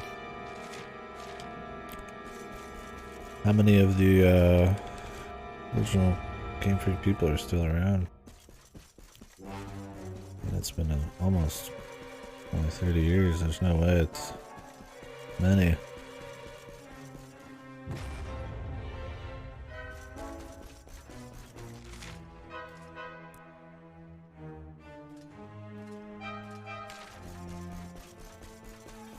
Is this the door that opened?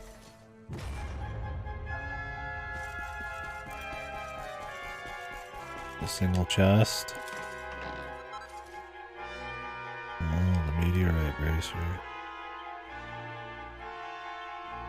Pretty important one.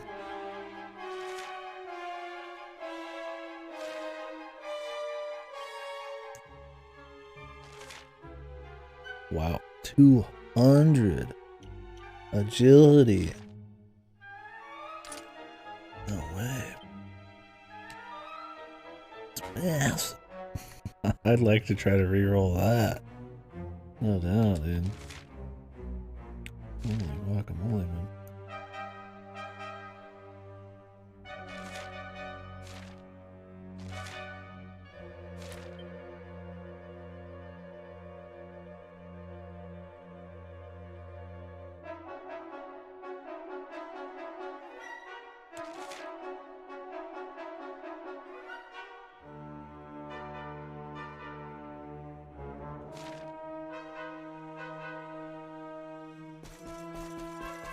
It's probably insanely hard to do. See, the thing is that it's still really useful, but it's not as useful as it was in the other ones.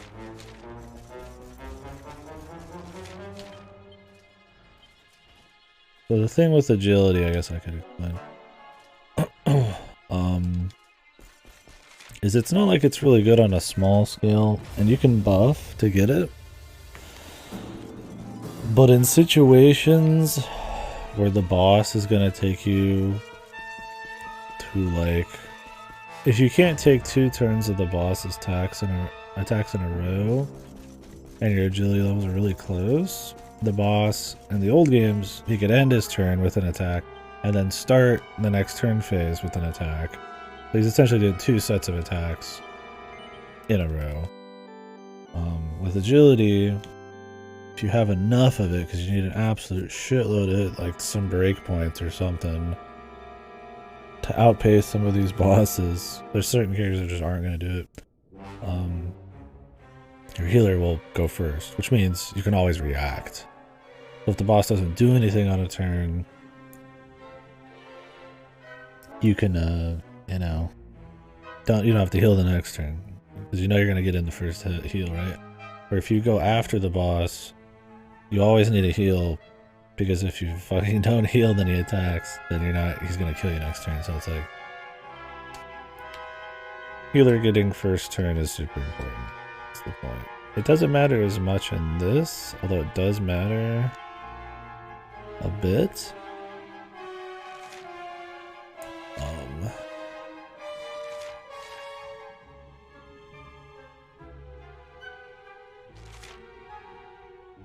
I want to upgrade that. Because you don't do all of your turn phase at once. Like, if I beat out him in agility, I go right then. And then he goes. So if my healer goes after,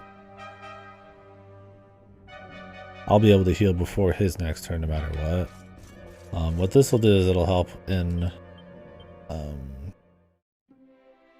mainly the old school areas. They won't have as much value here. 5 difficulty, dude. Wow.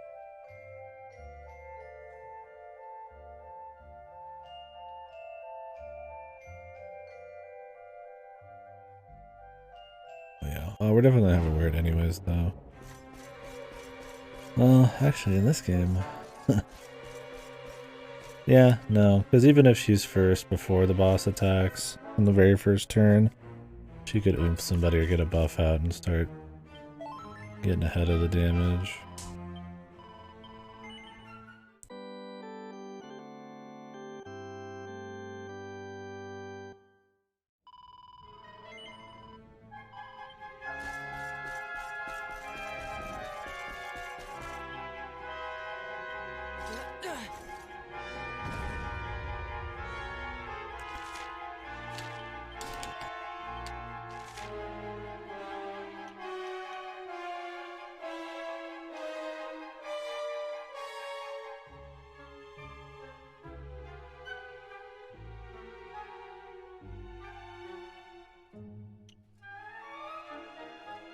Is that everything? I want to say it is.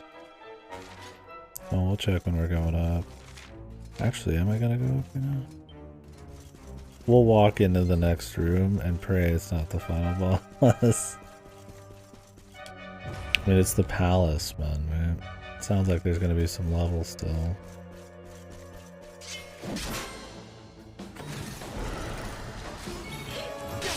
Jesus, we got enough dudes here.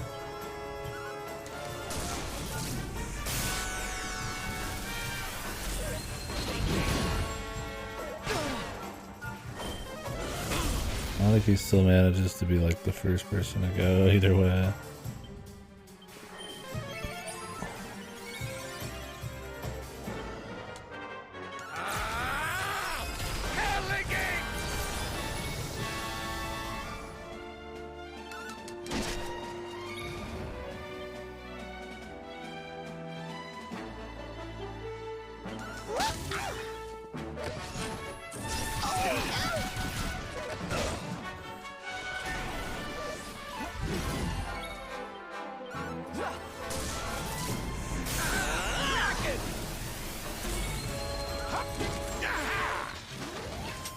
Goodness.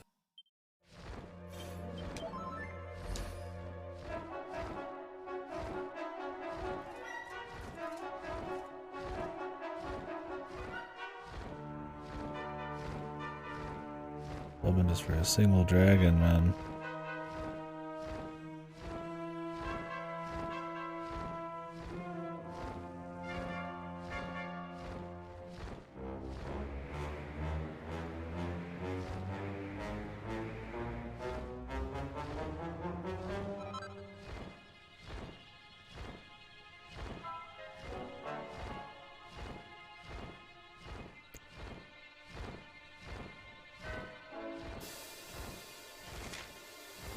Now we might still have to fight a boss. It'd probably be that one guy, if it's anything.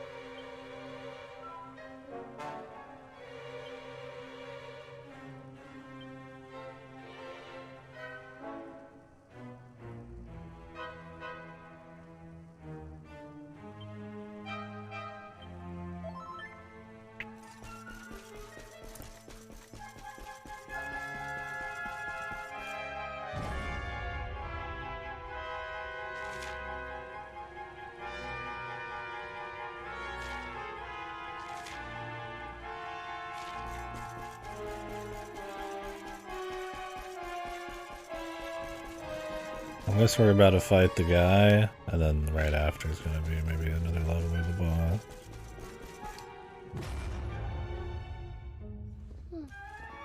I'm gonna go back to Tickington first after this.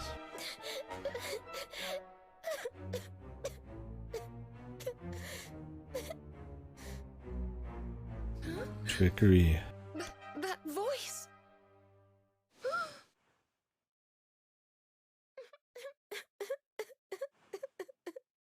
Veronica? Is it really you? Huh?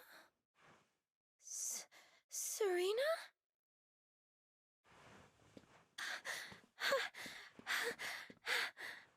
You're both here. Oh, thank heavens. I've been so lonely in this horrible, cold, miserable place all by myself. Now you're here. Can I ask you something? Die.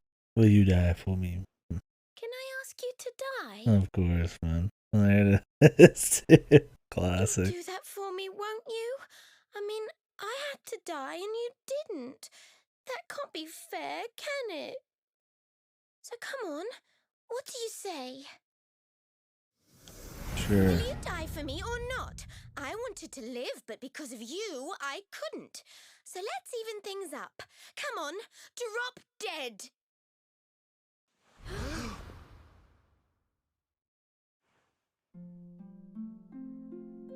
No!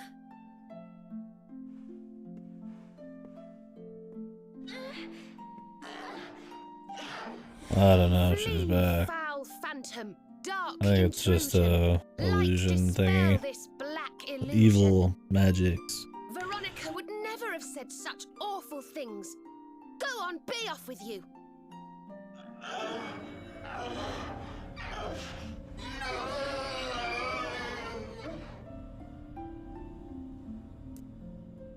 Why would it even think just saying that would do anything, man? Maybe it's just to make them uneasy. She didn't regret a thing. I know she didn't. She died with hope in her heart. Hope that we would bring back the light.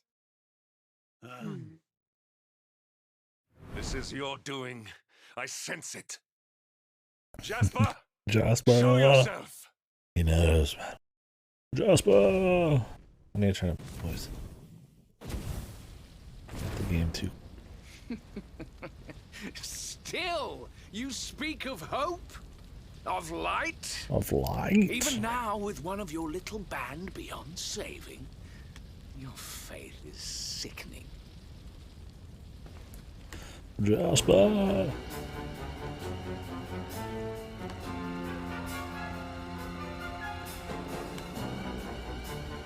Mr. Wizard here. My dear Hendrik, still you cling stubbornly to life. You never did know when to give up. Yet another virtue to despise in you. You come here seeking an audience with my master, I suppose. Well, I'm afraid I shall have to disappoint you. I would ask you to leave politely. Open your sword, But we both Jasper. know you are too pig-headed to listen, and besides, I would not want your journey to have been in vain. Right.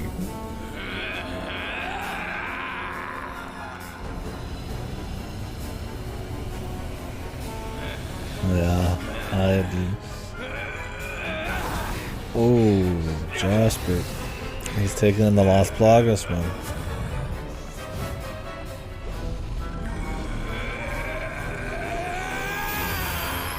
Oh, he changed his clothes.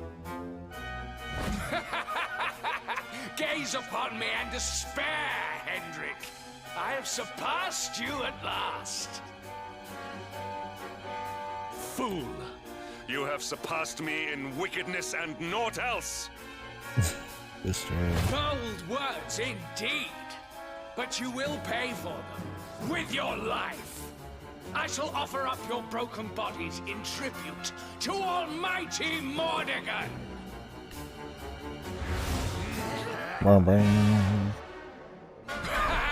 Jasper Unbound, dude. Unleashed. I sentence you to death! Nice. He almost wiped us out immediately. Good.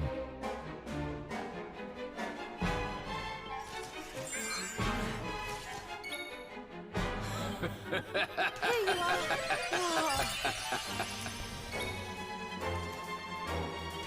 Kabah!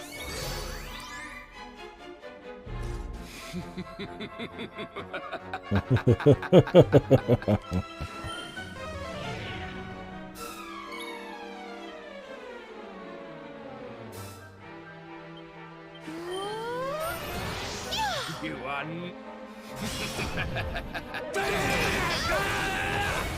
Jesus, pal. Keep it in your fucking pants, man.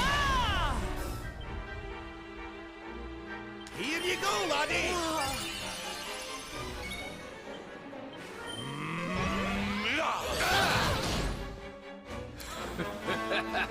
A desperate attack.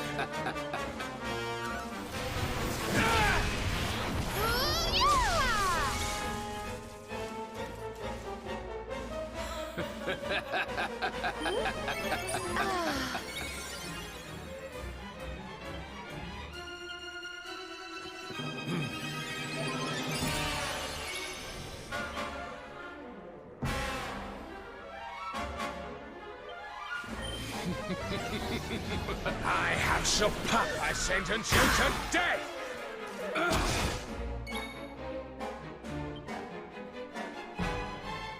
Don't give up yet. Cheers!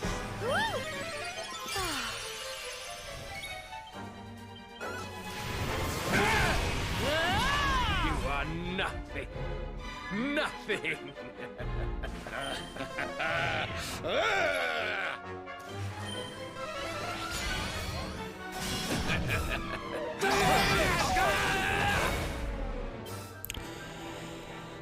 Oh, how do I cleanse, hallucinate? Anybody? Bedazzlement or blindness. I don't think that counts as hallucinate. I hope this helps. It does. Okay. Why not just call it cleanse, hallucinate?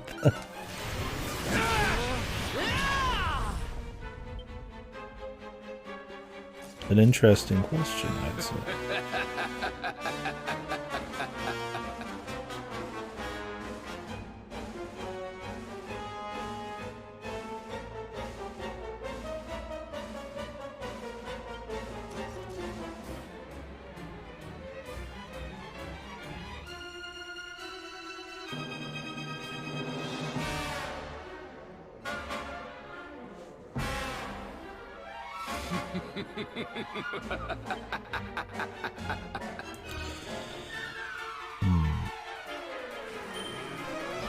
What?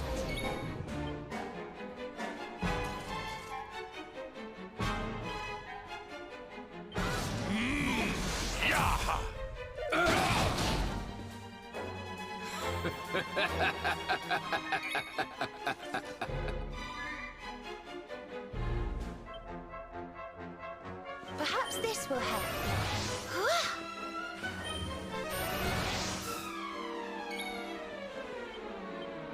You are not. Forward!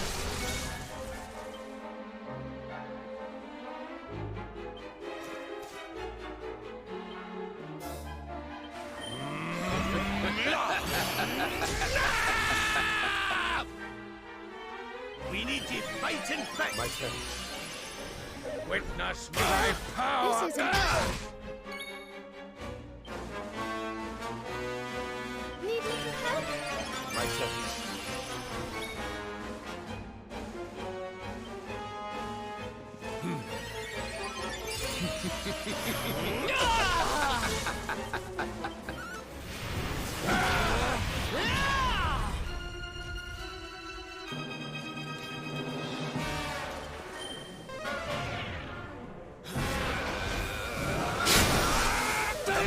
There it is, man.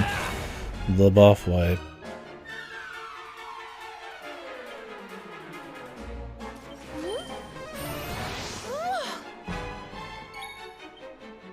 Take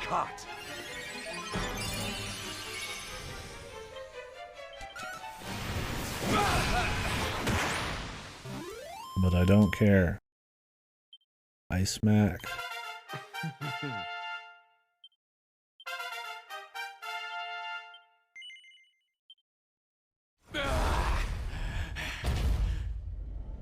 How? I am first among demons. Supreme commander of the spectral sentinels. How could mere humans defeat me?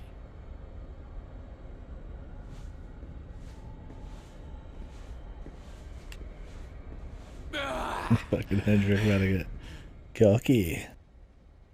Again, you surpass me. He's gonna be nice to him. You outdo me. Again, you leave me behind. Boo-hoo, dude. The more you bathed in glory, the more brightly you shone, the more I receded into shadow. Do you know he's just super what jealous. it was that I always wanted?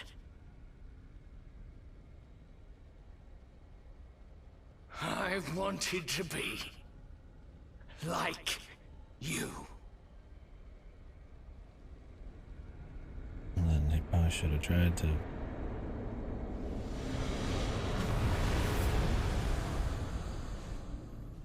Come.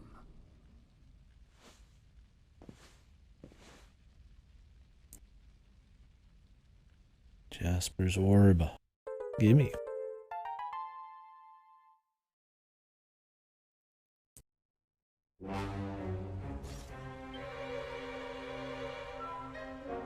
Fucking Hendrik, like, I don't give a fuck. Like, clearly he cares, but I like to imagine he's just like, I don't give a single fuck. We'll be moving on.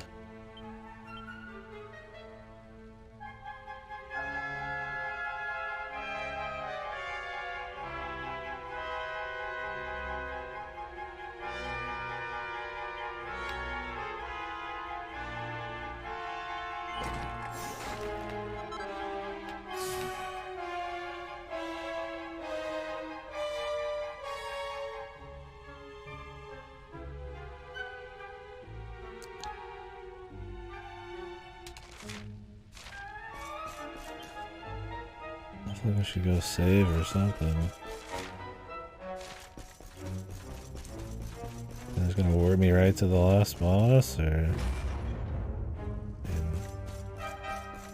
path to the Palace of Malice.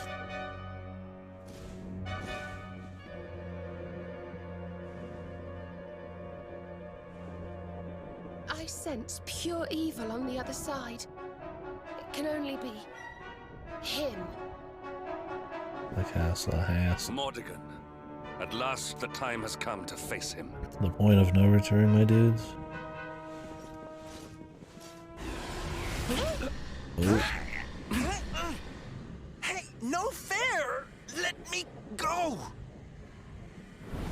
Can't move. Ooh. Oh shit. The amigos are all back.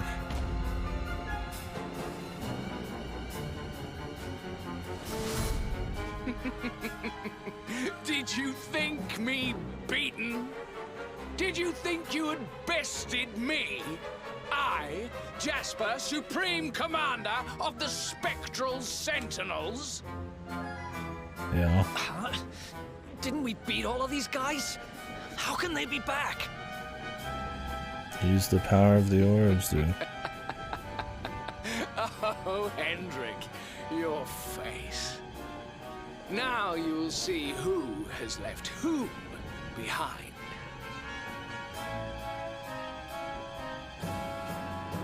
By all means, go to face my master luminary, but know that you will do so alone. Your friends here will be staying with us. Oh. Okay, I guess I'll go. No, he shall not go alone. Oh. I swore an oath Ghost I am the Hendrik. Luminary's sword, his shield, his unswerving companion. We all are. We're in this together. Oh, the power of friendship. We face him as one. You fools, you could never handle the power of friendship, the power of light. My chance to get revenge for my Eleanor after all these years. You've another thing coming. Don't worry, darling. I'm with you all the way. We're going to bring smiles and sunshine back to the world if it's the last thing we do.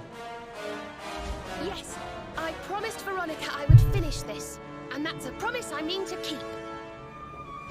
You heard. We're in this together. I'm not leaving anyone to suffer alone. Ever again.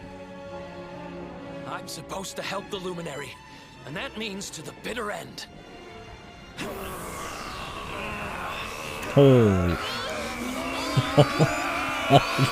Just legit power of friendship here. Fucking golden power of friendship. It's like one guy's just like, I didn't sign up to get fucking tentacle banged by darkness, but he's just staring, dude. I'm not The worst MC, dude, in the series. cannot be. At least with the old ones, you could imagine a feeling, Chance, right? please. Even if you couldn't see it. And in 8, he actually had emotions. This guy has no excuse because he's fully featured and fully animated and then is still fucking just plain as fuck. He's funny because he's like over, serial killer. Jasper. Be still. It's a 1,000-yard stare. No, I cannot die yet. I have yet to surpass you. Look here, Ferris, yeah. This guy just got fucking destroyed by fucking willpower, man. He's just not there, man. You speak of surpassing me, but in truth it is I who always followed in your wake.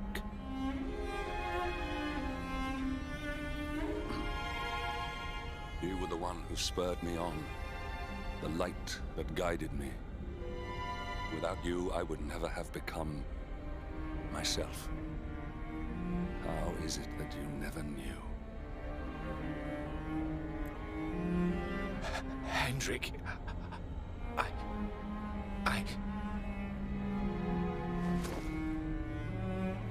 What a dumbass. Good riddance, you fucking idiot.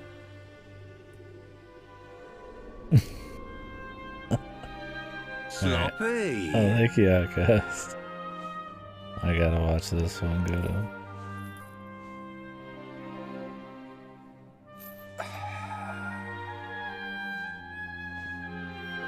It is time. Mordigan must pay.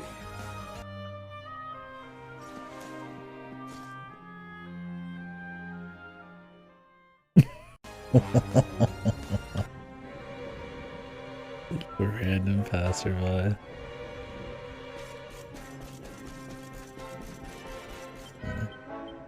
A nice little arc for our guy here, Hendrik. I'm glad that they didn't like just fully save or completely forgive the dude.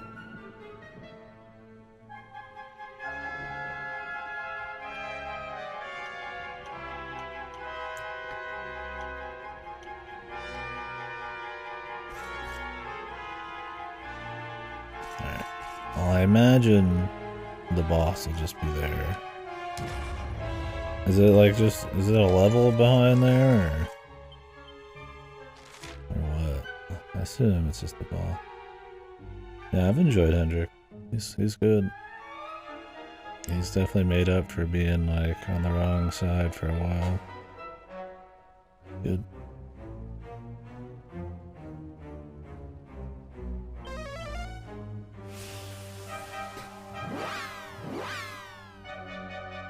Wonder if we could actually get whatever this is here.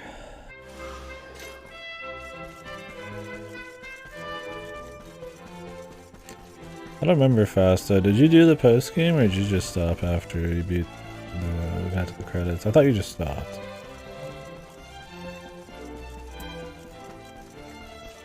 I don't think you were just big into this one, right?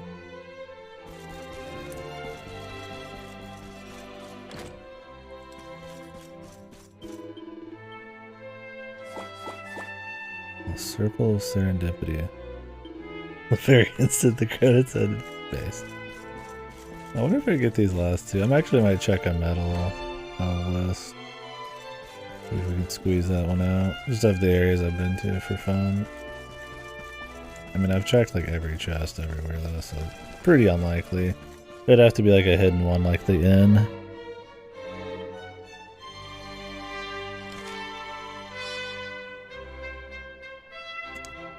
Well, by all means, I'd love to hear the opinion. Too much story. There's a lot of cutscenes for sure. I would say that the story in this isn't very good, I guess. It's not that it's just like bad, it's just that the actual main story is kind of just basic and not really there. For me, I think where the story or the writing shines is more in the characterization. The characters, that they actually say stuff often enough, you get a good feeling for their personality. They chime in during like story beats. Overall though, the story is just, I mean, it's just a few little excuses for MacGuffins and exploration, which is fine because that's what the other ones are. But the other ones have, I think, better like anthology type of stories, right? Like, I wouldn't say any of these side area, like any of these areas like Gallipolis or anything have like as interesting as stories as like maybe 7 did at times. 7 had a bit more like maybe creativity in them. Like the Warfield or the Battlefield where there's like, you know, the guy who made all the robots versus the people and like, you know, little creative shit like that. Or like the farm place that just had like a plant monster underneath it. A little shit like that was kind of cool. I think this goes for a bit more basic areas. They're still engaging, but they're not like super interesting anthology stories. But for me, the story, I think, if it shines anywhere, it's the characters. I don't really think there's too much. I mean, yeah, there's a cutscene about everywhere you go, but I feel like for the most part, it's still like 90% gameplay. I mean, I'm almost always doing gameplay. So I don't agree there.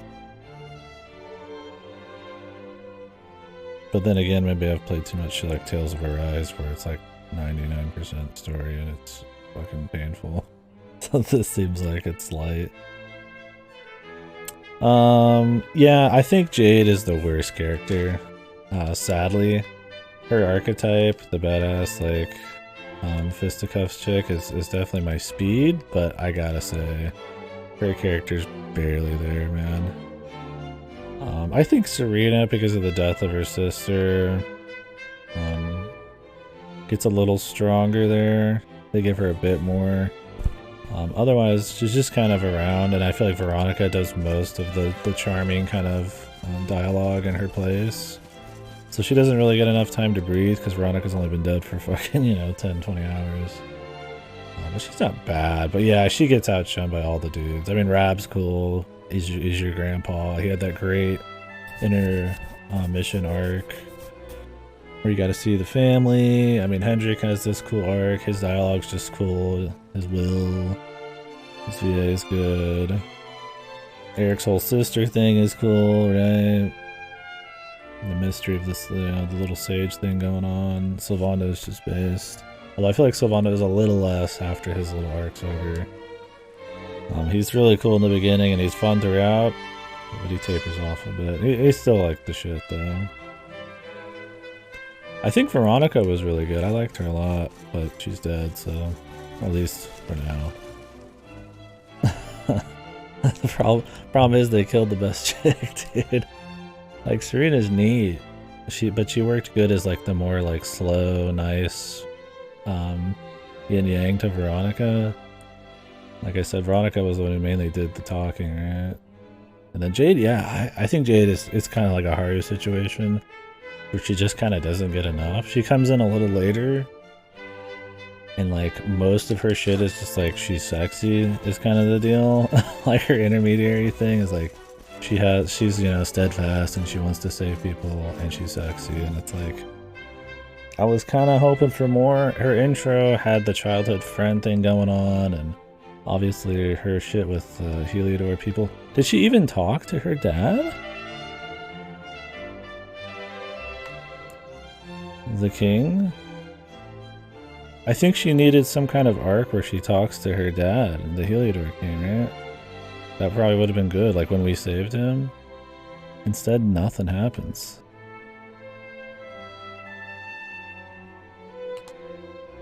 Like, that really, if that was a thing, and she, you know, gets to reunite with her dad, and forgive, like, Hendrik and all that, and maybe have a few more flashbacks, then that would have been a great way to round it out.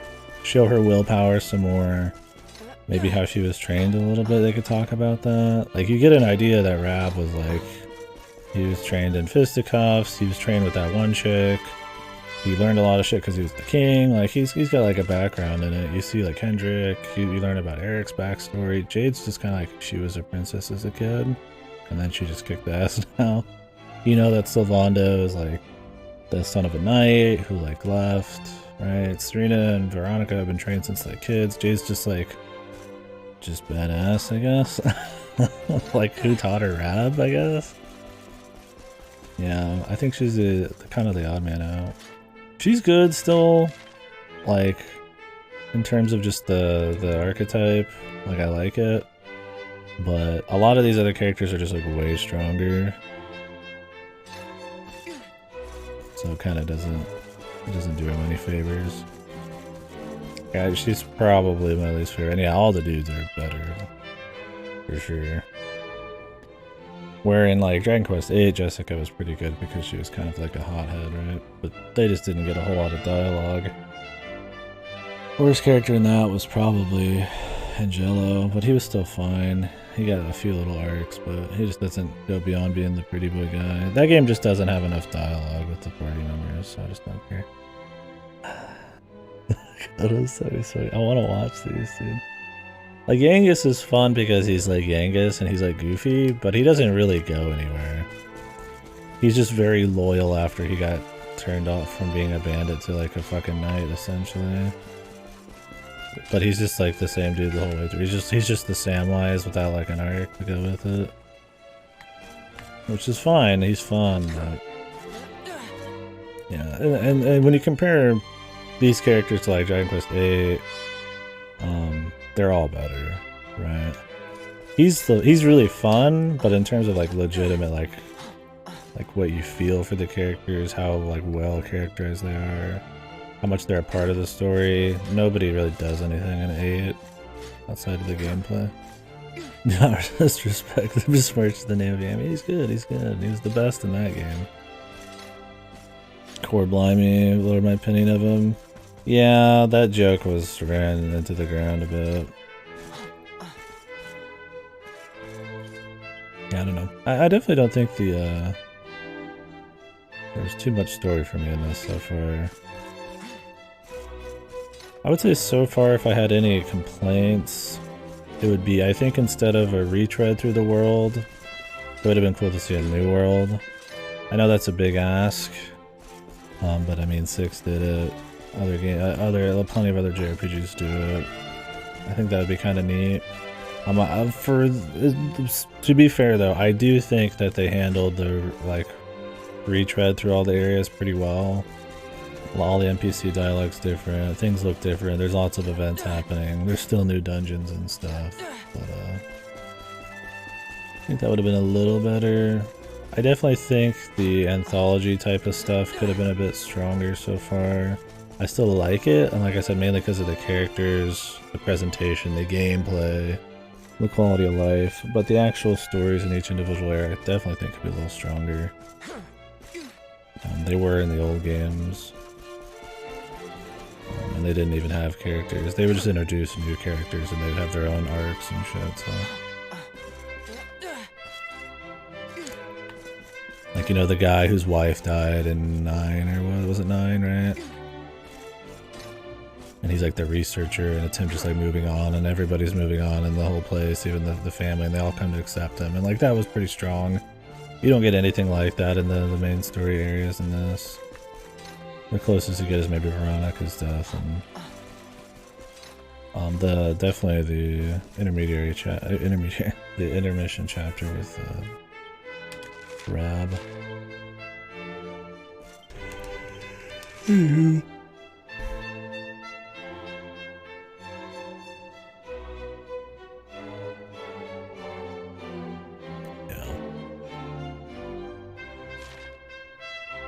Yeah, I don't know. It hasn't felt like there's constant cutscenes every 5 minutes for me. I mean, that's I guess, yeah, more of a subjective thing. It's felt fine. I've also been taking it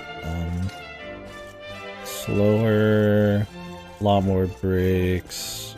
I've also been doing every little chunk of side content, min-maxing, gear, so like maybe the feels a little bit more separated. It doesn't feel like it's too often.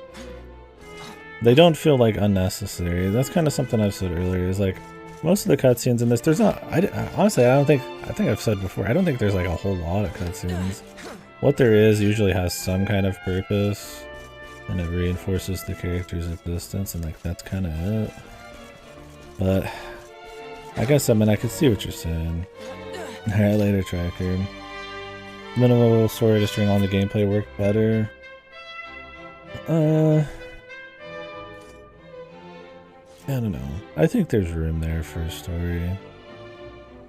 I think as long as they keep it focused on like the characters being strong and like halfway decent like anthology arcs, because I mean some of the old ones have a lot of like, they do have a lot of story. Like 7 has a shitload of fucking story. Every little area has to introduce new people and stuff, so it's like, it just depends. I guess when I'm comparing them to some of the other ones, it feels like while there's more budget in the story in this, I feel like it doesn't chime in all that often. Yeah, you might. 7 also doesn't have like a big world for a while, right? It's just Anthology City. It's a good time, but yeah. If you preferred like the 3 or 4 style, you might like 7, but if you like the 8, the 2 style, then yeah, you'd probably hate it. Because it's like small stories. And fuck Kiefer too.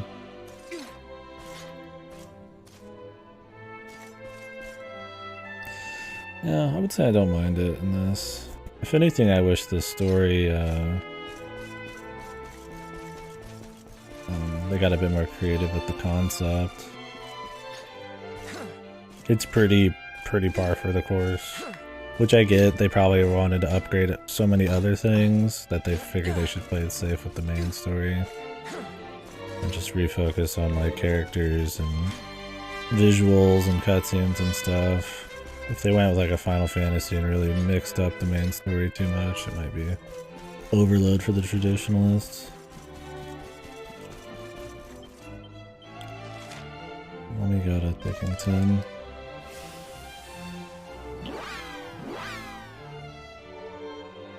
If we can take this guy out.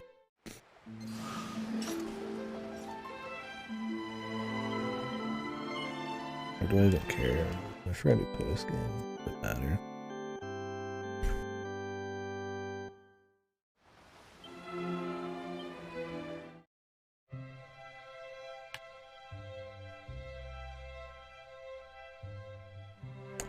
I would say, if anything, what the story... I don't know if it's the story that hurts it.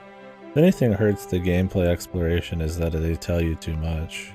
You know exactly where to go every time. And that was one of the things I kind of liked about old Dragon Quest. Up until like 8 when they really stopped doing it. Even 7 they kind of stopped. Is when you kind of just like had to go figure out where to go yourself, and sometimes you had options. 7 you didn't have that many options, but the older ones is like you kind of, you know, like you don't know where you can park your boat, park your airship. You don't know exactly where to go. They kind of tell you like you can go to these 3 places, and then that's it. I kind of liked when talking to the NPCs mattered a bit more. That's more of like an immersive journey thing. We should go Axe, yeah. See, I think you could still... Yeah, I think part of that's just... I think in areas where they can like recontextualize it so that like instead of we go here to find this thing, you just kind of discover it through natural looking around. Obviously big stuff like the floating island in the sky, they're gonna have to like tell you about, and I think that's fine to have them just say it. For me, I think it's a bit more in like the HUD and stuff. Like the map tells you exactly where all the points are for you to land your ship. And yeah, I think there's like maybe too many quest markers. I think they could go a little more hands-off with that. I think if the story would feel anywhere, I guess it's an affecting that. But I blame that almost as much, like I said, on HUD elements and shit. Because you could just change the story a little bit and be like, you know... Because they do it sometimes, right? Like when you, right after the apocalypse, you just kind of go, right? And you could go to all sorts of different areas in whatever order. They just say, go look for your friends. And then it like kind of works because you can go in different orders and do shit. I think that was fine, and maybe they could have done that a little bit more. But I guess because they're telling a story, they kind of have to have it be a little linear. That was my favorite part of the game, yeah. See, I like that part too, because it's like the old Dragon Quest games. Granted, I still like the other stuff.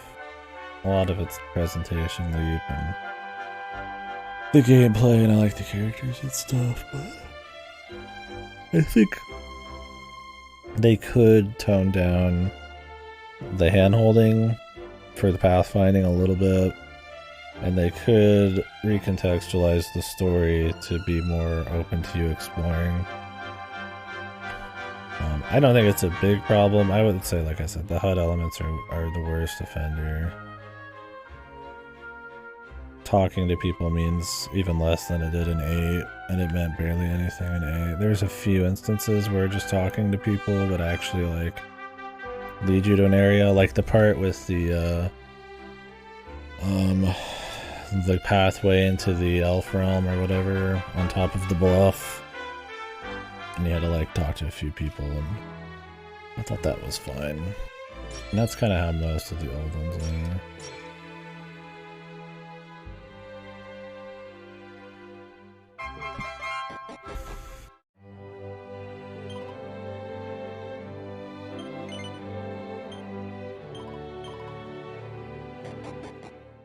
No, it's an interesting conversation. Yeah, I would say that I don't mind it. There's definitely little things I'd like tweaked, but as a whole, where it shines better than the other ones, it does it a lot for me. I always am gonna miss, honestly, like the Dragon Quest 1, like you know, those really early ones where it's like way more hands off and you just freeball it. I think that feeling of adventure it just feels, you know, it's the more that's in your hands, I feel like the more rewarding it is.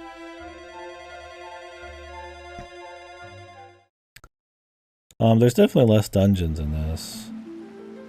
You generally are walking in the overworld more often than in dungeons. And some of the dungeon designs could be a bit juicier. They're still better than the old ones, but I don't know if I'd say the exploration feels worse.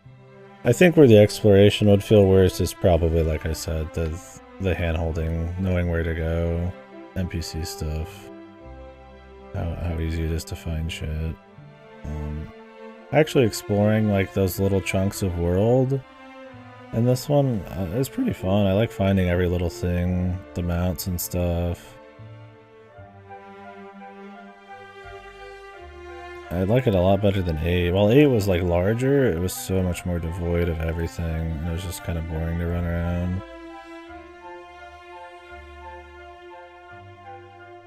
These are more dense. I prefer their quality here.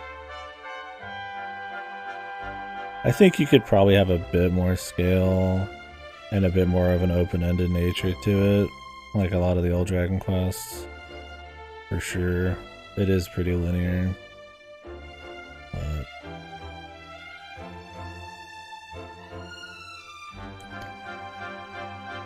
I think some of the side areas are, I guess, a little weaker in this too. The islands are pretty bad. Stuff like that. Dragon Quest hasn't ever really been anything that has a lot of side shit though. To be frank, it's usually pretty just focused on collecting these things to get the story done. I mean, I guess this has these areas, but this is a little different. Just consider these a different part of the, like a different game almost.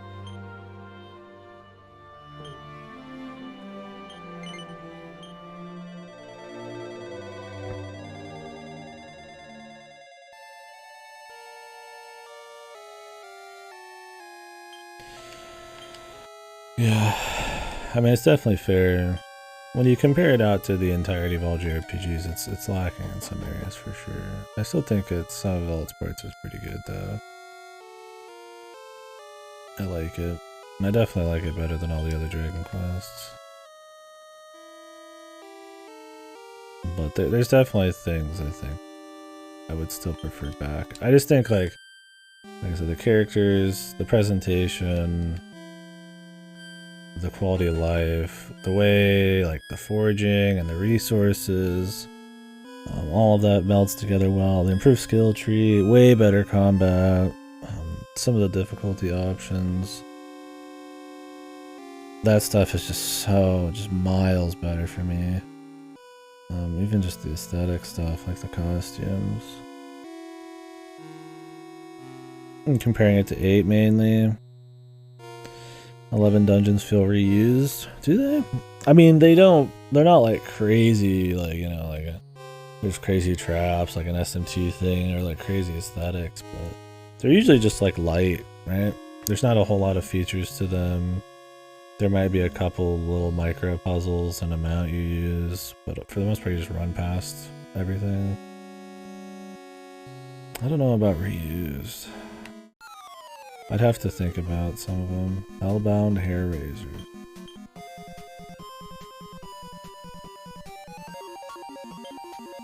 I think it's just that a lot of the dungeons don't really stand out, maybe. Partially because you can kind of just run through them, resources aren't really a thing, and I feel like the overworld and the towns are like a much greater focus in this. Maybe that's it. I definitely don't think the dungeons are flawless. Compared to the rest of the series, though, they're probably the best dungeons. let's to be fucking frank, man. I don't think the other games have good dungeons at all. I was shocked that, like, I remember when we were playing 9, I was shocked there was even, like, mechanics in the dungeon. Like, that's the kind of series it's been. Although resources was definitely more of a thing in the old ones. This game's, you can ignore resources pretty hard. So.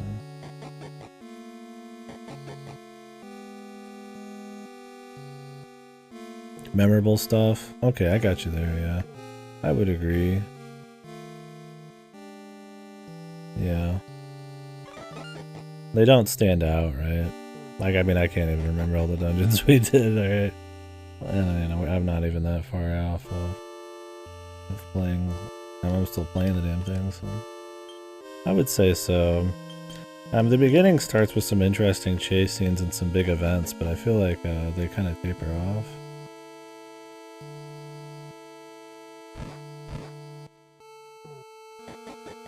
Yeah, the towns are awesome. The variety is great.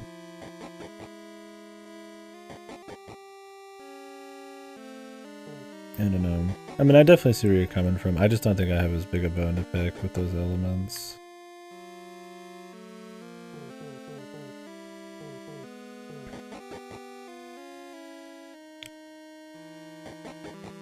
But I agree. To a certain extent, for sure.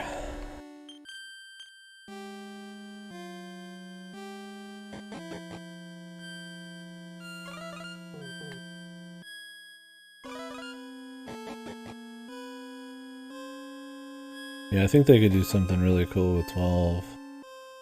This is one of those where it's like, I wouldn't just be like, oh, it's a great step. I think it's a great game. Or at least a good game for the most part. But there's even more cool things they could do, for sure. With this kind of like budget and kind of cohesion of all the mechanics and stuff. I hope 12 does some cool stuff. I mean, this is them bringing the formula to like a massive like budget kind of scale. So let's hope in 12 they kind of get a little bit experimental with it. Maybe have more of those kinds of dungeons and more interesting stories and all that. Not to say I think they're lacking in this in any big way, but I always like to see it push, keep pushing it, man. But I guess this is not the series for that kind of thing. I'm just curious what they're gonna do next, because I mean, if they do the exact same stuff, it's not gonna quite pan out so well. Because I feel like this is taking the formula, the gameplay and all that, and pushing it to pretty much what the limit of like basic Dragon Quest gameplay could be. Like giving you pretty much every spell in the series, swapping in all the parties. They got rid of attention and kind of turned it into like PEP. You know, you're getting skill trees, crafting, and it all kind of meshes really well together. There's like maybe some light improvements to be made, but like, where do you go from here? I mean, you'd have to probably rework it pretty heavily.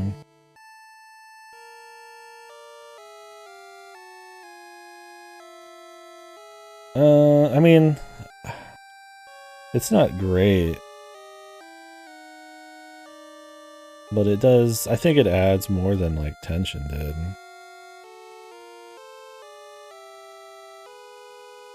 I think the randomness of it, both are fucking shit. I mean, I don't think PEP's shit. I mean, you can't really plan on it, but it does add a little spice here and there. The biggest problem with PEP for me is that because the bosses on hard mode can get like tight enough, you don't even want to use your PEPs. I feel like a lot of them just are too underwhelming compared to just sitting on stats for a while.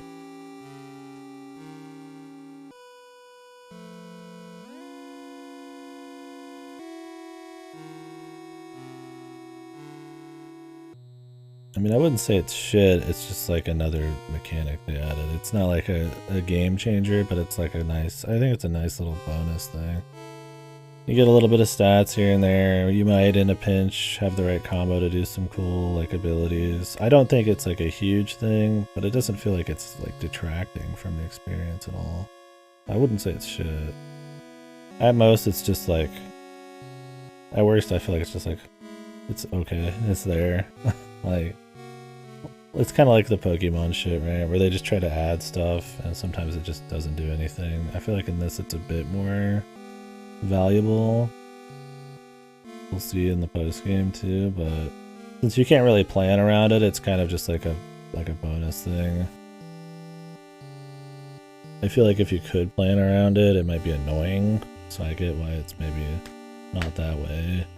Like tension was like ass. Like that was just fucking annoying to play around. It was frustrating, it wasn't fun. So like this kind of feels like just a better version.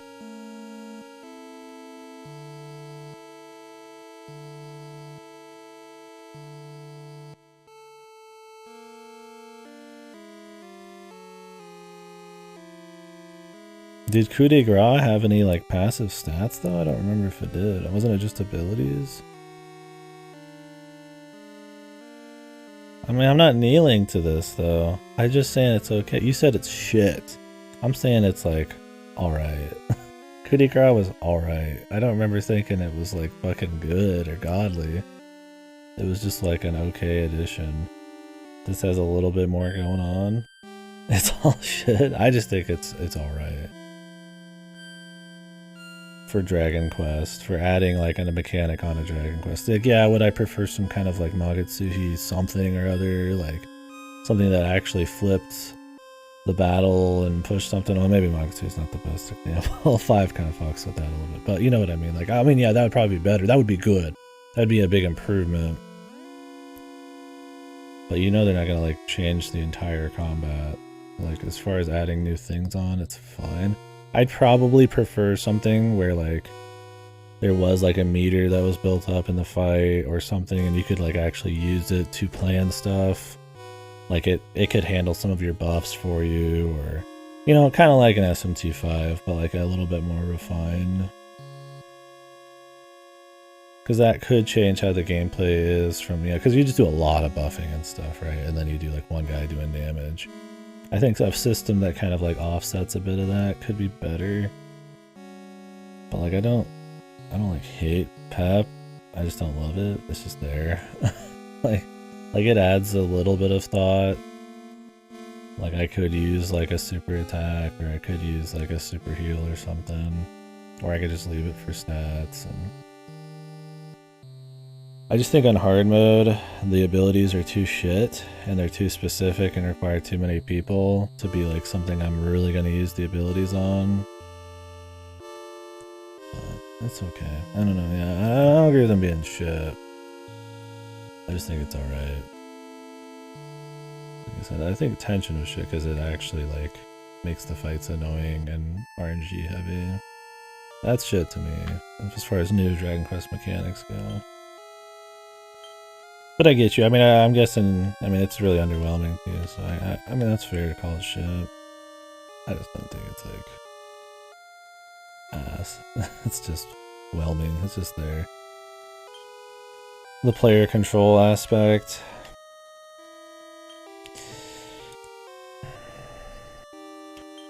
I would agree if tension wasn't way too good for what it is.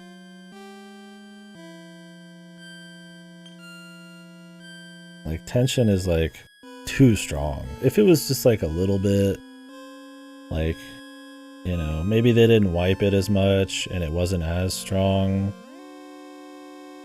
Like, so you could use it on certain attacks, on certain people to be good, or maybe there's dead turns, so you'd want to use tension then, so you can kind of, like, optimize your turns. Definitely would have been fine. But, like, tension's just, like, by far does way more damage than any option, so you don't really risk anything. You always want to do tension, even when he's wiping your buffs, because it's just better. So, like, that just felt bad to me. I think tension could have been better with a little bit of tuning, but... Like, when you're doing, like, 20 times fucking damage or something, like, I mean, why even bother doing anything other than tension RNG? I think you make it less effective, but more consistent, and then you have more player control. I mean, tension didn't even feel like it had player control. Yeah, you pressed the button to do tension, but, I mean, it was up to the boss whether you're actually gonna fucking use it or not.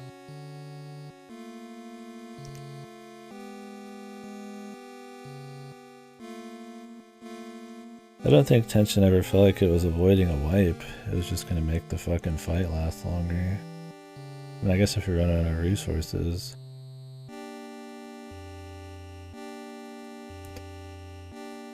Yeah, I mean, I guess it was a question of, do I stop at level 3 tension? Or do I risk level 4 tension? Level 3 tension is the slower, more consistent path. Level 4 tension just as you're done with the fight in 2 hits. I don't know. The problem is that was all you ever did, right? Like, if this game had tension, I mean, you wouldn't bother with the Eric shit, probably. I mean,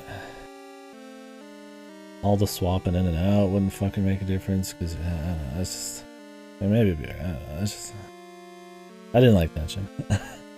For sure. I think it could have been fine. I think in 9 they rework tension to just be like a side mechanic, and it's more of something that a boss will get you have to think about. I don't mind it on bosses, because there's things like Angelo who could, like, lower tension. I think that's kind of interesting, right? So instead of a buff debuff, you know, a boss is prepping for something, you could defend, you could drop tension levels off an enemy, you could just decide to take it. I think that's kind of an interesting flow. It's less shit than random buffs.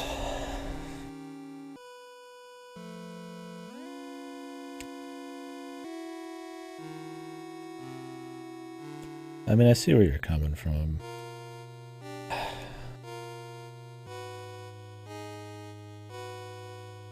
I think I would just prefer Pap if it was more swingy sometimes. Like, maybe it didn't happen as often, or you could choose when it could happen.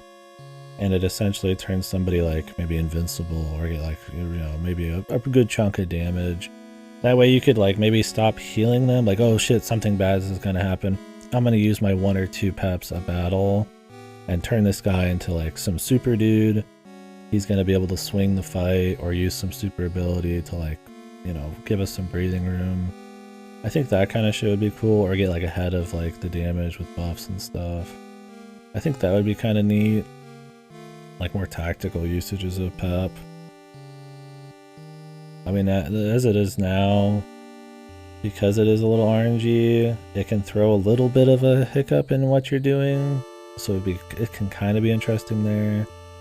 Like, oh, you know, maybe instead of, you know, using MP items, I'm just going to use Zero Flare or something. Or, you know, if I get this here, you know, at the end of this turn, we're going to lose our pep stats. So maybe instead of healing, I want to use this ability and risk that. And, like, there's a little thought there. I do wish it was a bit more manual.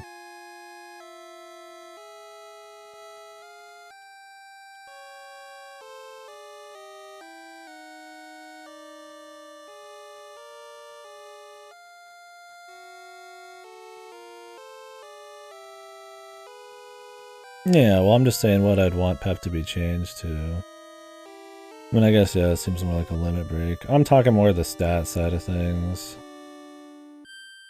Because, I mean, that's what pep is you just do little limit breaks. But it's at random, and you get stats with it. I think if you have pepped less often, maybe, and the stats were a bit more, like, juiced. To, like, change the momentum more. Because as pep is now, it doesn't really like change the flow of the battle. It just kind of like, it just augments you a little bit. I guess flow would be more like affects buffs and heals and how much damage you, like maybe a particular person can take. Like, I mean, Hendrik has that. He has the ability to turn like everybody invincible and take all damage to himself or something, but like, when are you gonna pull it off? I think if you could like realistically pull those off at real times, but less often because it'd be OP, that'd be cool. Problem is then that you might rely too much on it. It's like tension is like it's too good. I get maybe why they wanted it to be random, because they still want you to like play the normal game for the most part, but they just added a little something on. Yeah, I don't know. I mean, I think it's alright. As far as Dragon Quest goes, it's alright. If they wanted to upgrade the gameplay more, they would have to rework it from Go, I think.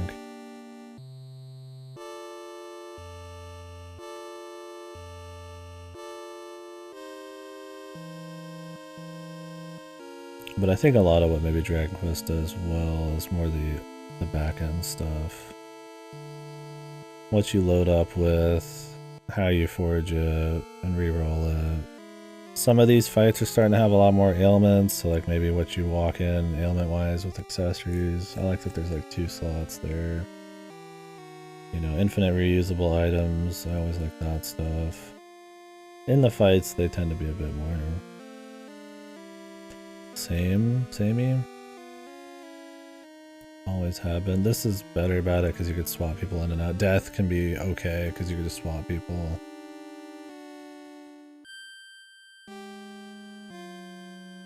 Not having to wait all of your turn, like not having all the turn just roll out at once, means you can play a little bit more reactive, which means you have more wiggle room to do more cute shit.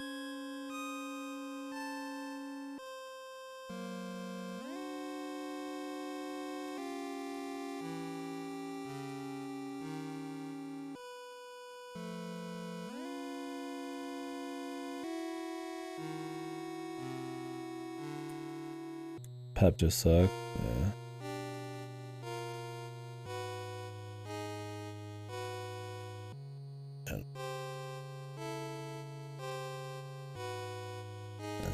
I don't think it's like, I think it's just alright. It's just barely there. And I guess that just maybe sucks to you. For me, it's just like, I don't think it's like a bad thing, but it's not like a great thing either.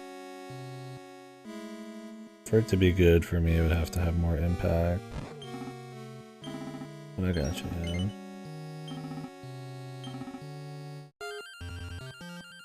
I definitely don't care to see it back, right? Not without a major rework. And fuck Pep Quests. That shit's fucking horrible, man. I don't know what they were thinking on that shit, dude. Pure ass, man.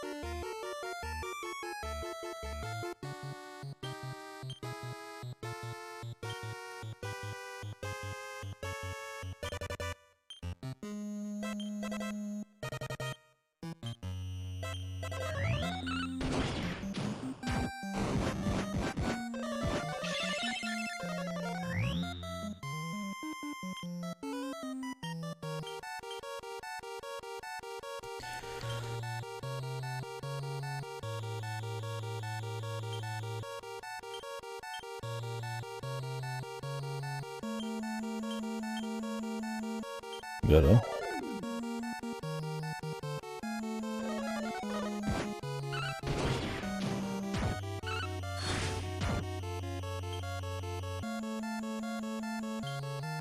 didn't say it was good, I just said it didn't suck. I just think it's just there. It's like right in the middle for me. It doesn't really hurt the game, but it doesn't really cause a lot of issues either. There's like a little bit of like extra thought it adds, but it's nothing crazy. You need to insult it. Jesus, man. So full of hate, young man.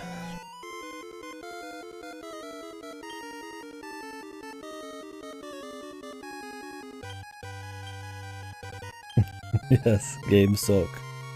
My bad.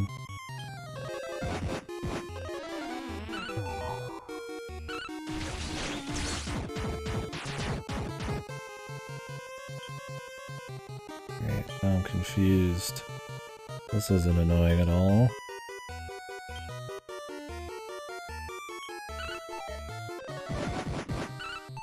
Grab's back.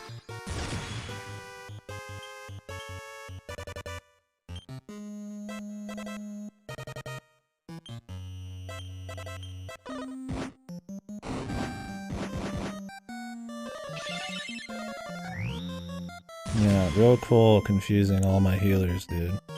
That's fucking sick, man.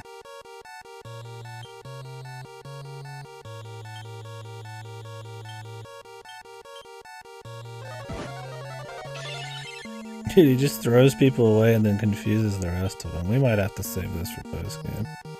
This is like pure fucking ass cheeks, man.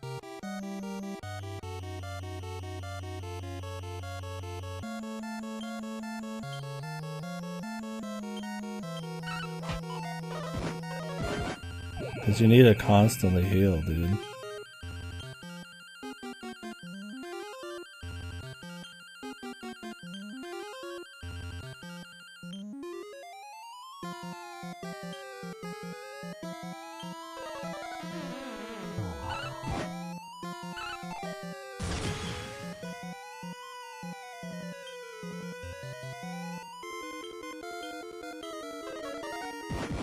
There's the kaboom, dude, because he keeps fucking, like, making everybody confused, man. So he kicks people out of your party, confuses everybody, but can also wipe out your entire team in 2 turns.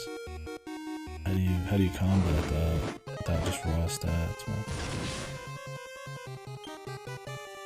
Oh, now he's Pep, too. I didn't know if your team died, it threw in your next team, that's cool.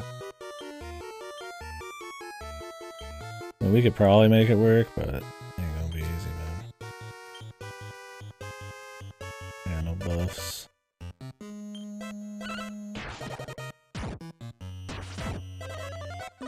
And now Eric's gone, dude. He just kicked him away.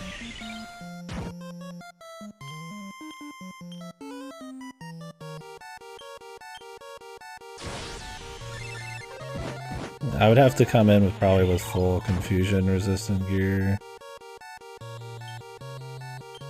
Feel like that. I don't want to use a bunch of items right now.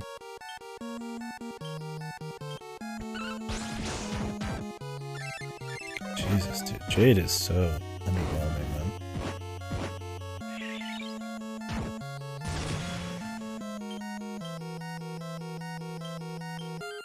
She has full buffs, man. She's barely doing damage, this motherfucker, man.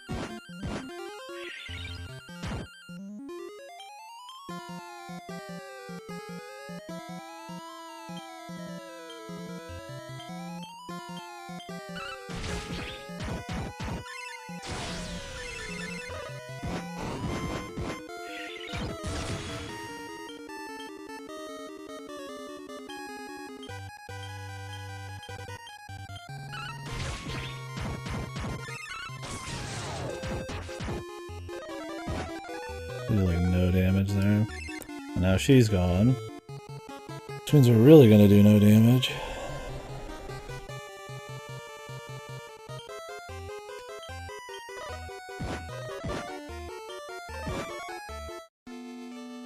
Yeah, we'll have to come back to this guy. I mean, we could probably figure something out, but I have to run like a mile to get back.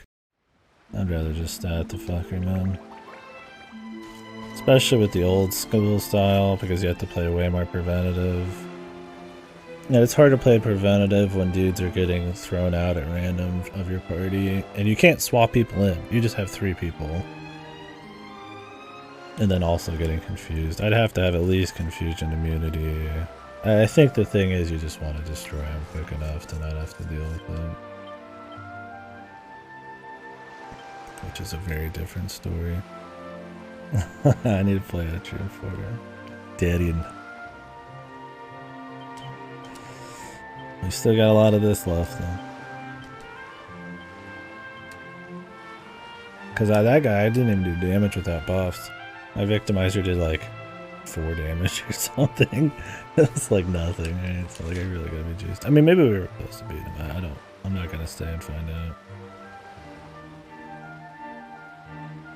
It's an RPG. I can come back and fight shit at a better level, better gear. He has like golden claws he's hiding. Like I don't even care, man. We could try the Field of Discipline, but oh, I need to take a piss. Grab like a drink or something.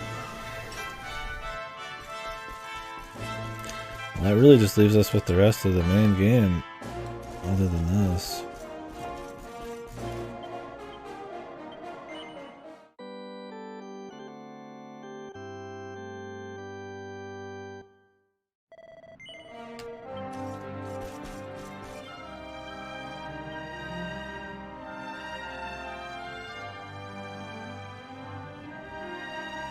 Corking kit for king. Femme fatale.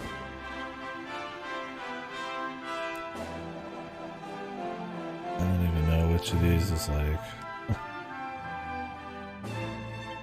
doable here. I think almost all these are like AoEs, man.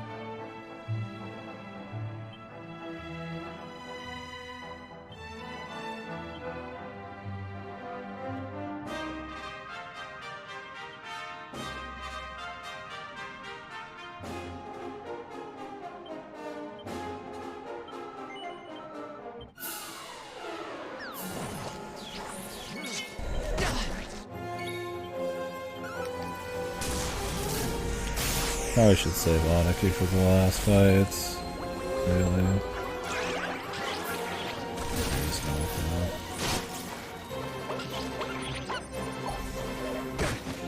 So that's the problem with these events too, is like, if you really want to try hard, you would come in here with like perfect accessory gear and shit.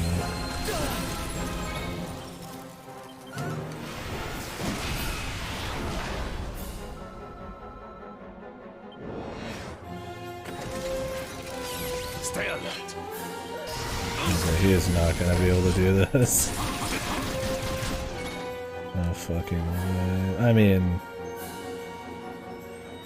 probably not anyways.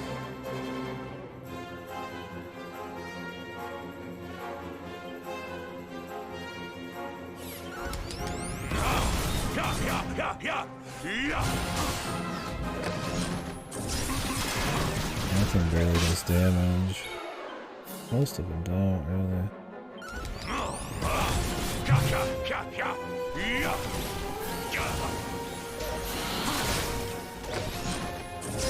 Well, maybe he could kill them, but he's not gonna do much else.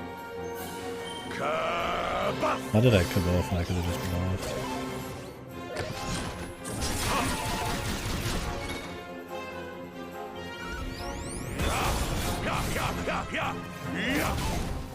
I mean, I just want to clear it.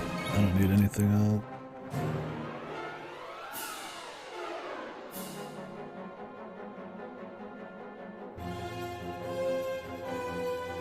Strength is everything.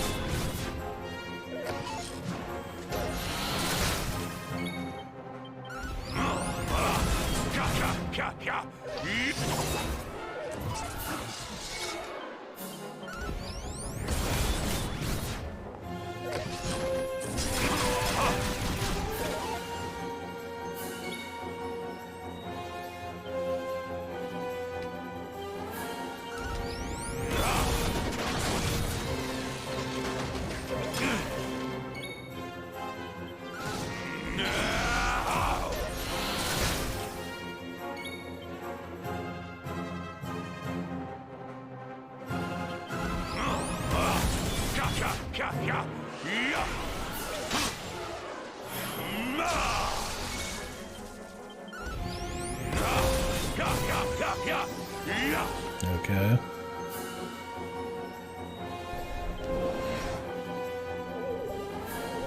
The fucking lanterns, man.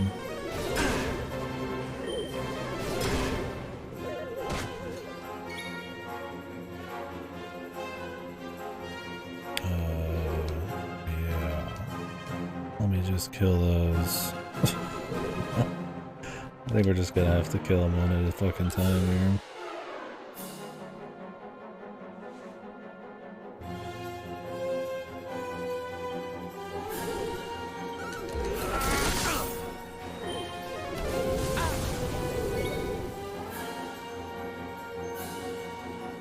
Oh wait, he could do pirouette.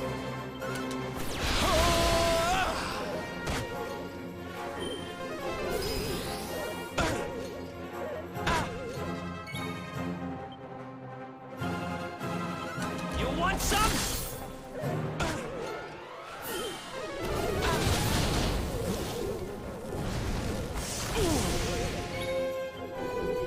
Oh, Eric.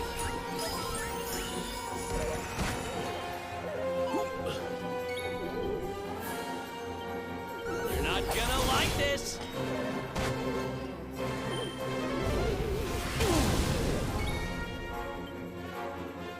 Hold on, sweetie. Thanks.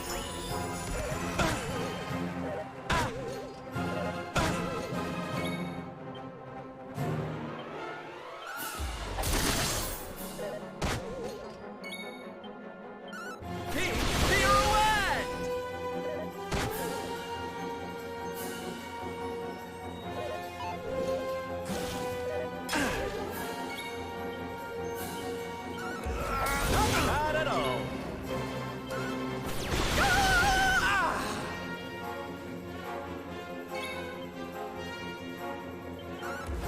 Fabulous.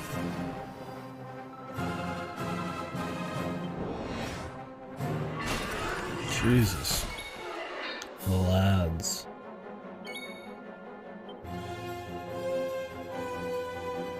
Perhaps this will help.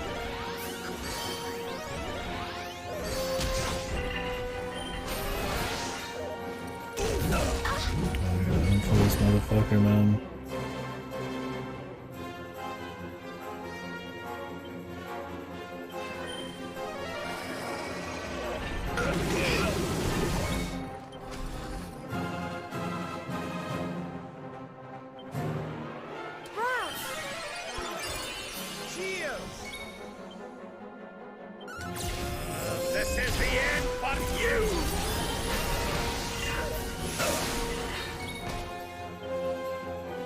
Don't give up yet.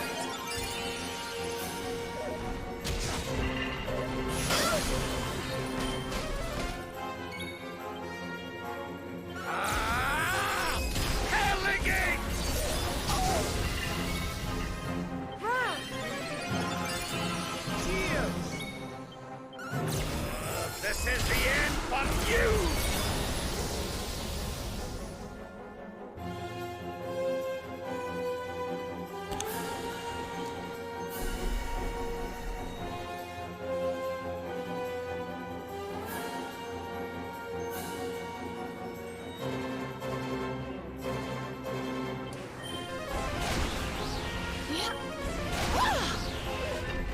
Take care.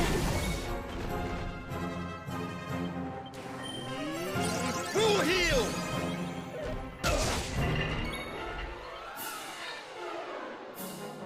Perhaps this will help.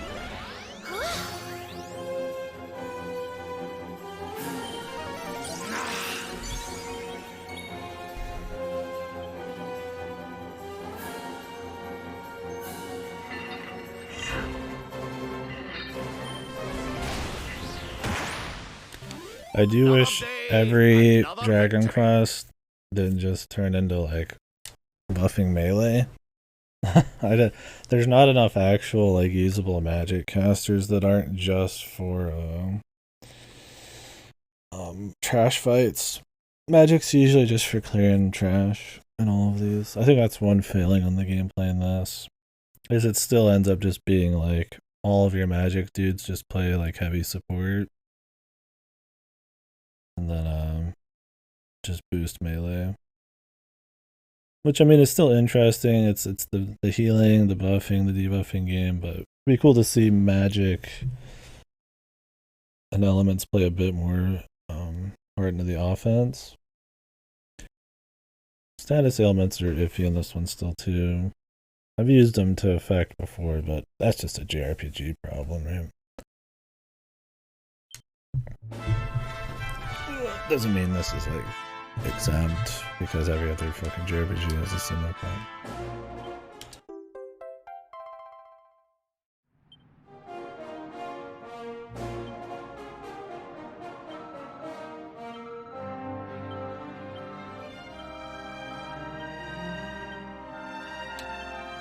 What can we make?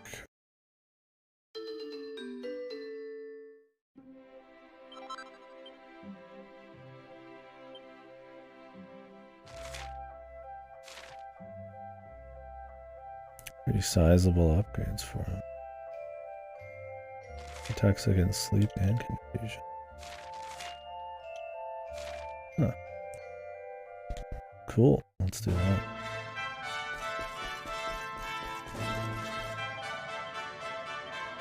Prepare the scum, the save scum. I'm excited for Etrian 4. I wonder if I should get a new mouse before that.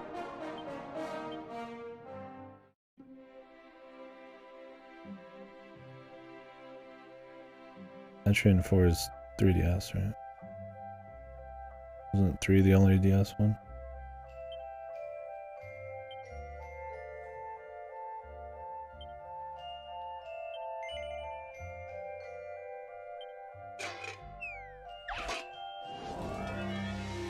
Or I mean, at least that are the ones I probably play.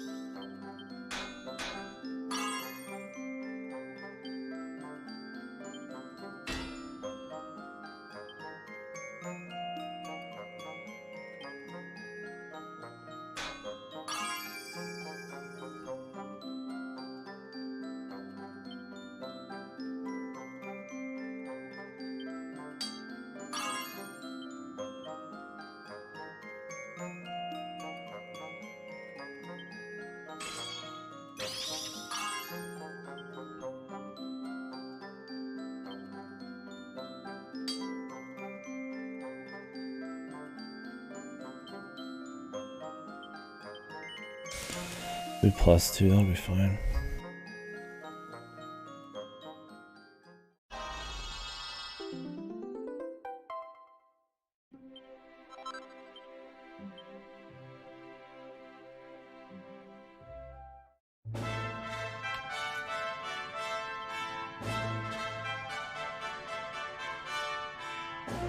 Yeah, that's a pretty damn juicy upgrade on him too, Jesus. That's the weird thing about these, is you're supposed to be able to do these at different speeds to get different rewards. But like, the rewards could be totally great or like really bad depending on just how they tune the turns. And then hard mode makes that even more bizarre. So it's cool it's here, but I could see why there's not like a shitload of things you get from it.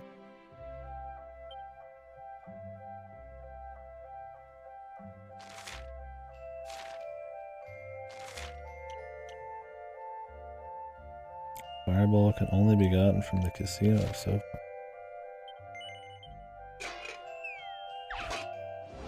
Interesting.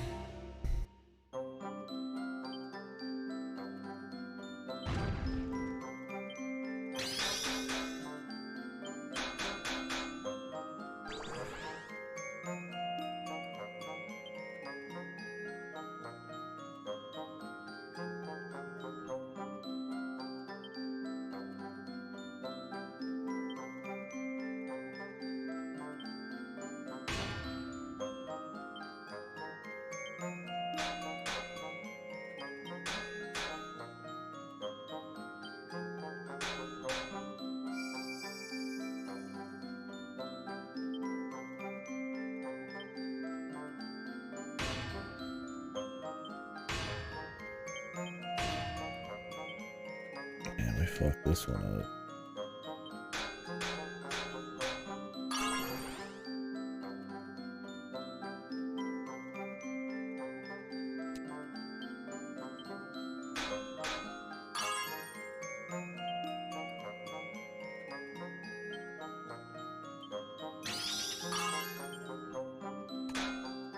Oh, I was really hoping for a crit there. We didn't give any crit. Should have double sizzled it. I still think it'll end up like +1.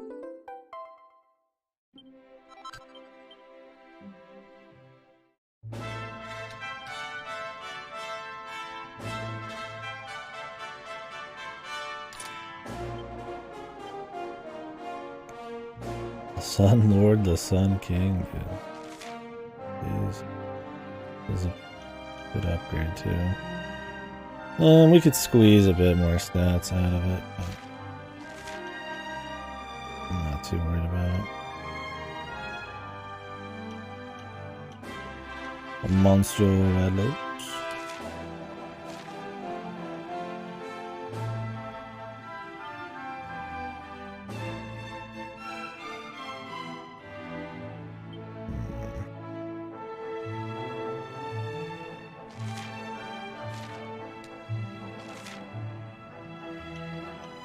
Arc damage reduction, pretty good.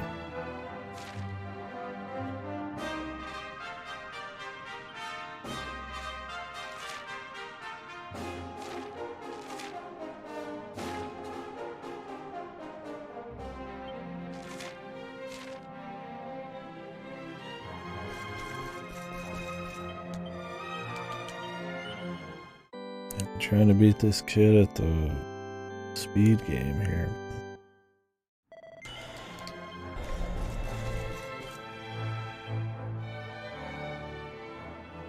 Saints Ashes and Sage's Rib isn't that's very good. Bottled Lightning though.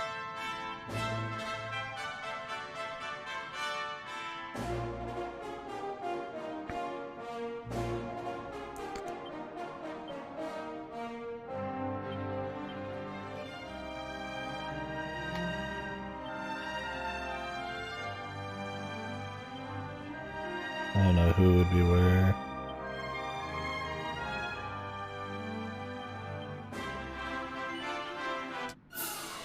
I don't remember the layout. Let's go!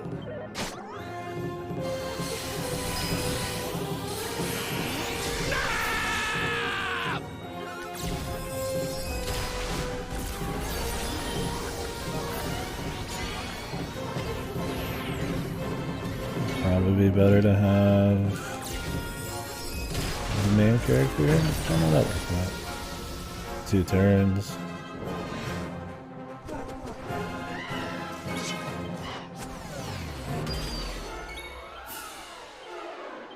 Prevented from using abilities? Well, that's over. Well, this one's done.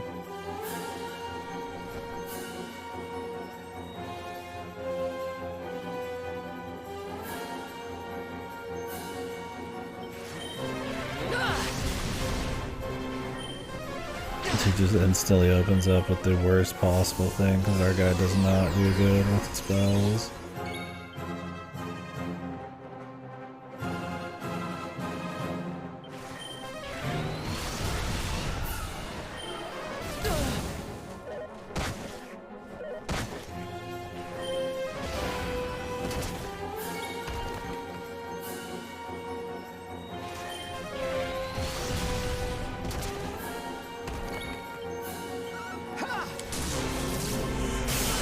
That guy didn't immediately do that, it'd be fine.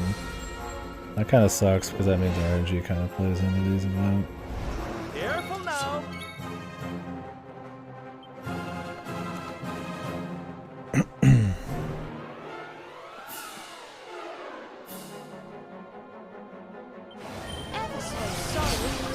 Oh, you can just thwack these, dude? That would be, wouldn't that be fucking OP? Just put a thwacker on every one. I don't like the idea of turn-based, like turn speed challenges, because it lends itself to like super RNG shit like that. I mean, at least there's not much stuff that uses it, but it's still pretty fucking like. If you just get lucky enough, you could just thwack them to death, right? Like, who cares?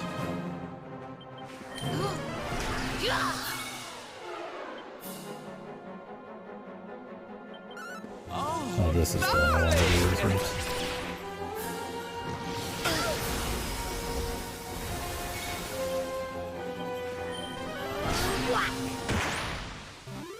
Score one for the good guys. Is that the lowest? It might be. 11, 1 off, man. I think we could do it. The second fight was the bad one. What do we even get? Dragon Dojo Duds. Only for him though.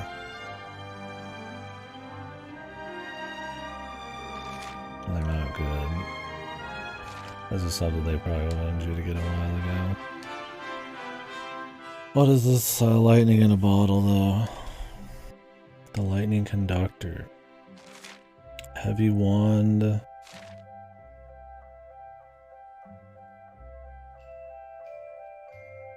Oh great, my battery ran out.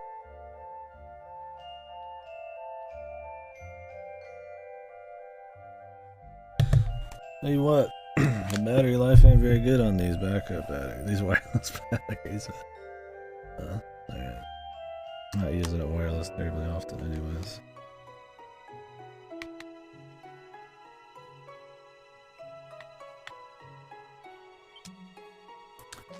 I don't think I want this, really. Oh wait, does it actually, like, summon something? It can summon lightning, but only on a group.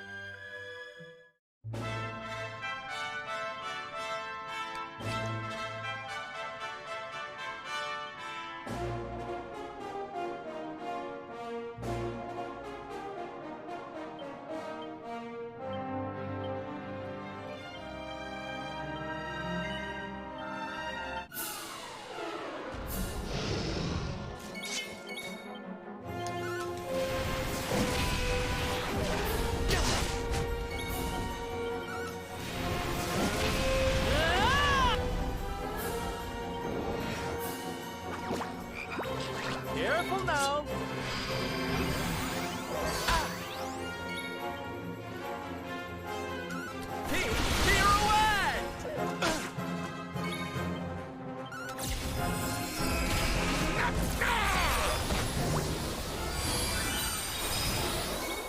So I could have just baited Thwack again too. Figured I could do this without having to do RNG there. I forget how fucking tanky these dudes are.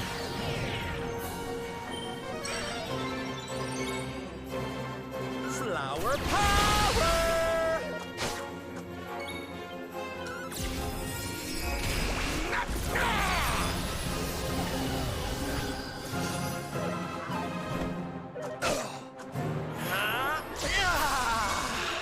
The thing is, if you just grinded a pep, you could walk into these and one-shot them as well. It's kind of bullshit.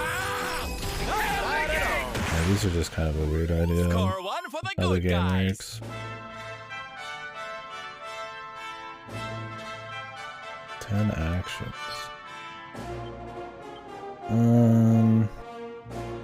If anybody could beat the dragon faster than our dude.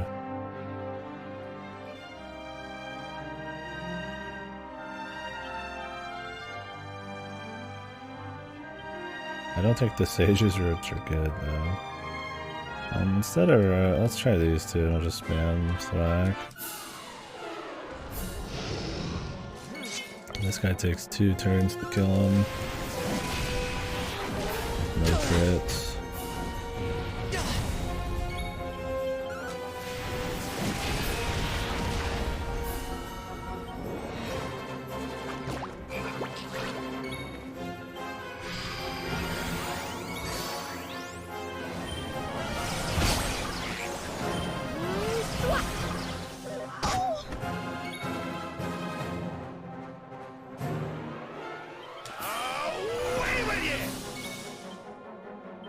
Ever so sorry.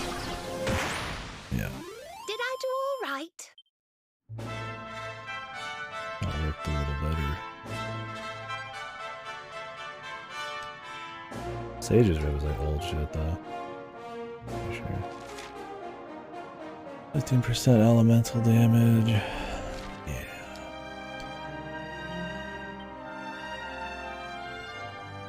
Yeah.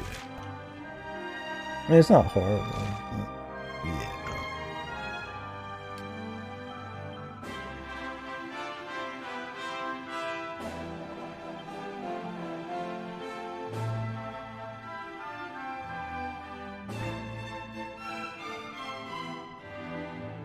I got close last time.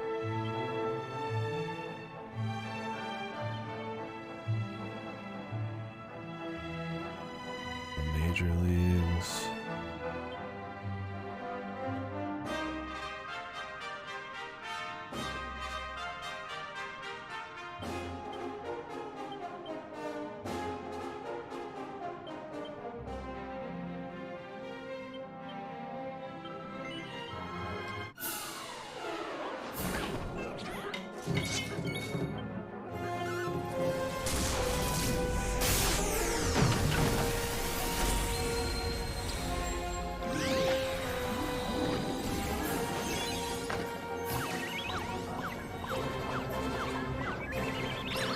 Jesus, how many dances are they gonna get, man?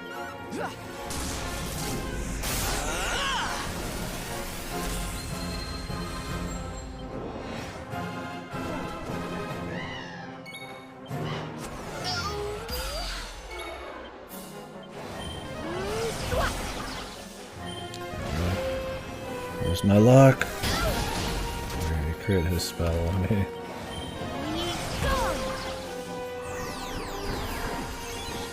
Bad luck so far.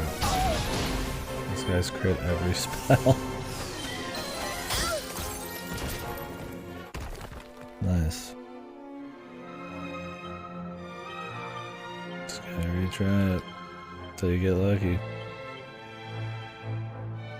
He's fine there. I want Serena there because she could double cast. And on this one, you at least have Sylvanda as backup since he doesn't have double cast.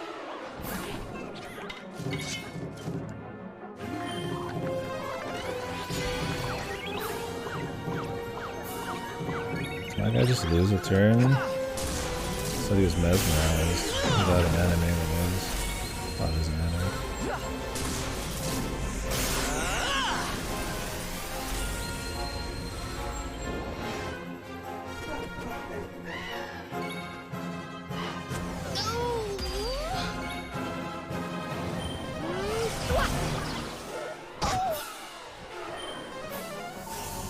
Can these guys just not be fly? Or am I just super unlucky? Okay.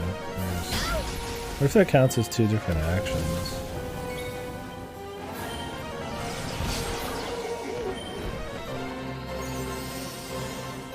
Oh great, of course they can revive each other.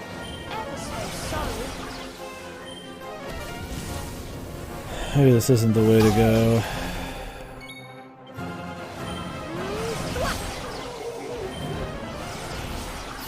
Too much luck involved on this one. We might save her for the last one.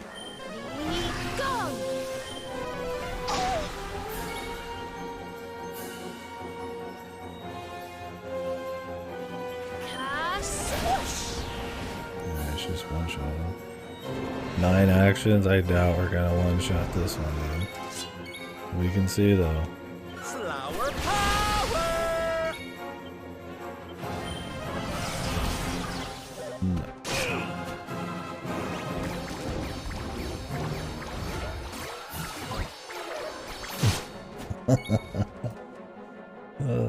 Kino. Wait. Nice.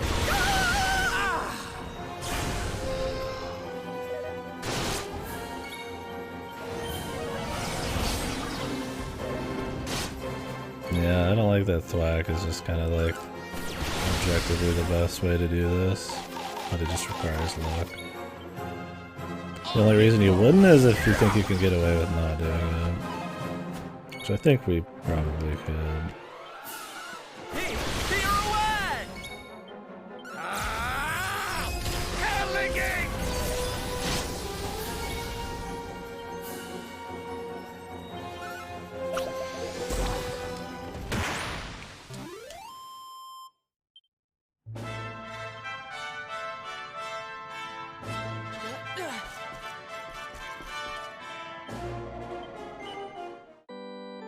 I just doubt those rogue robes are anything good, because they're probably just for fucking...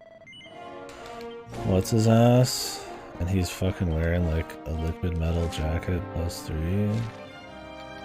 I really doubt it's gonna be any good. Yeah, you know, I'm not even gonna check. I don't even care.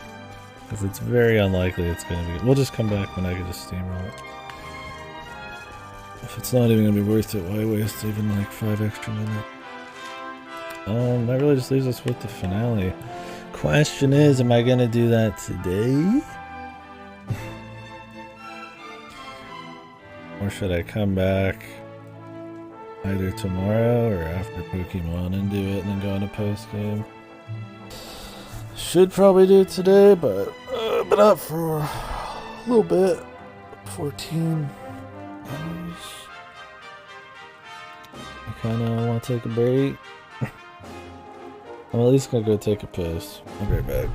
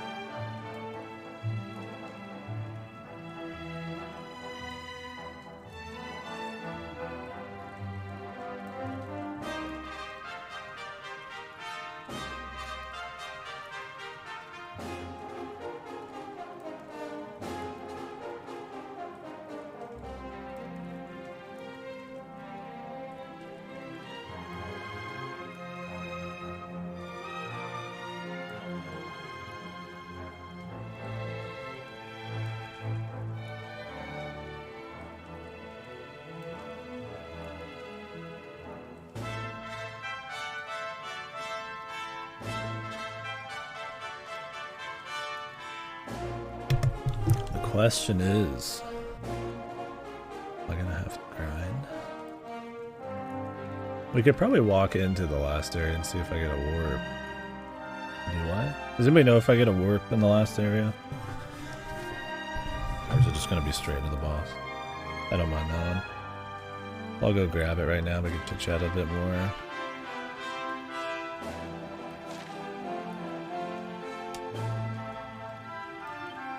But I think I'm gonna save the actual palace fights. Probably gonna be multiple phases of fights for later. I think when we come back to this, either tomorrow or after Pokemon.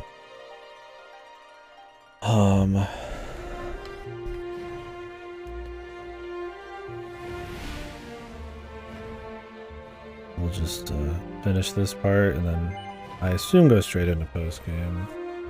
That'll be cool. So I imagine it'll be a few hours before the story and everything's done. I don't really want to go like too deep into this. If there's another dungeon here, I can do it. Maybe I'll do like a little off-stream grinding while I'm watching something. Who knows? I don't really feel like we need it, but if it's the final boss, I might.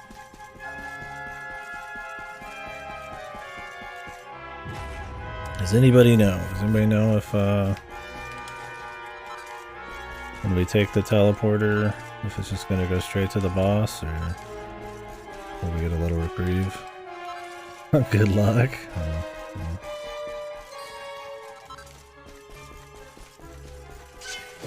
Oh my god.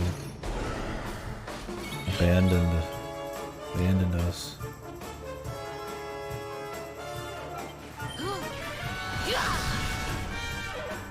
It's straight to the boss. Might wait then. Might not do it today. I was just gonna like do a little bit more, but there's something if it's straight to boss. I imagine story is gonna be like at least an hour of shit. And then the boss is gonna be like 30 minutes. And I might not even be able to beat the boss. I might have to juice up.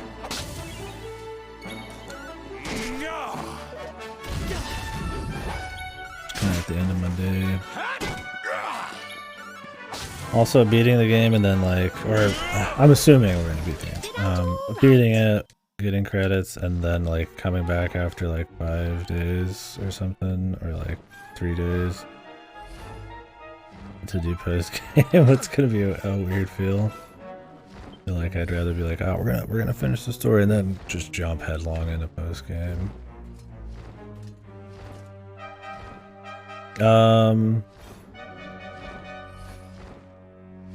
Is this the final bit of this? Is this gonna be credits after this? I don't mind knowing. There's been so many fake outs in Dragon Quest, it wouldn't even be a problem if it wasn't. Like, do we just go in there, fight the boss, and it's like, pretty much? Okay. I'm guessing we'll like maybe fly straight to like Yggdrasil or something max, and then fight like final phase. Straight to credits. There's no extra dungeon after this. Pretty much means we're like on the cusp. So if I go in there, it's gonna be final boss. It's gonna be cutscenes. It's probably gonna take an hour or two, and I'm gonna get tired. And I definitely won't have time to at least dig into post game. I already take enough breaks. Taking a break and then going to post game. There's a chance I just wouldn't do it. But I've heard it's pretty much just like the rest of the game. But I don't know how accurate that is. We'll see. Plan on doing it. Well, if I do it all in hard mode? We'll see on that. I've heard the last boss is pretty fucking toasty.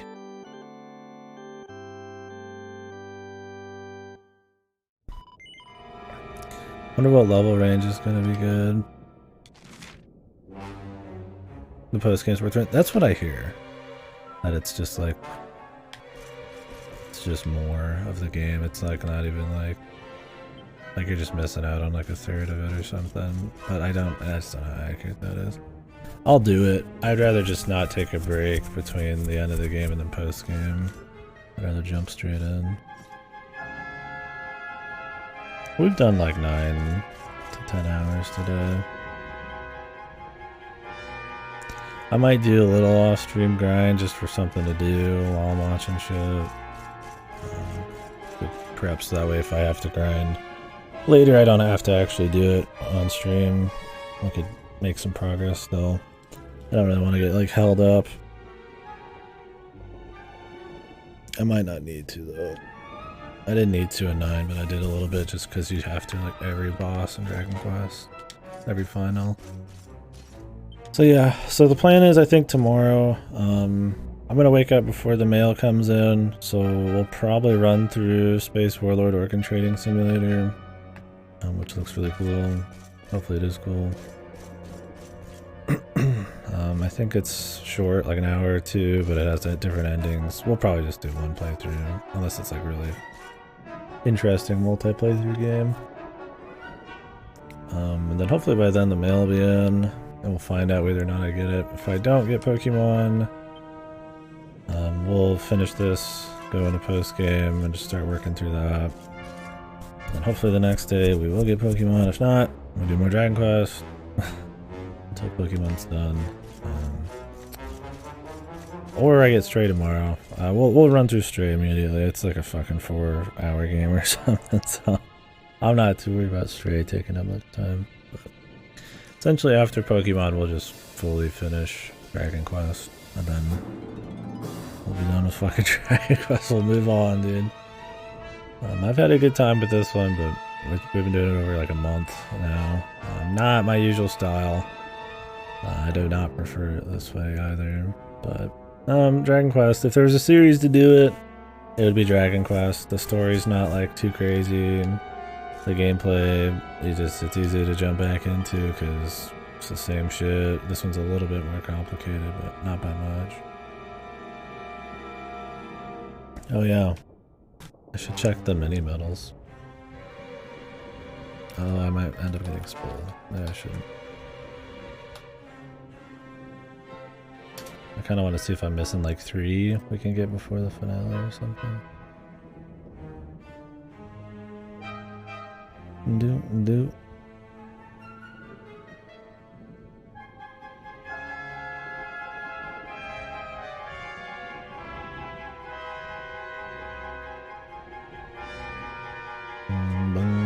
I'm just gonna scroll down slowly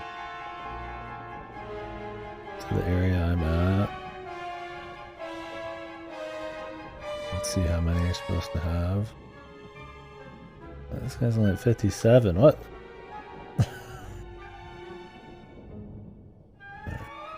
You know what? Forget it. I'm not even gonna check. I don't even want to spoil it. I already had a micro spoiler. Something I figured would happen. Don't want any more than that. Alright, anyways guys, I'm gonna have a little pizza and then probably chill. I want to keep going, but I don't really want to like go crazy. I'll do a little grind off stream, that way we get progress, and then there's hopefully nothing stopping us from just beating the boss tomorrow if I need to. Alright, catch you guys later. Thank you very much for the conversation. It was interesting. On the Pokemon, on the pep stuff, it's good. Prepare your asses for some ranting and conversation for Pokemon. Try to be pretty exhaustive about notes. Probably document every little thing and then format it all after each stream.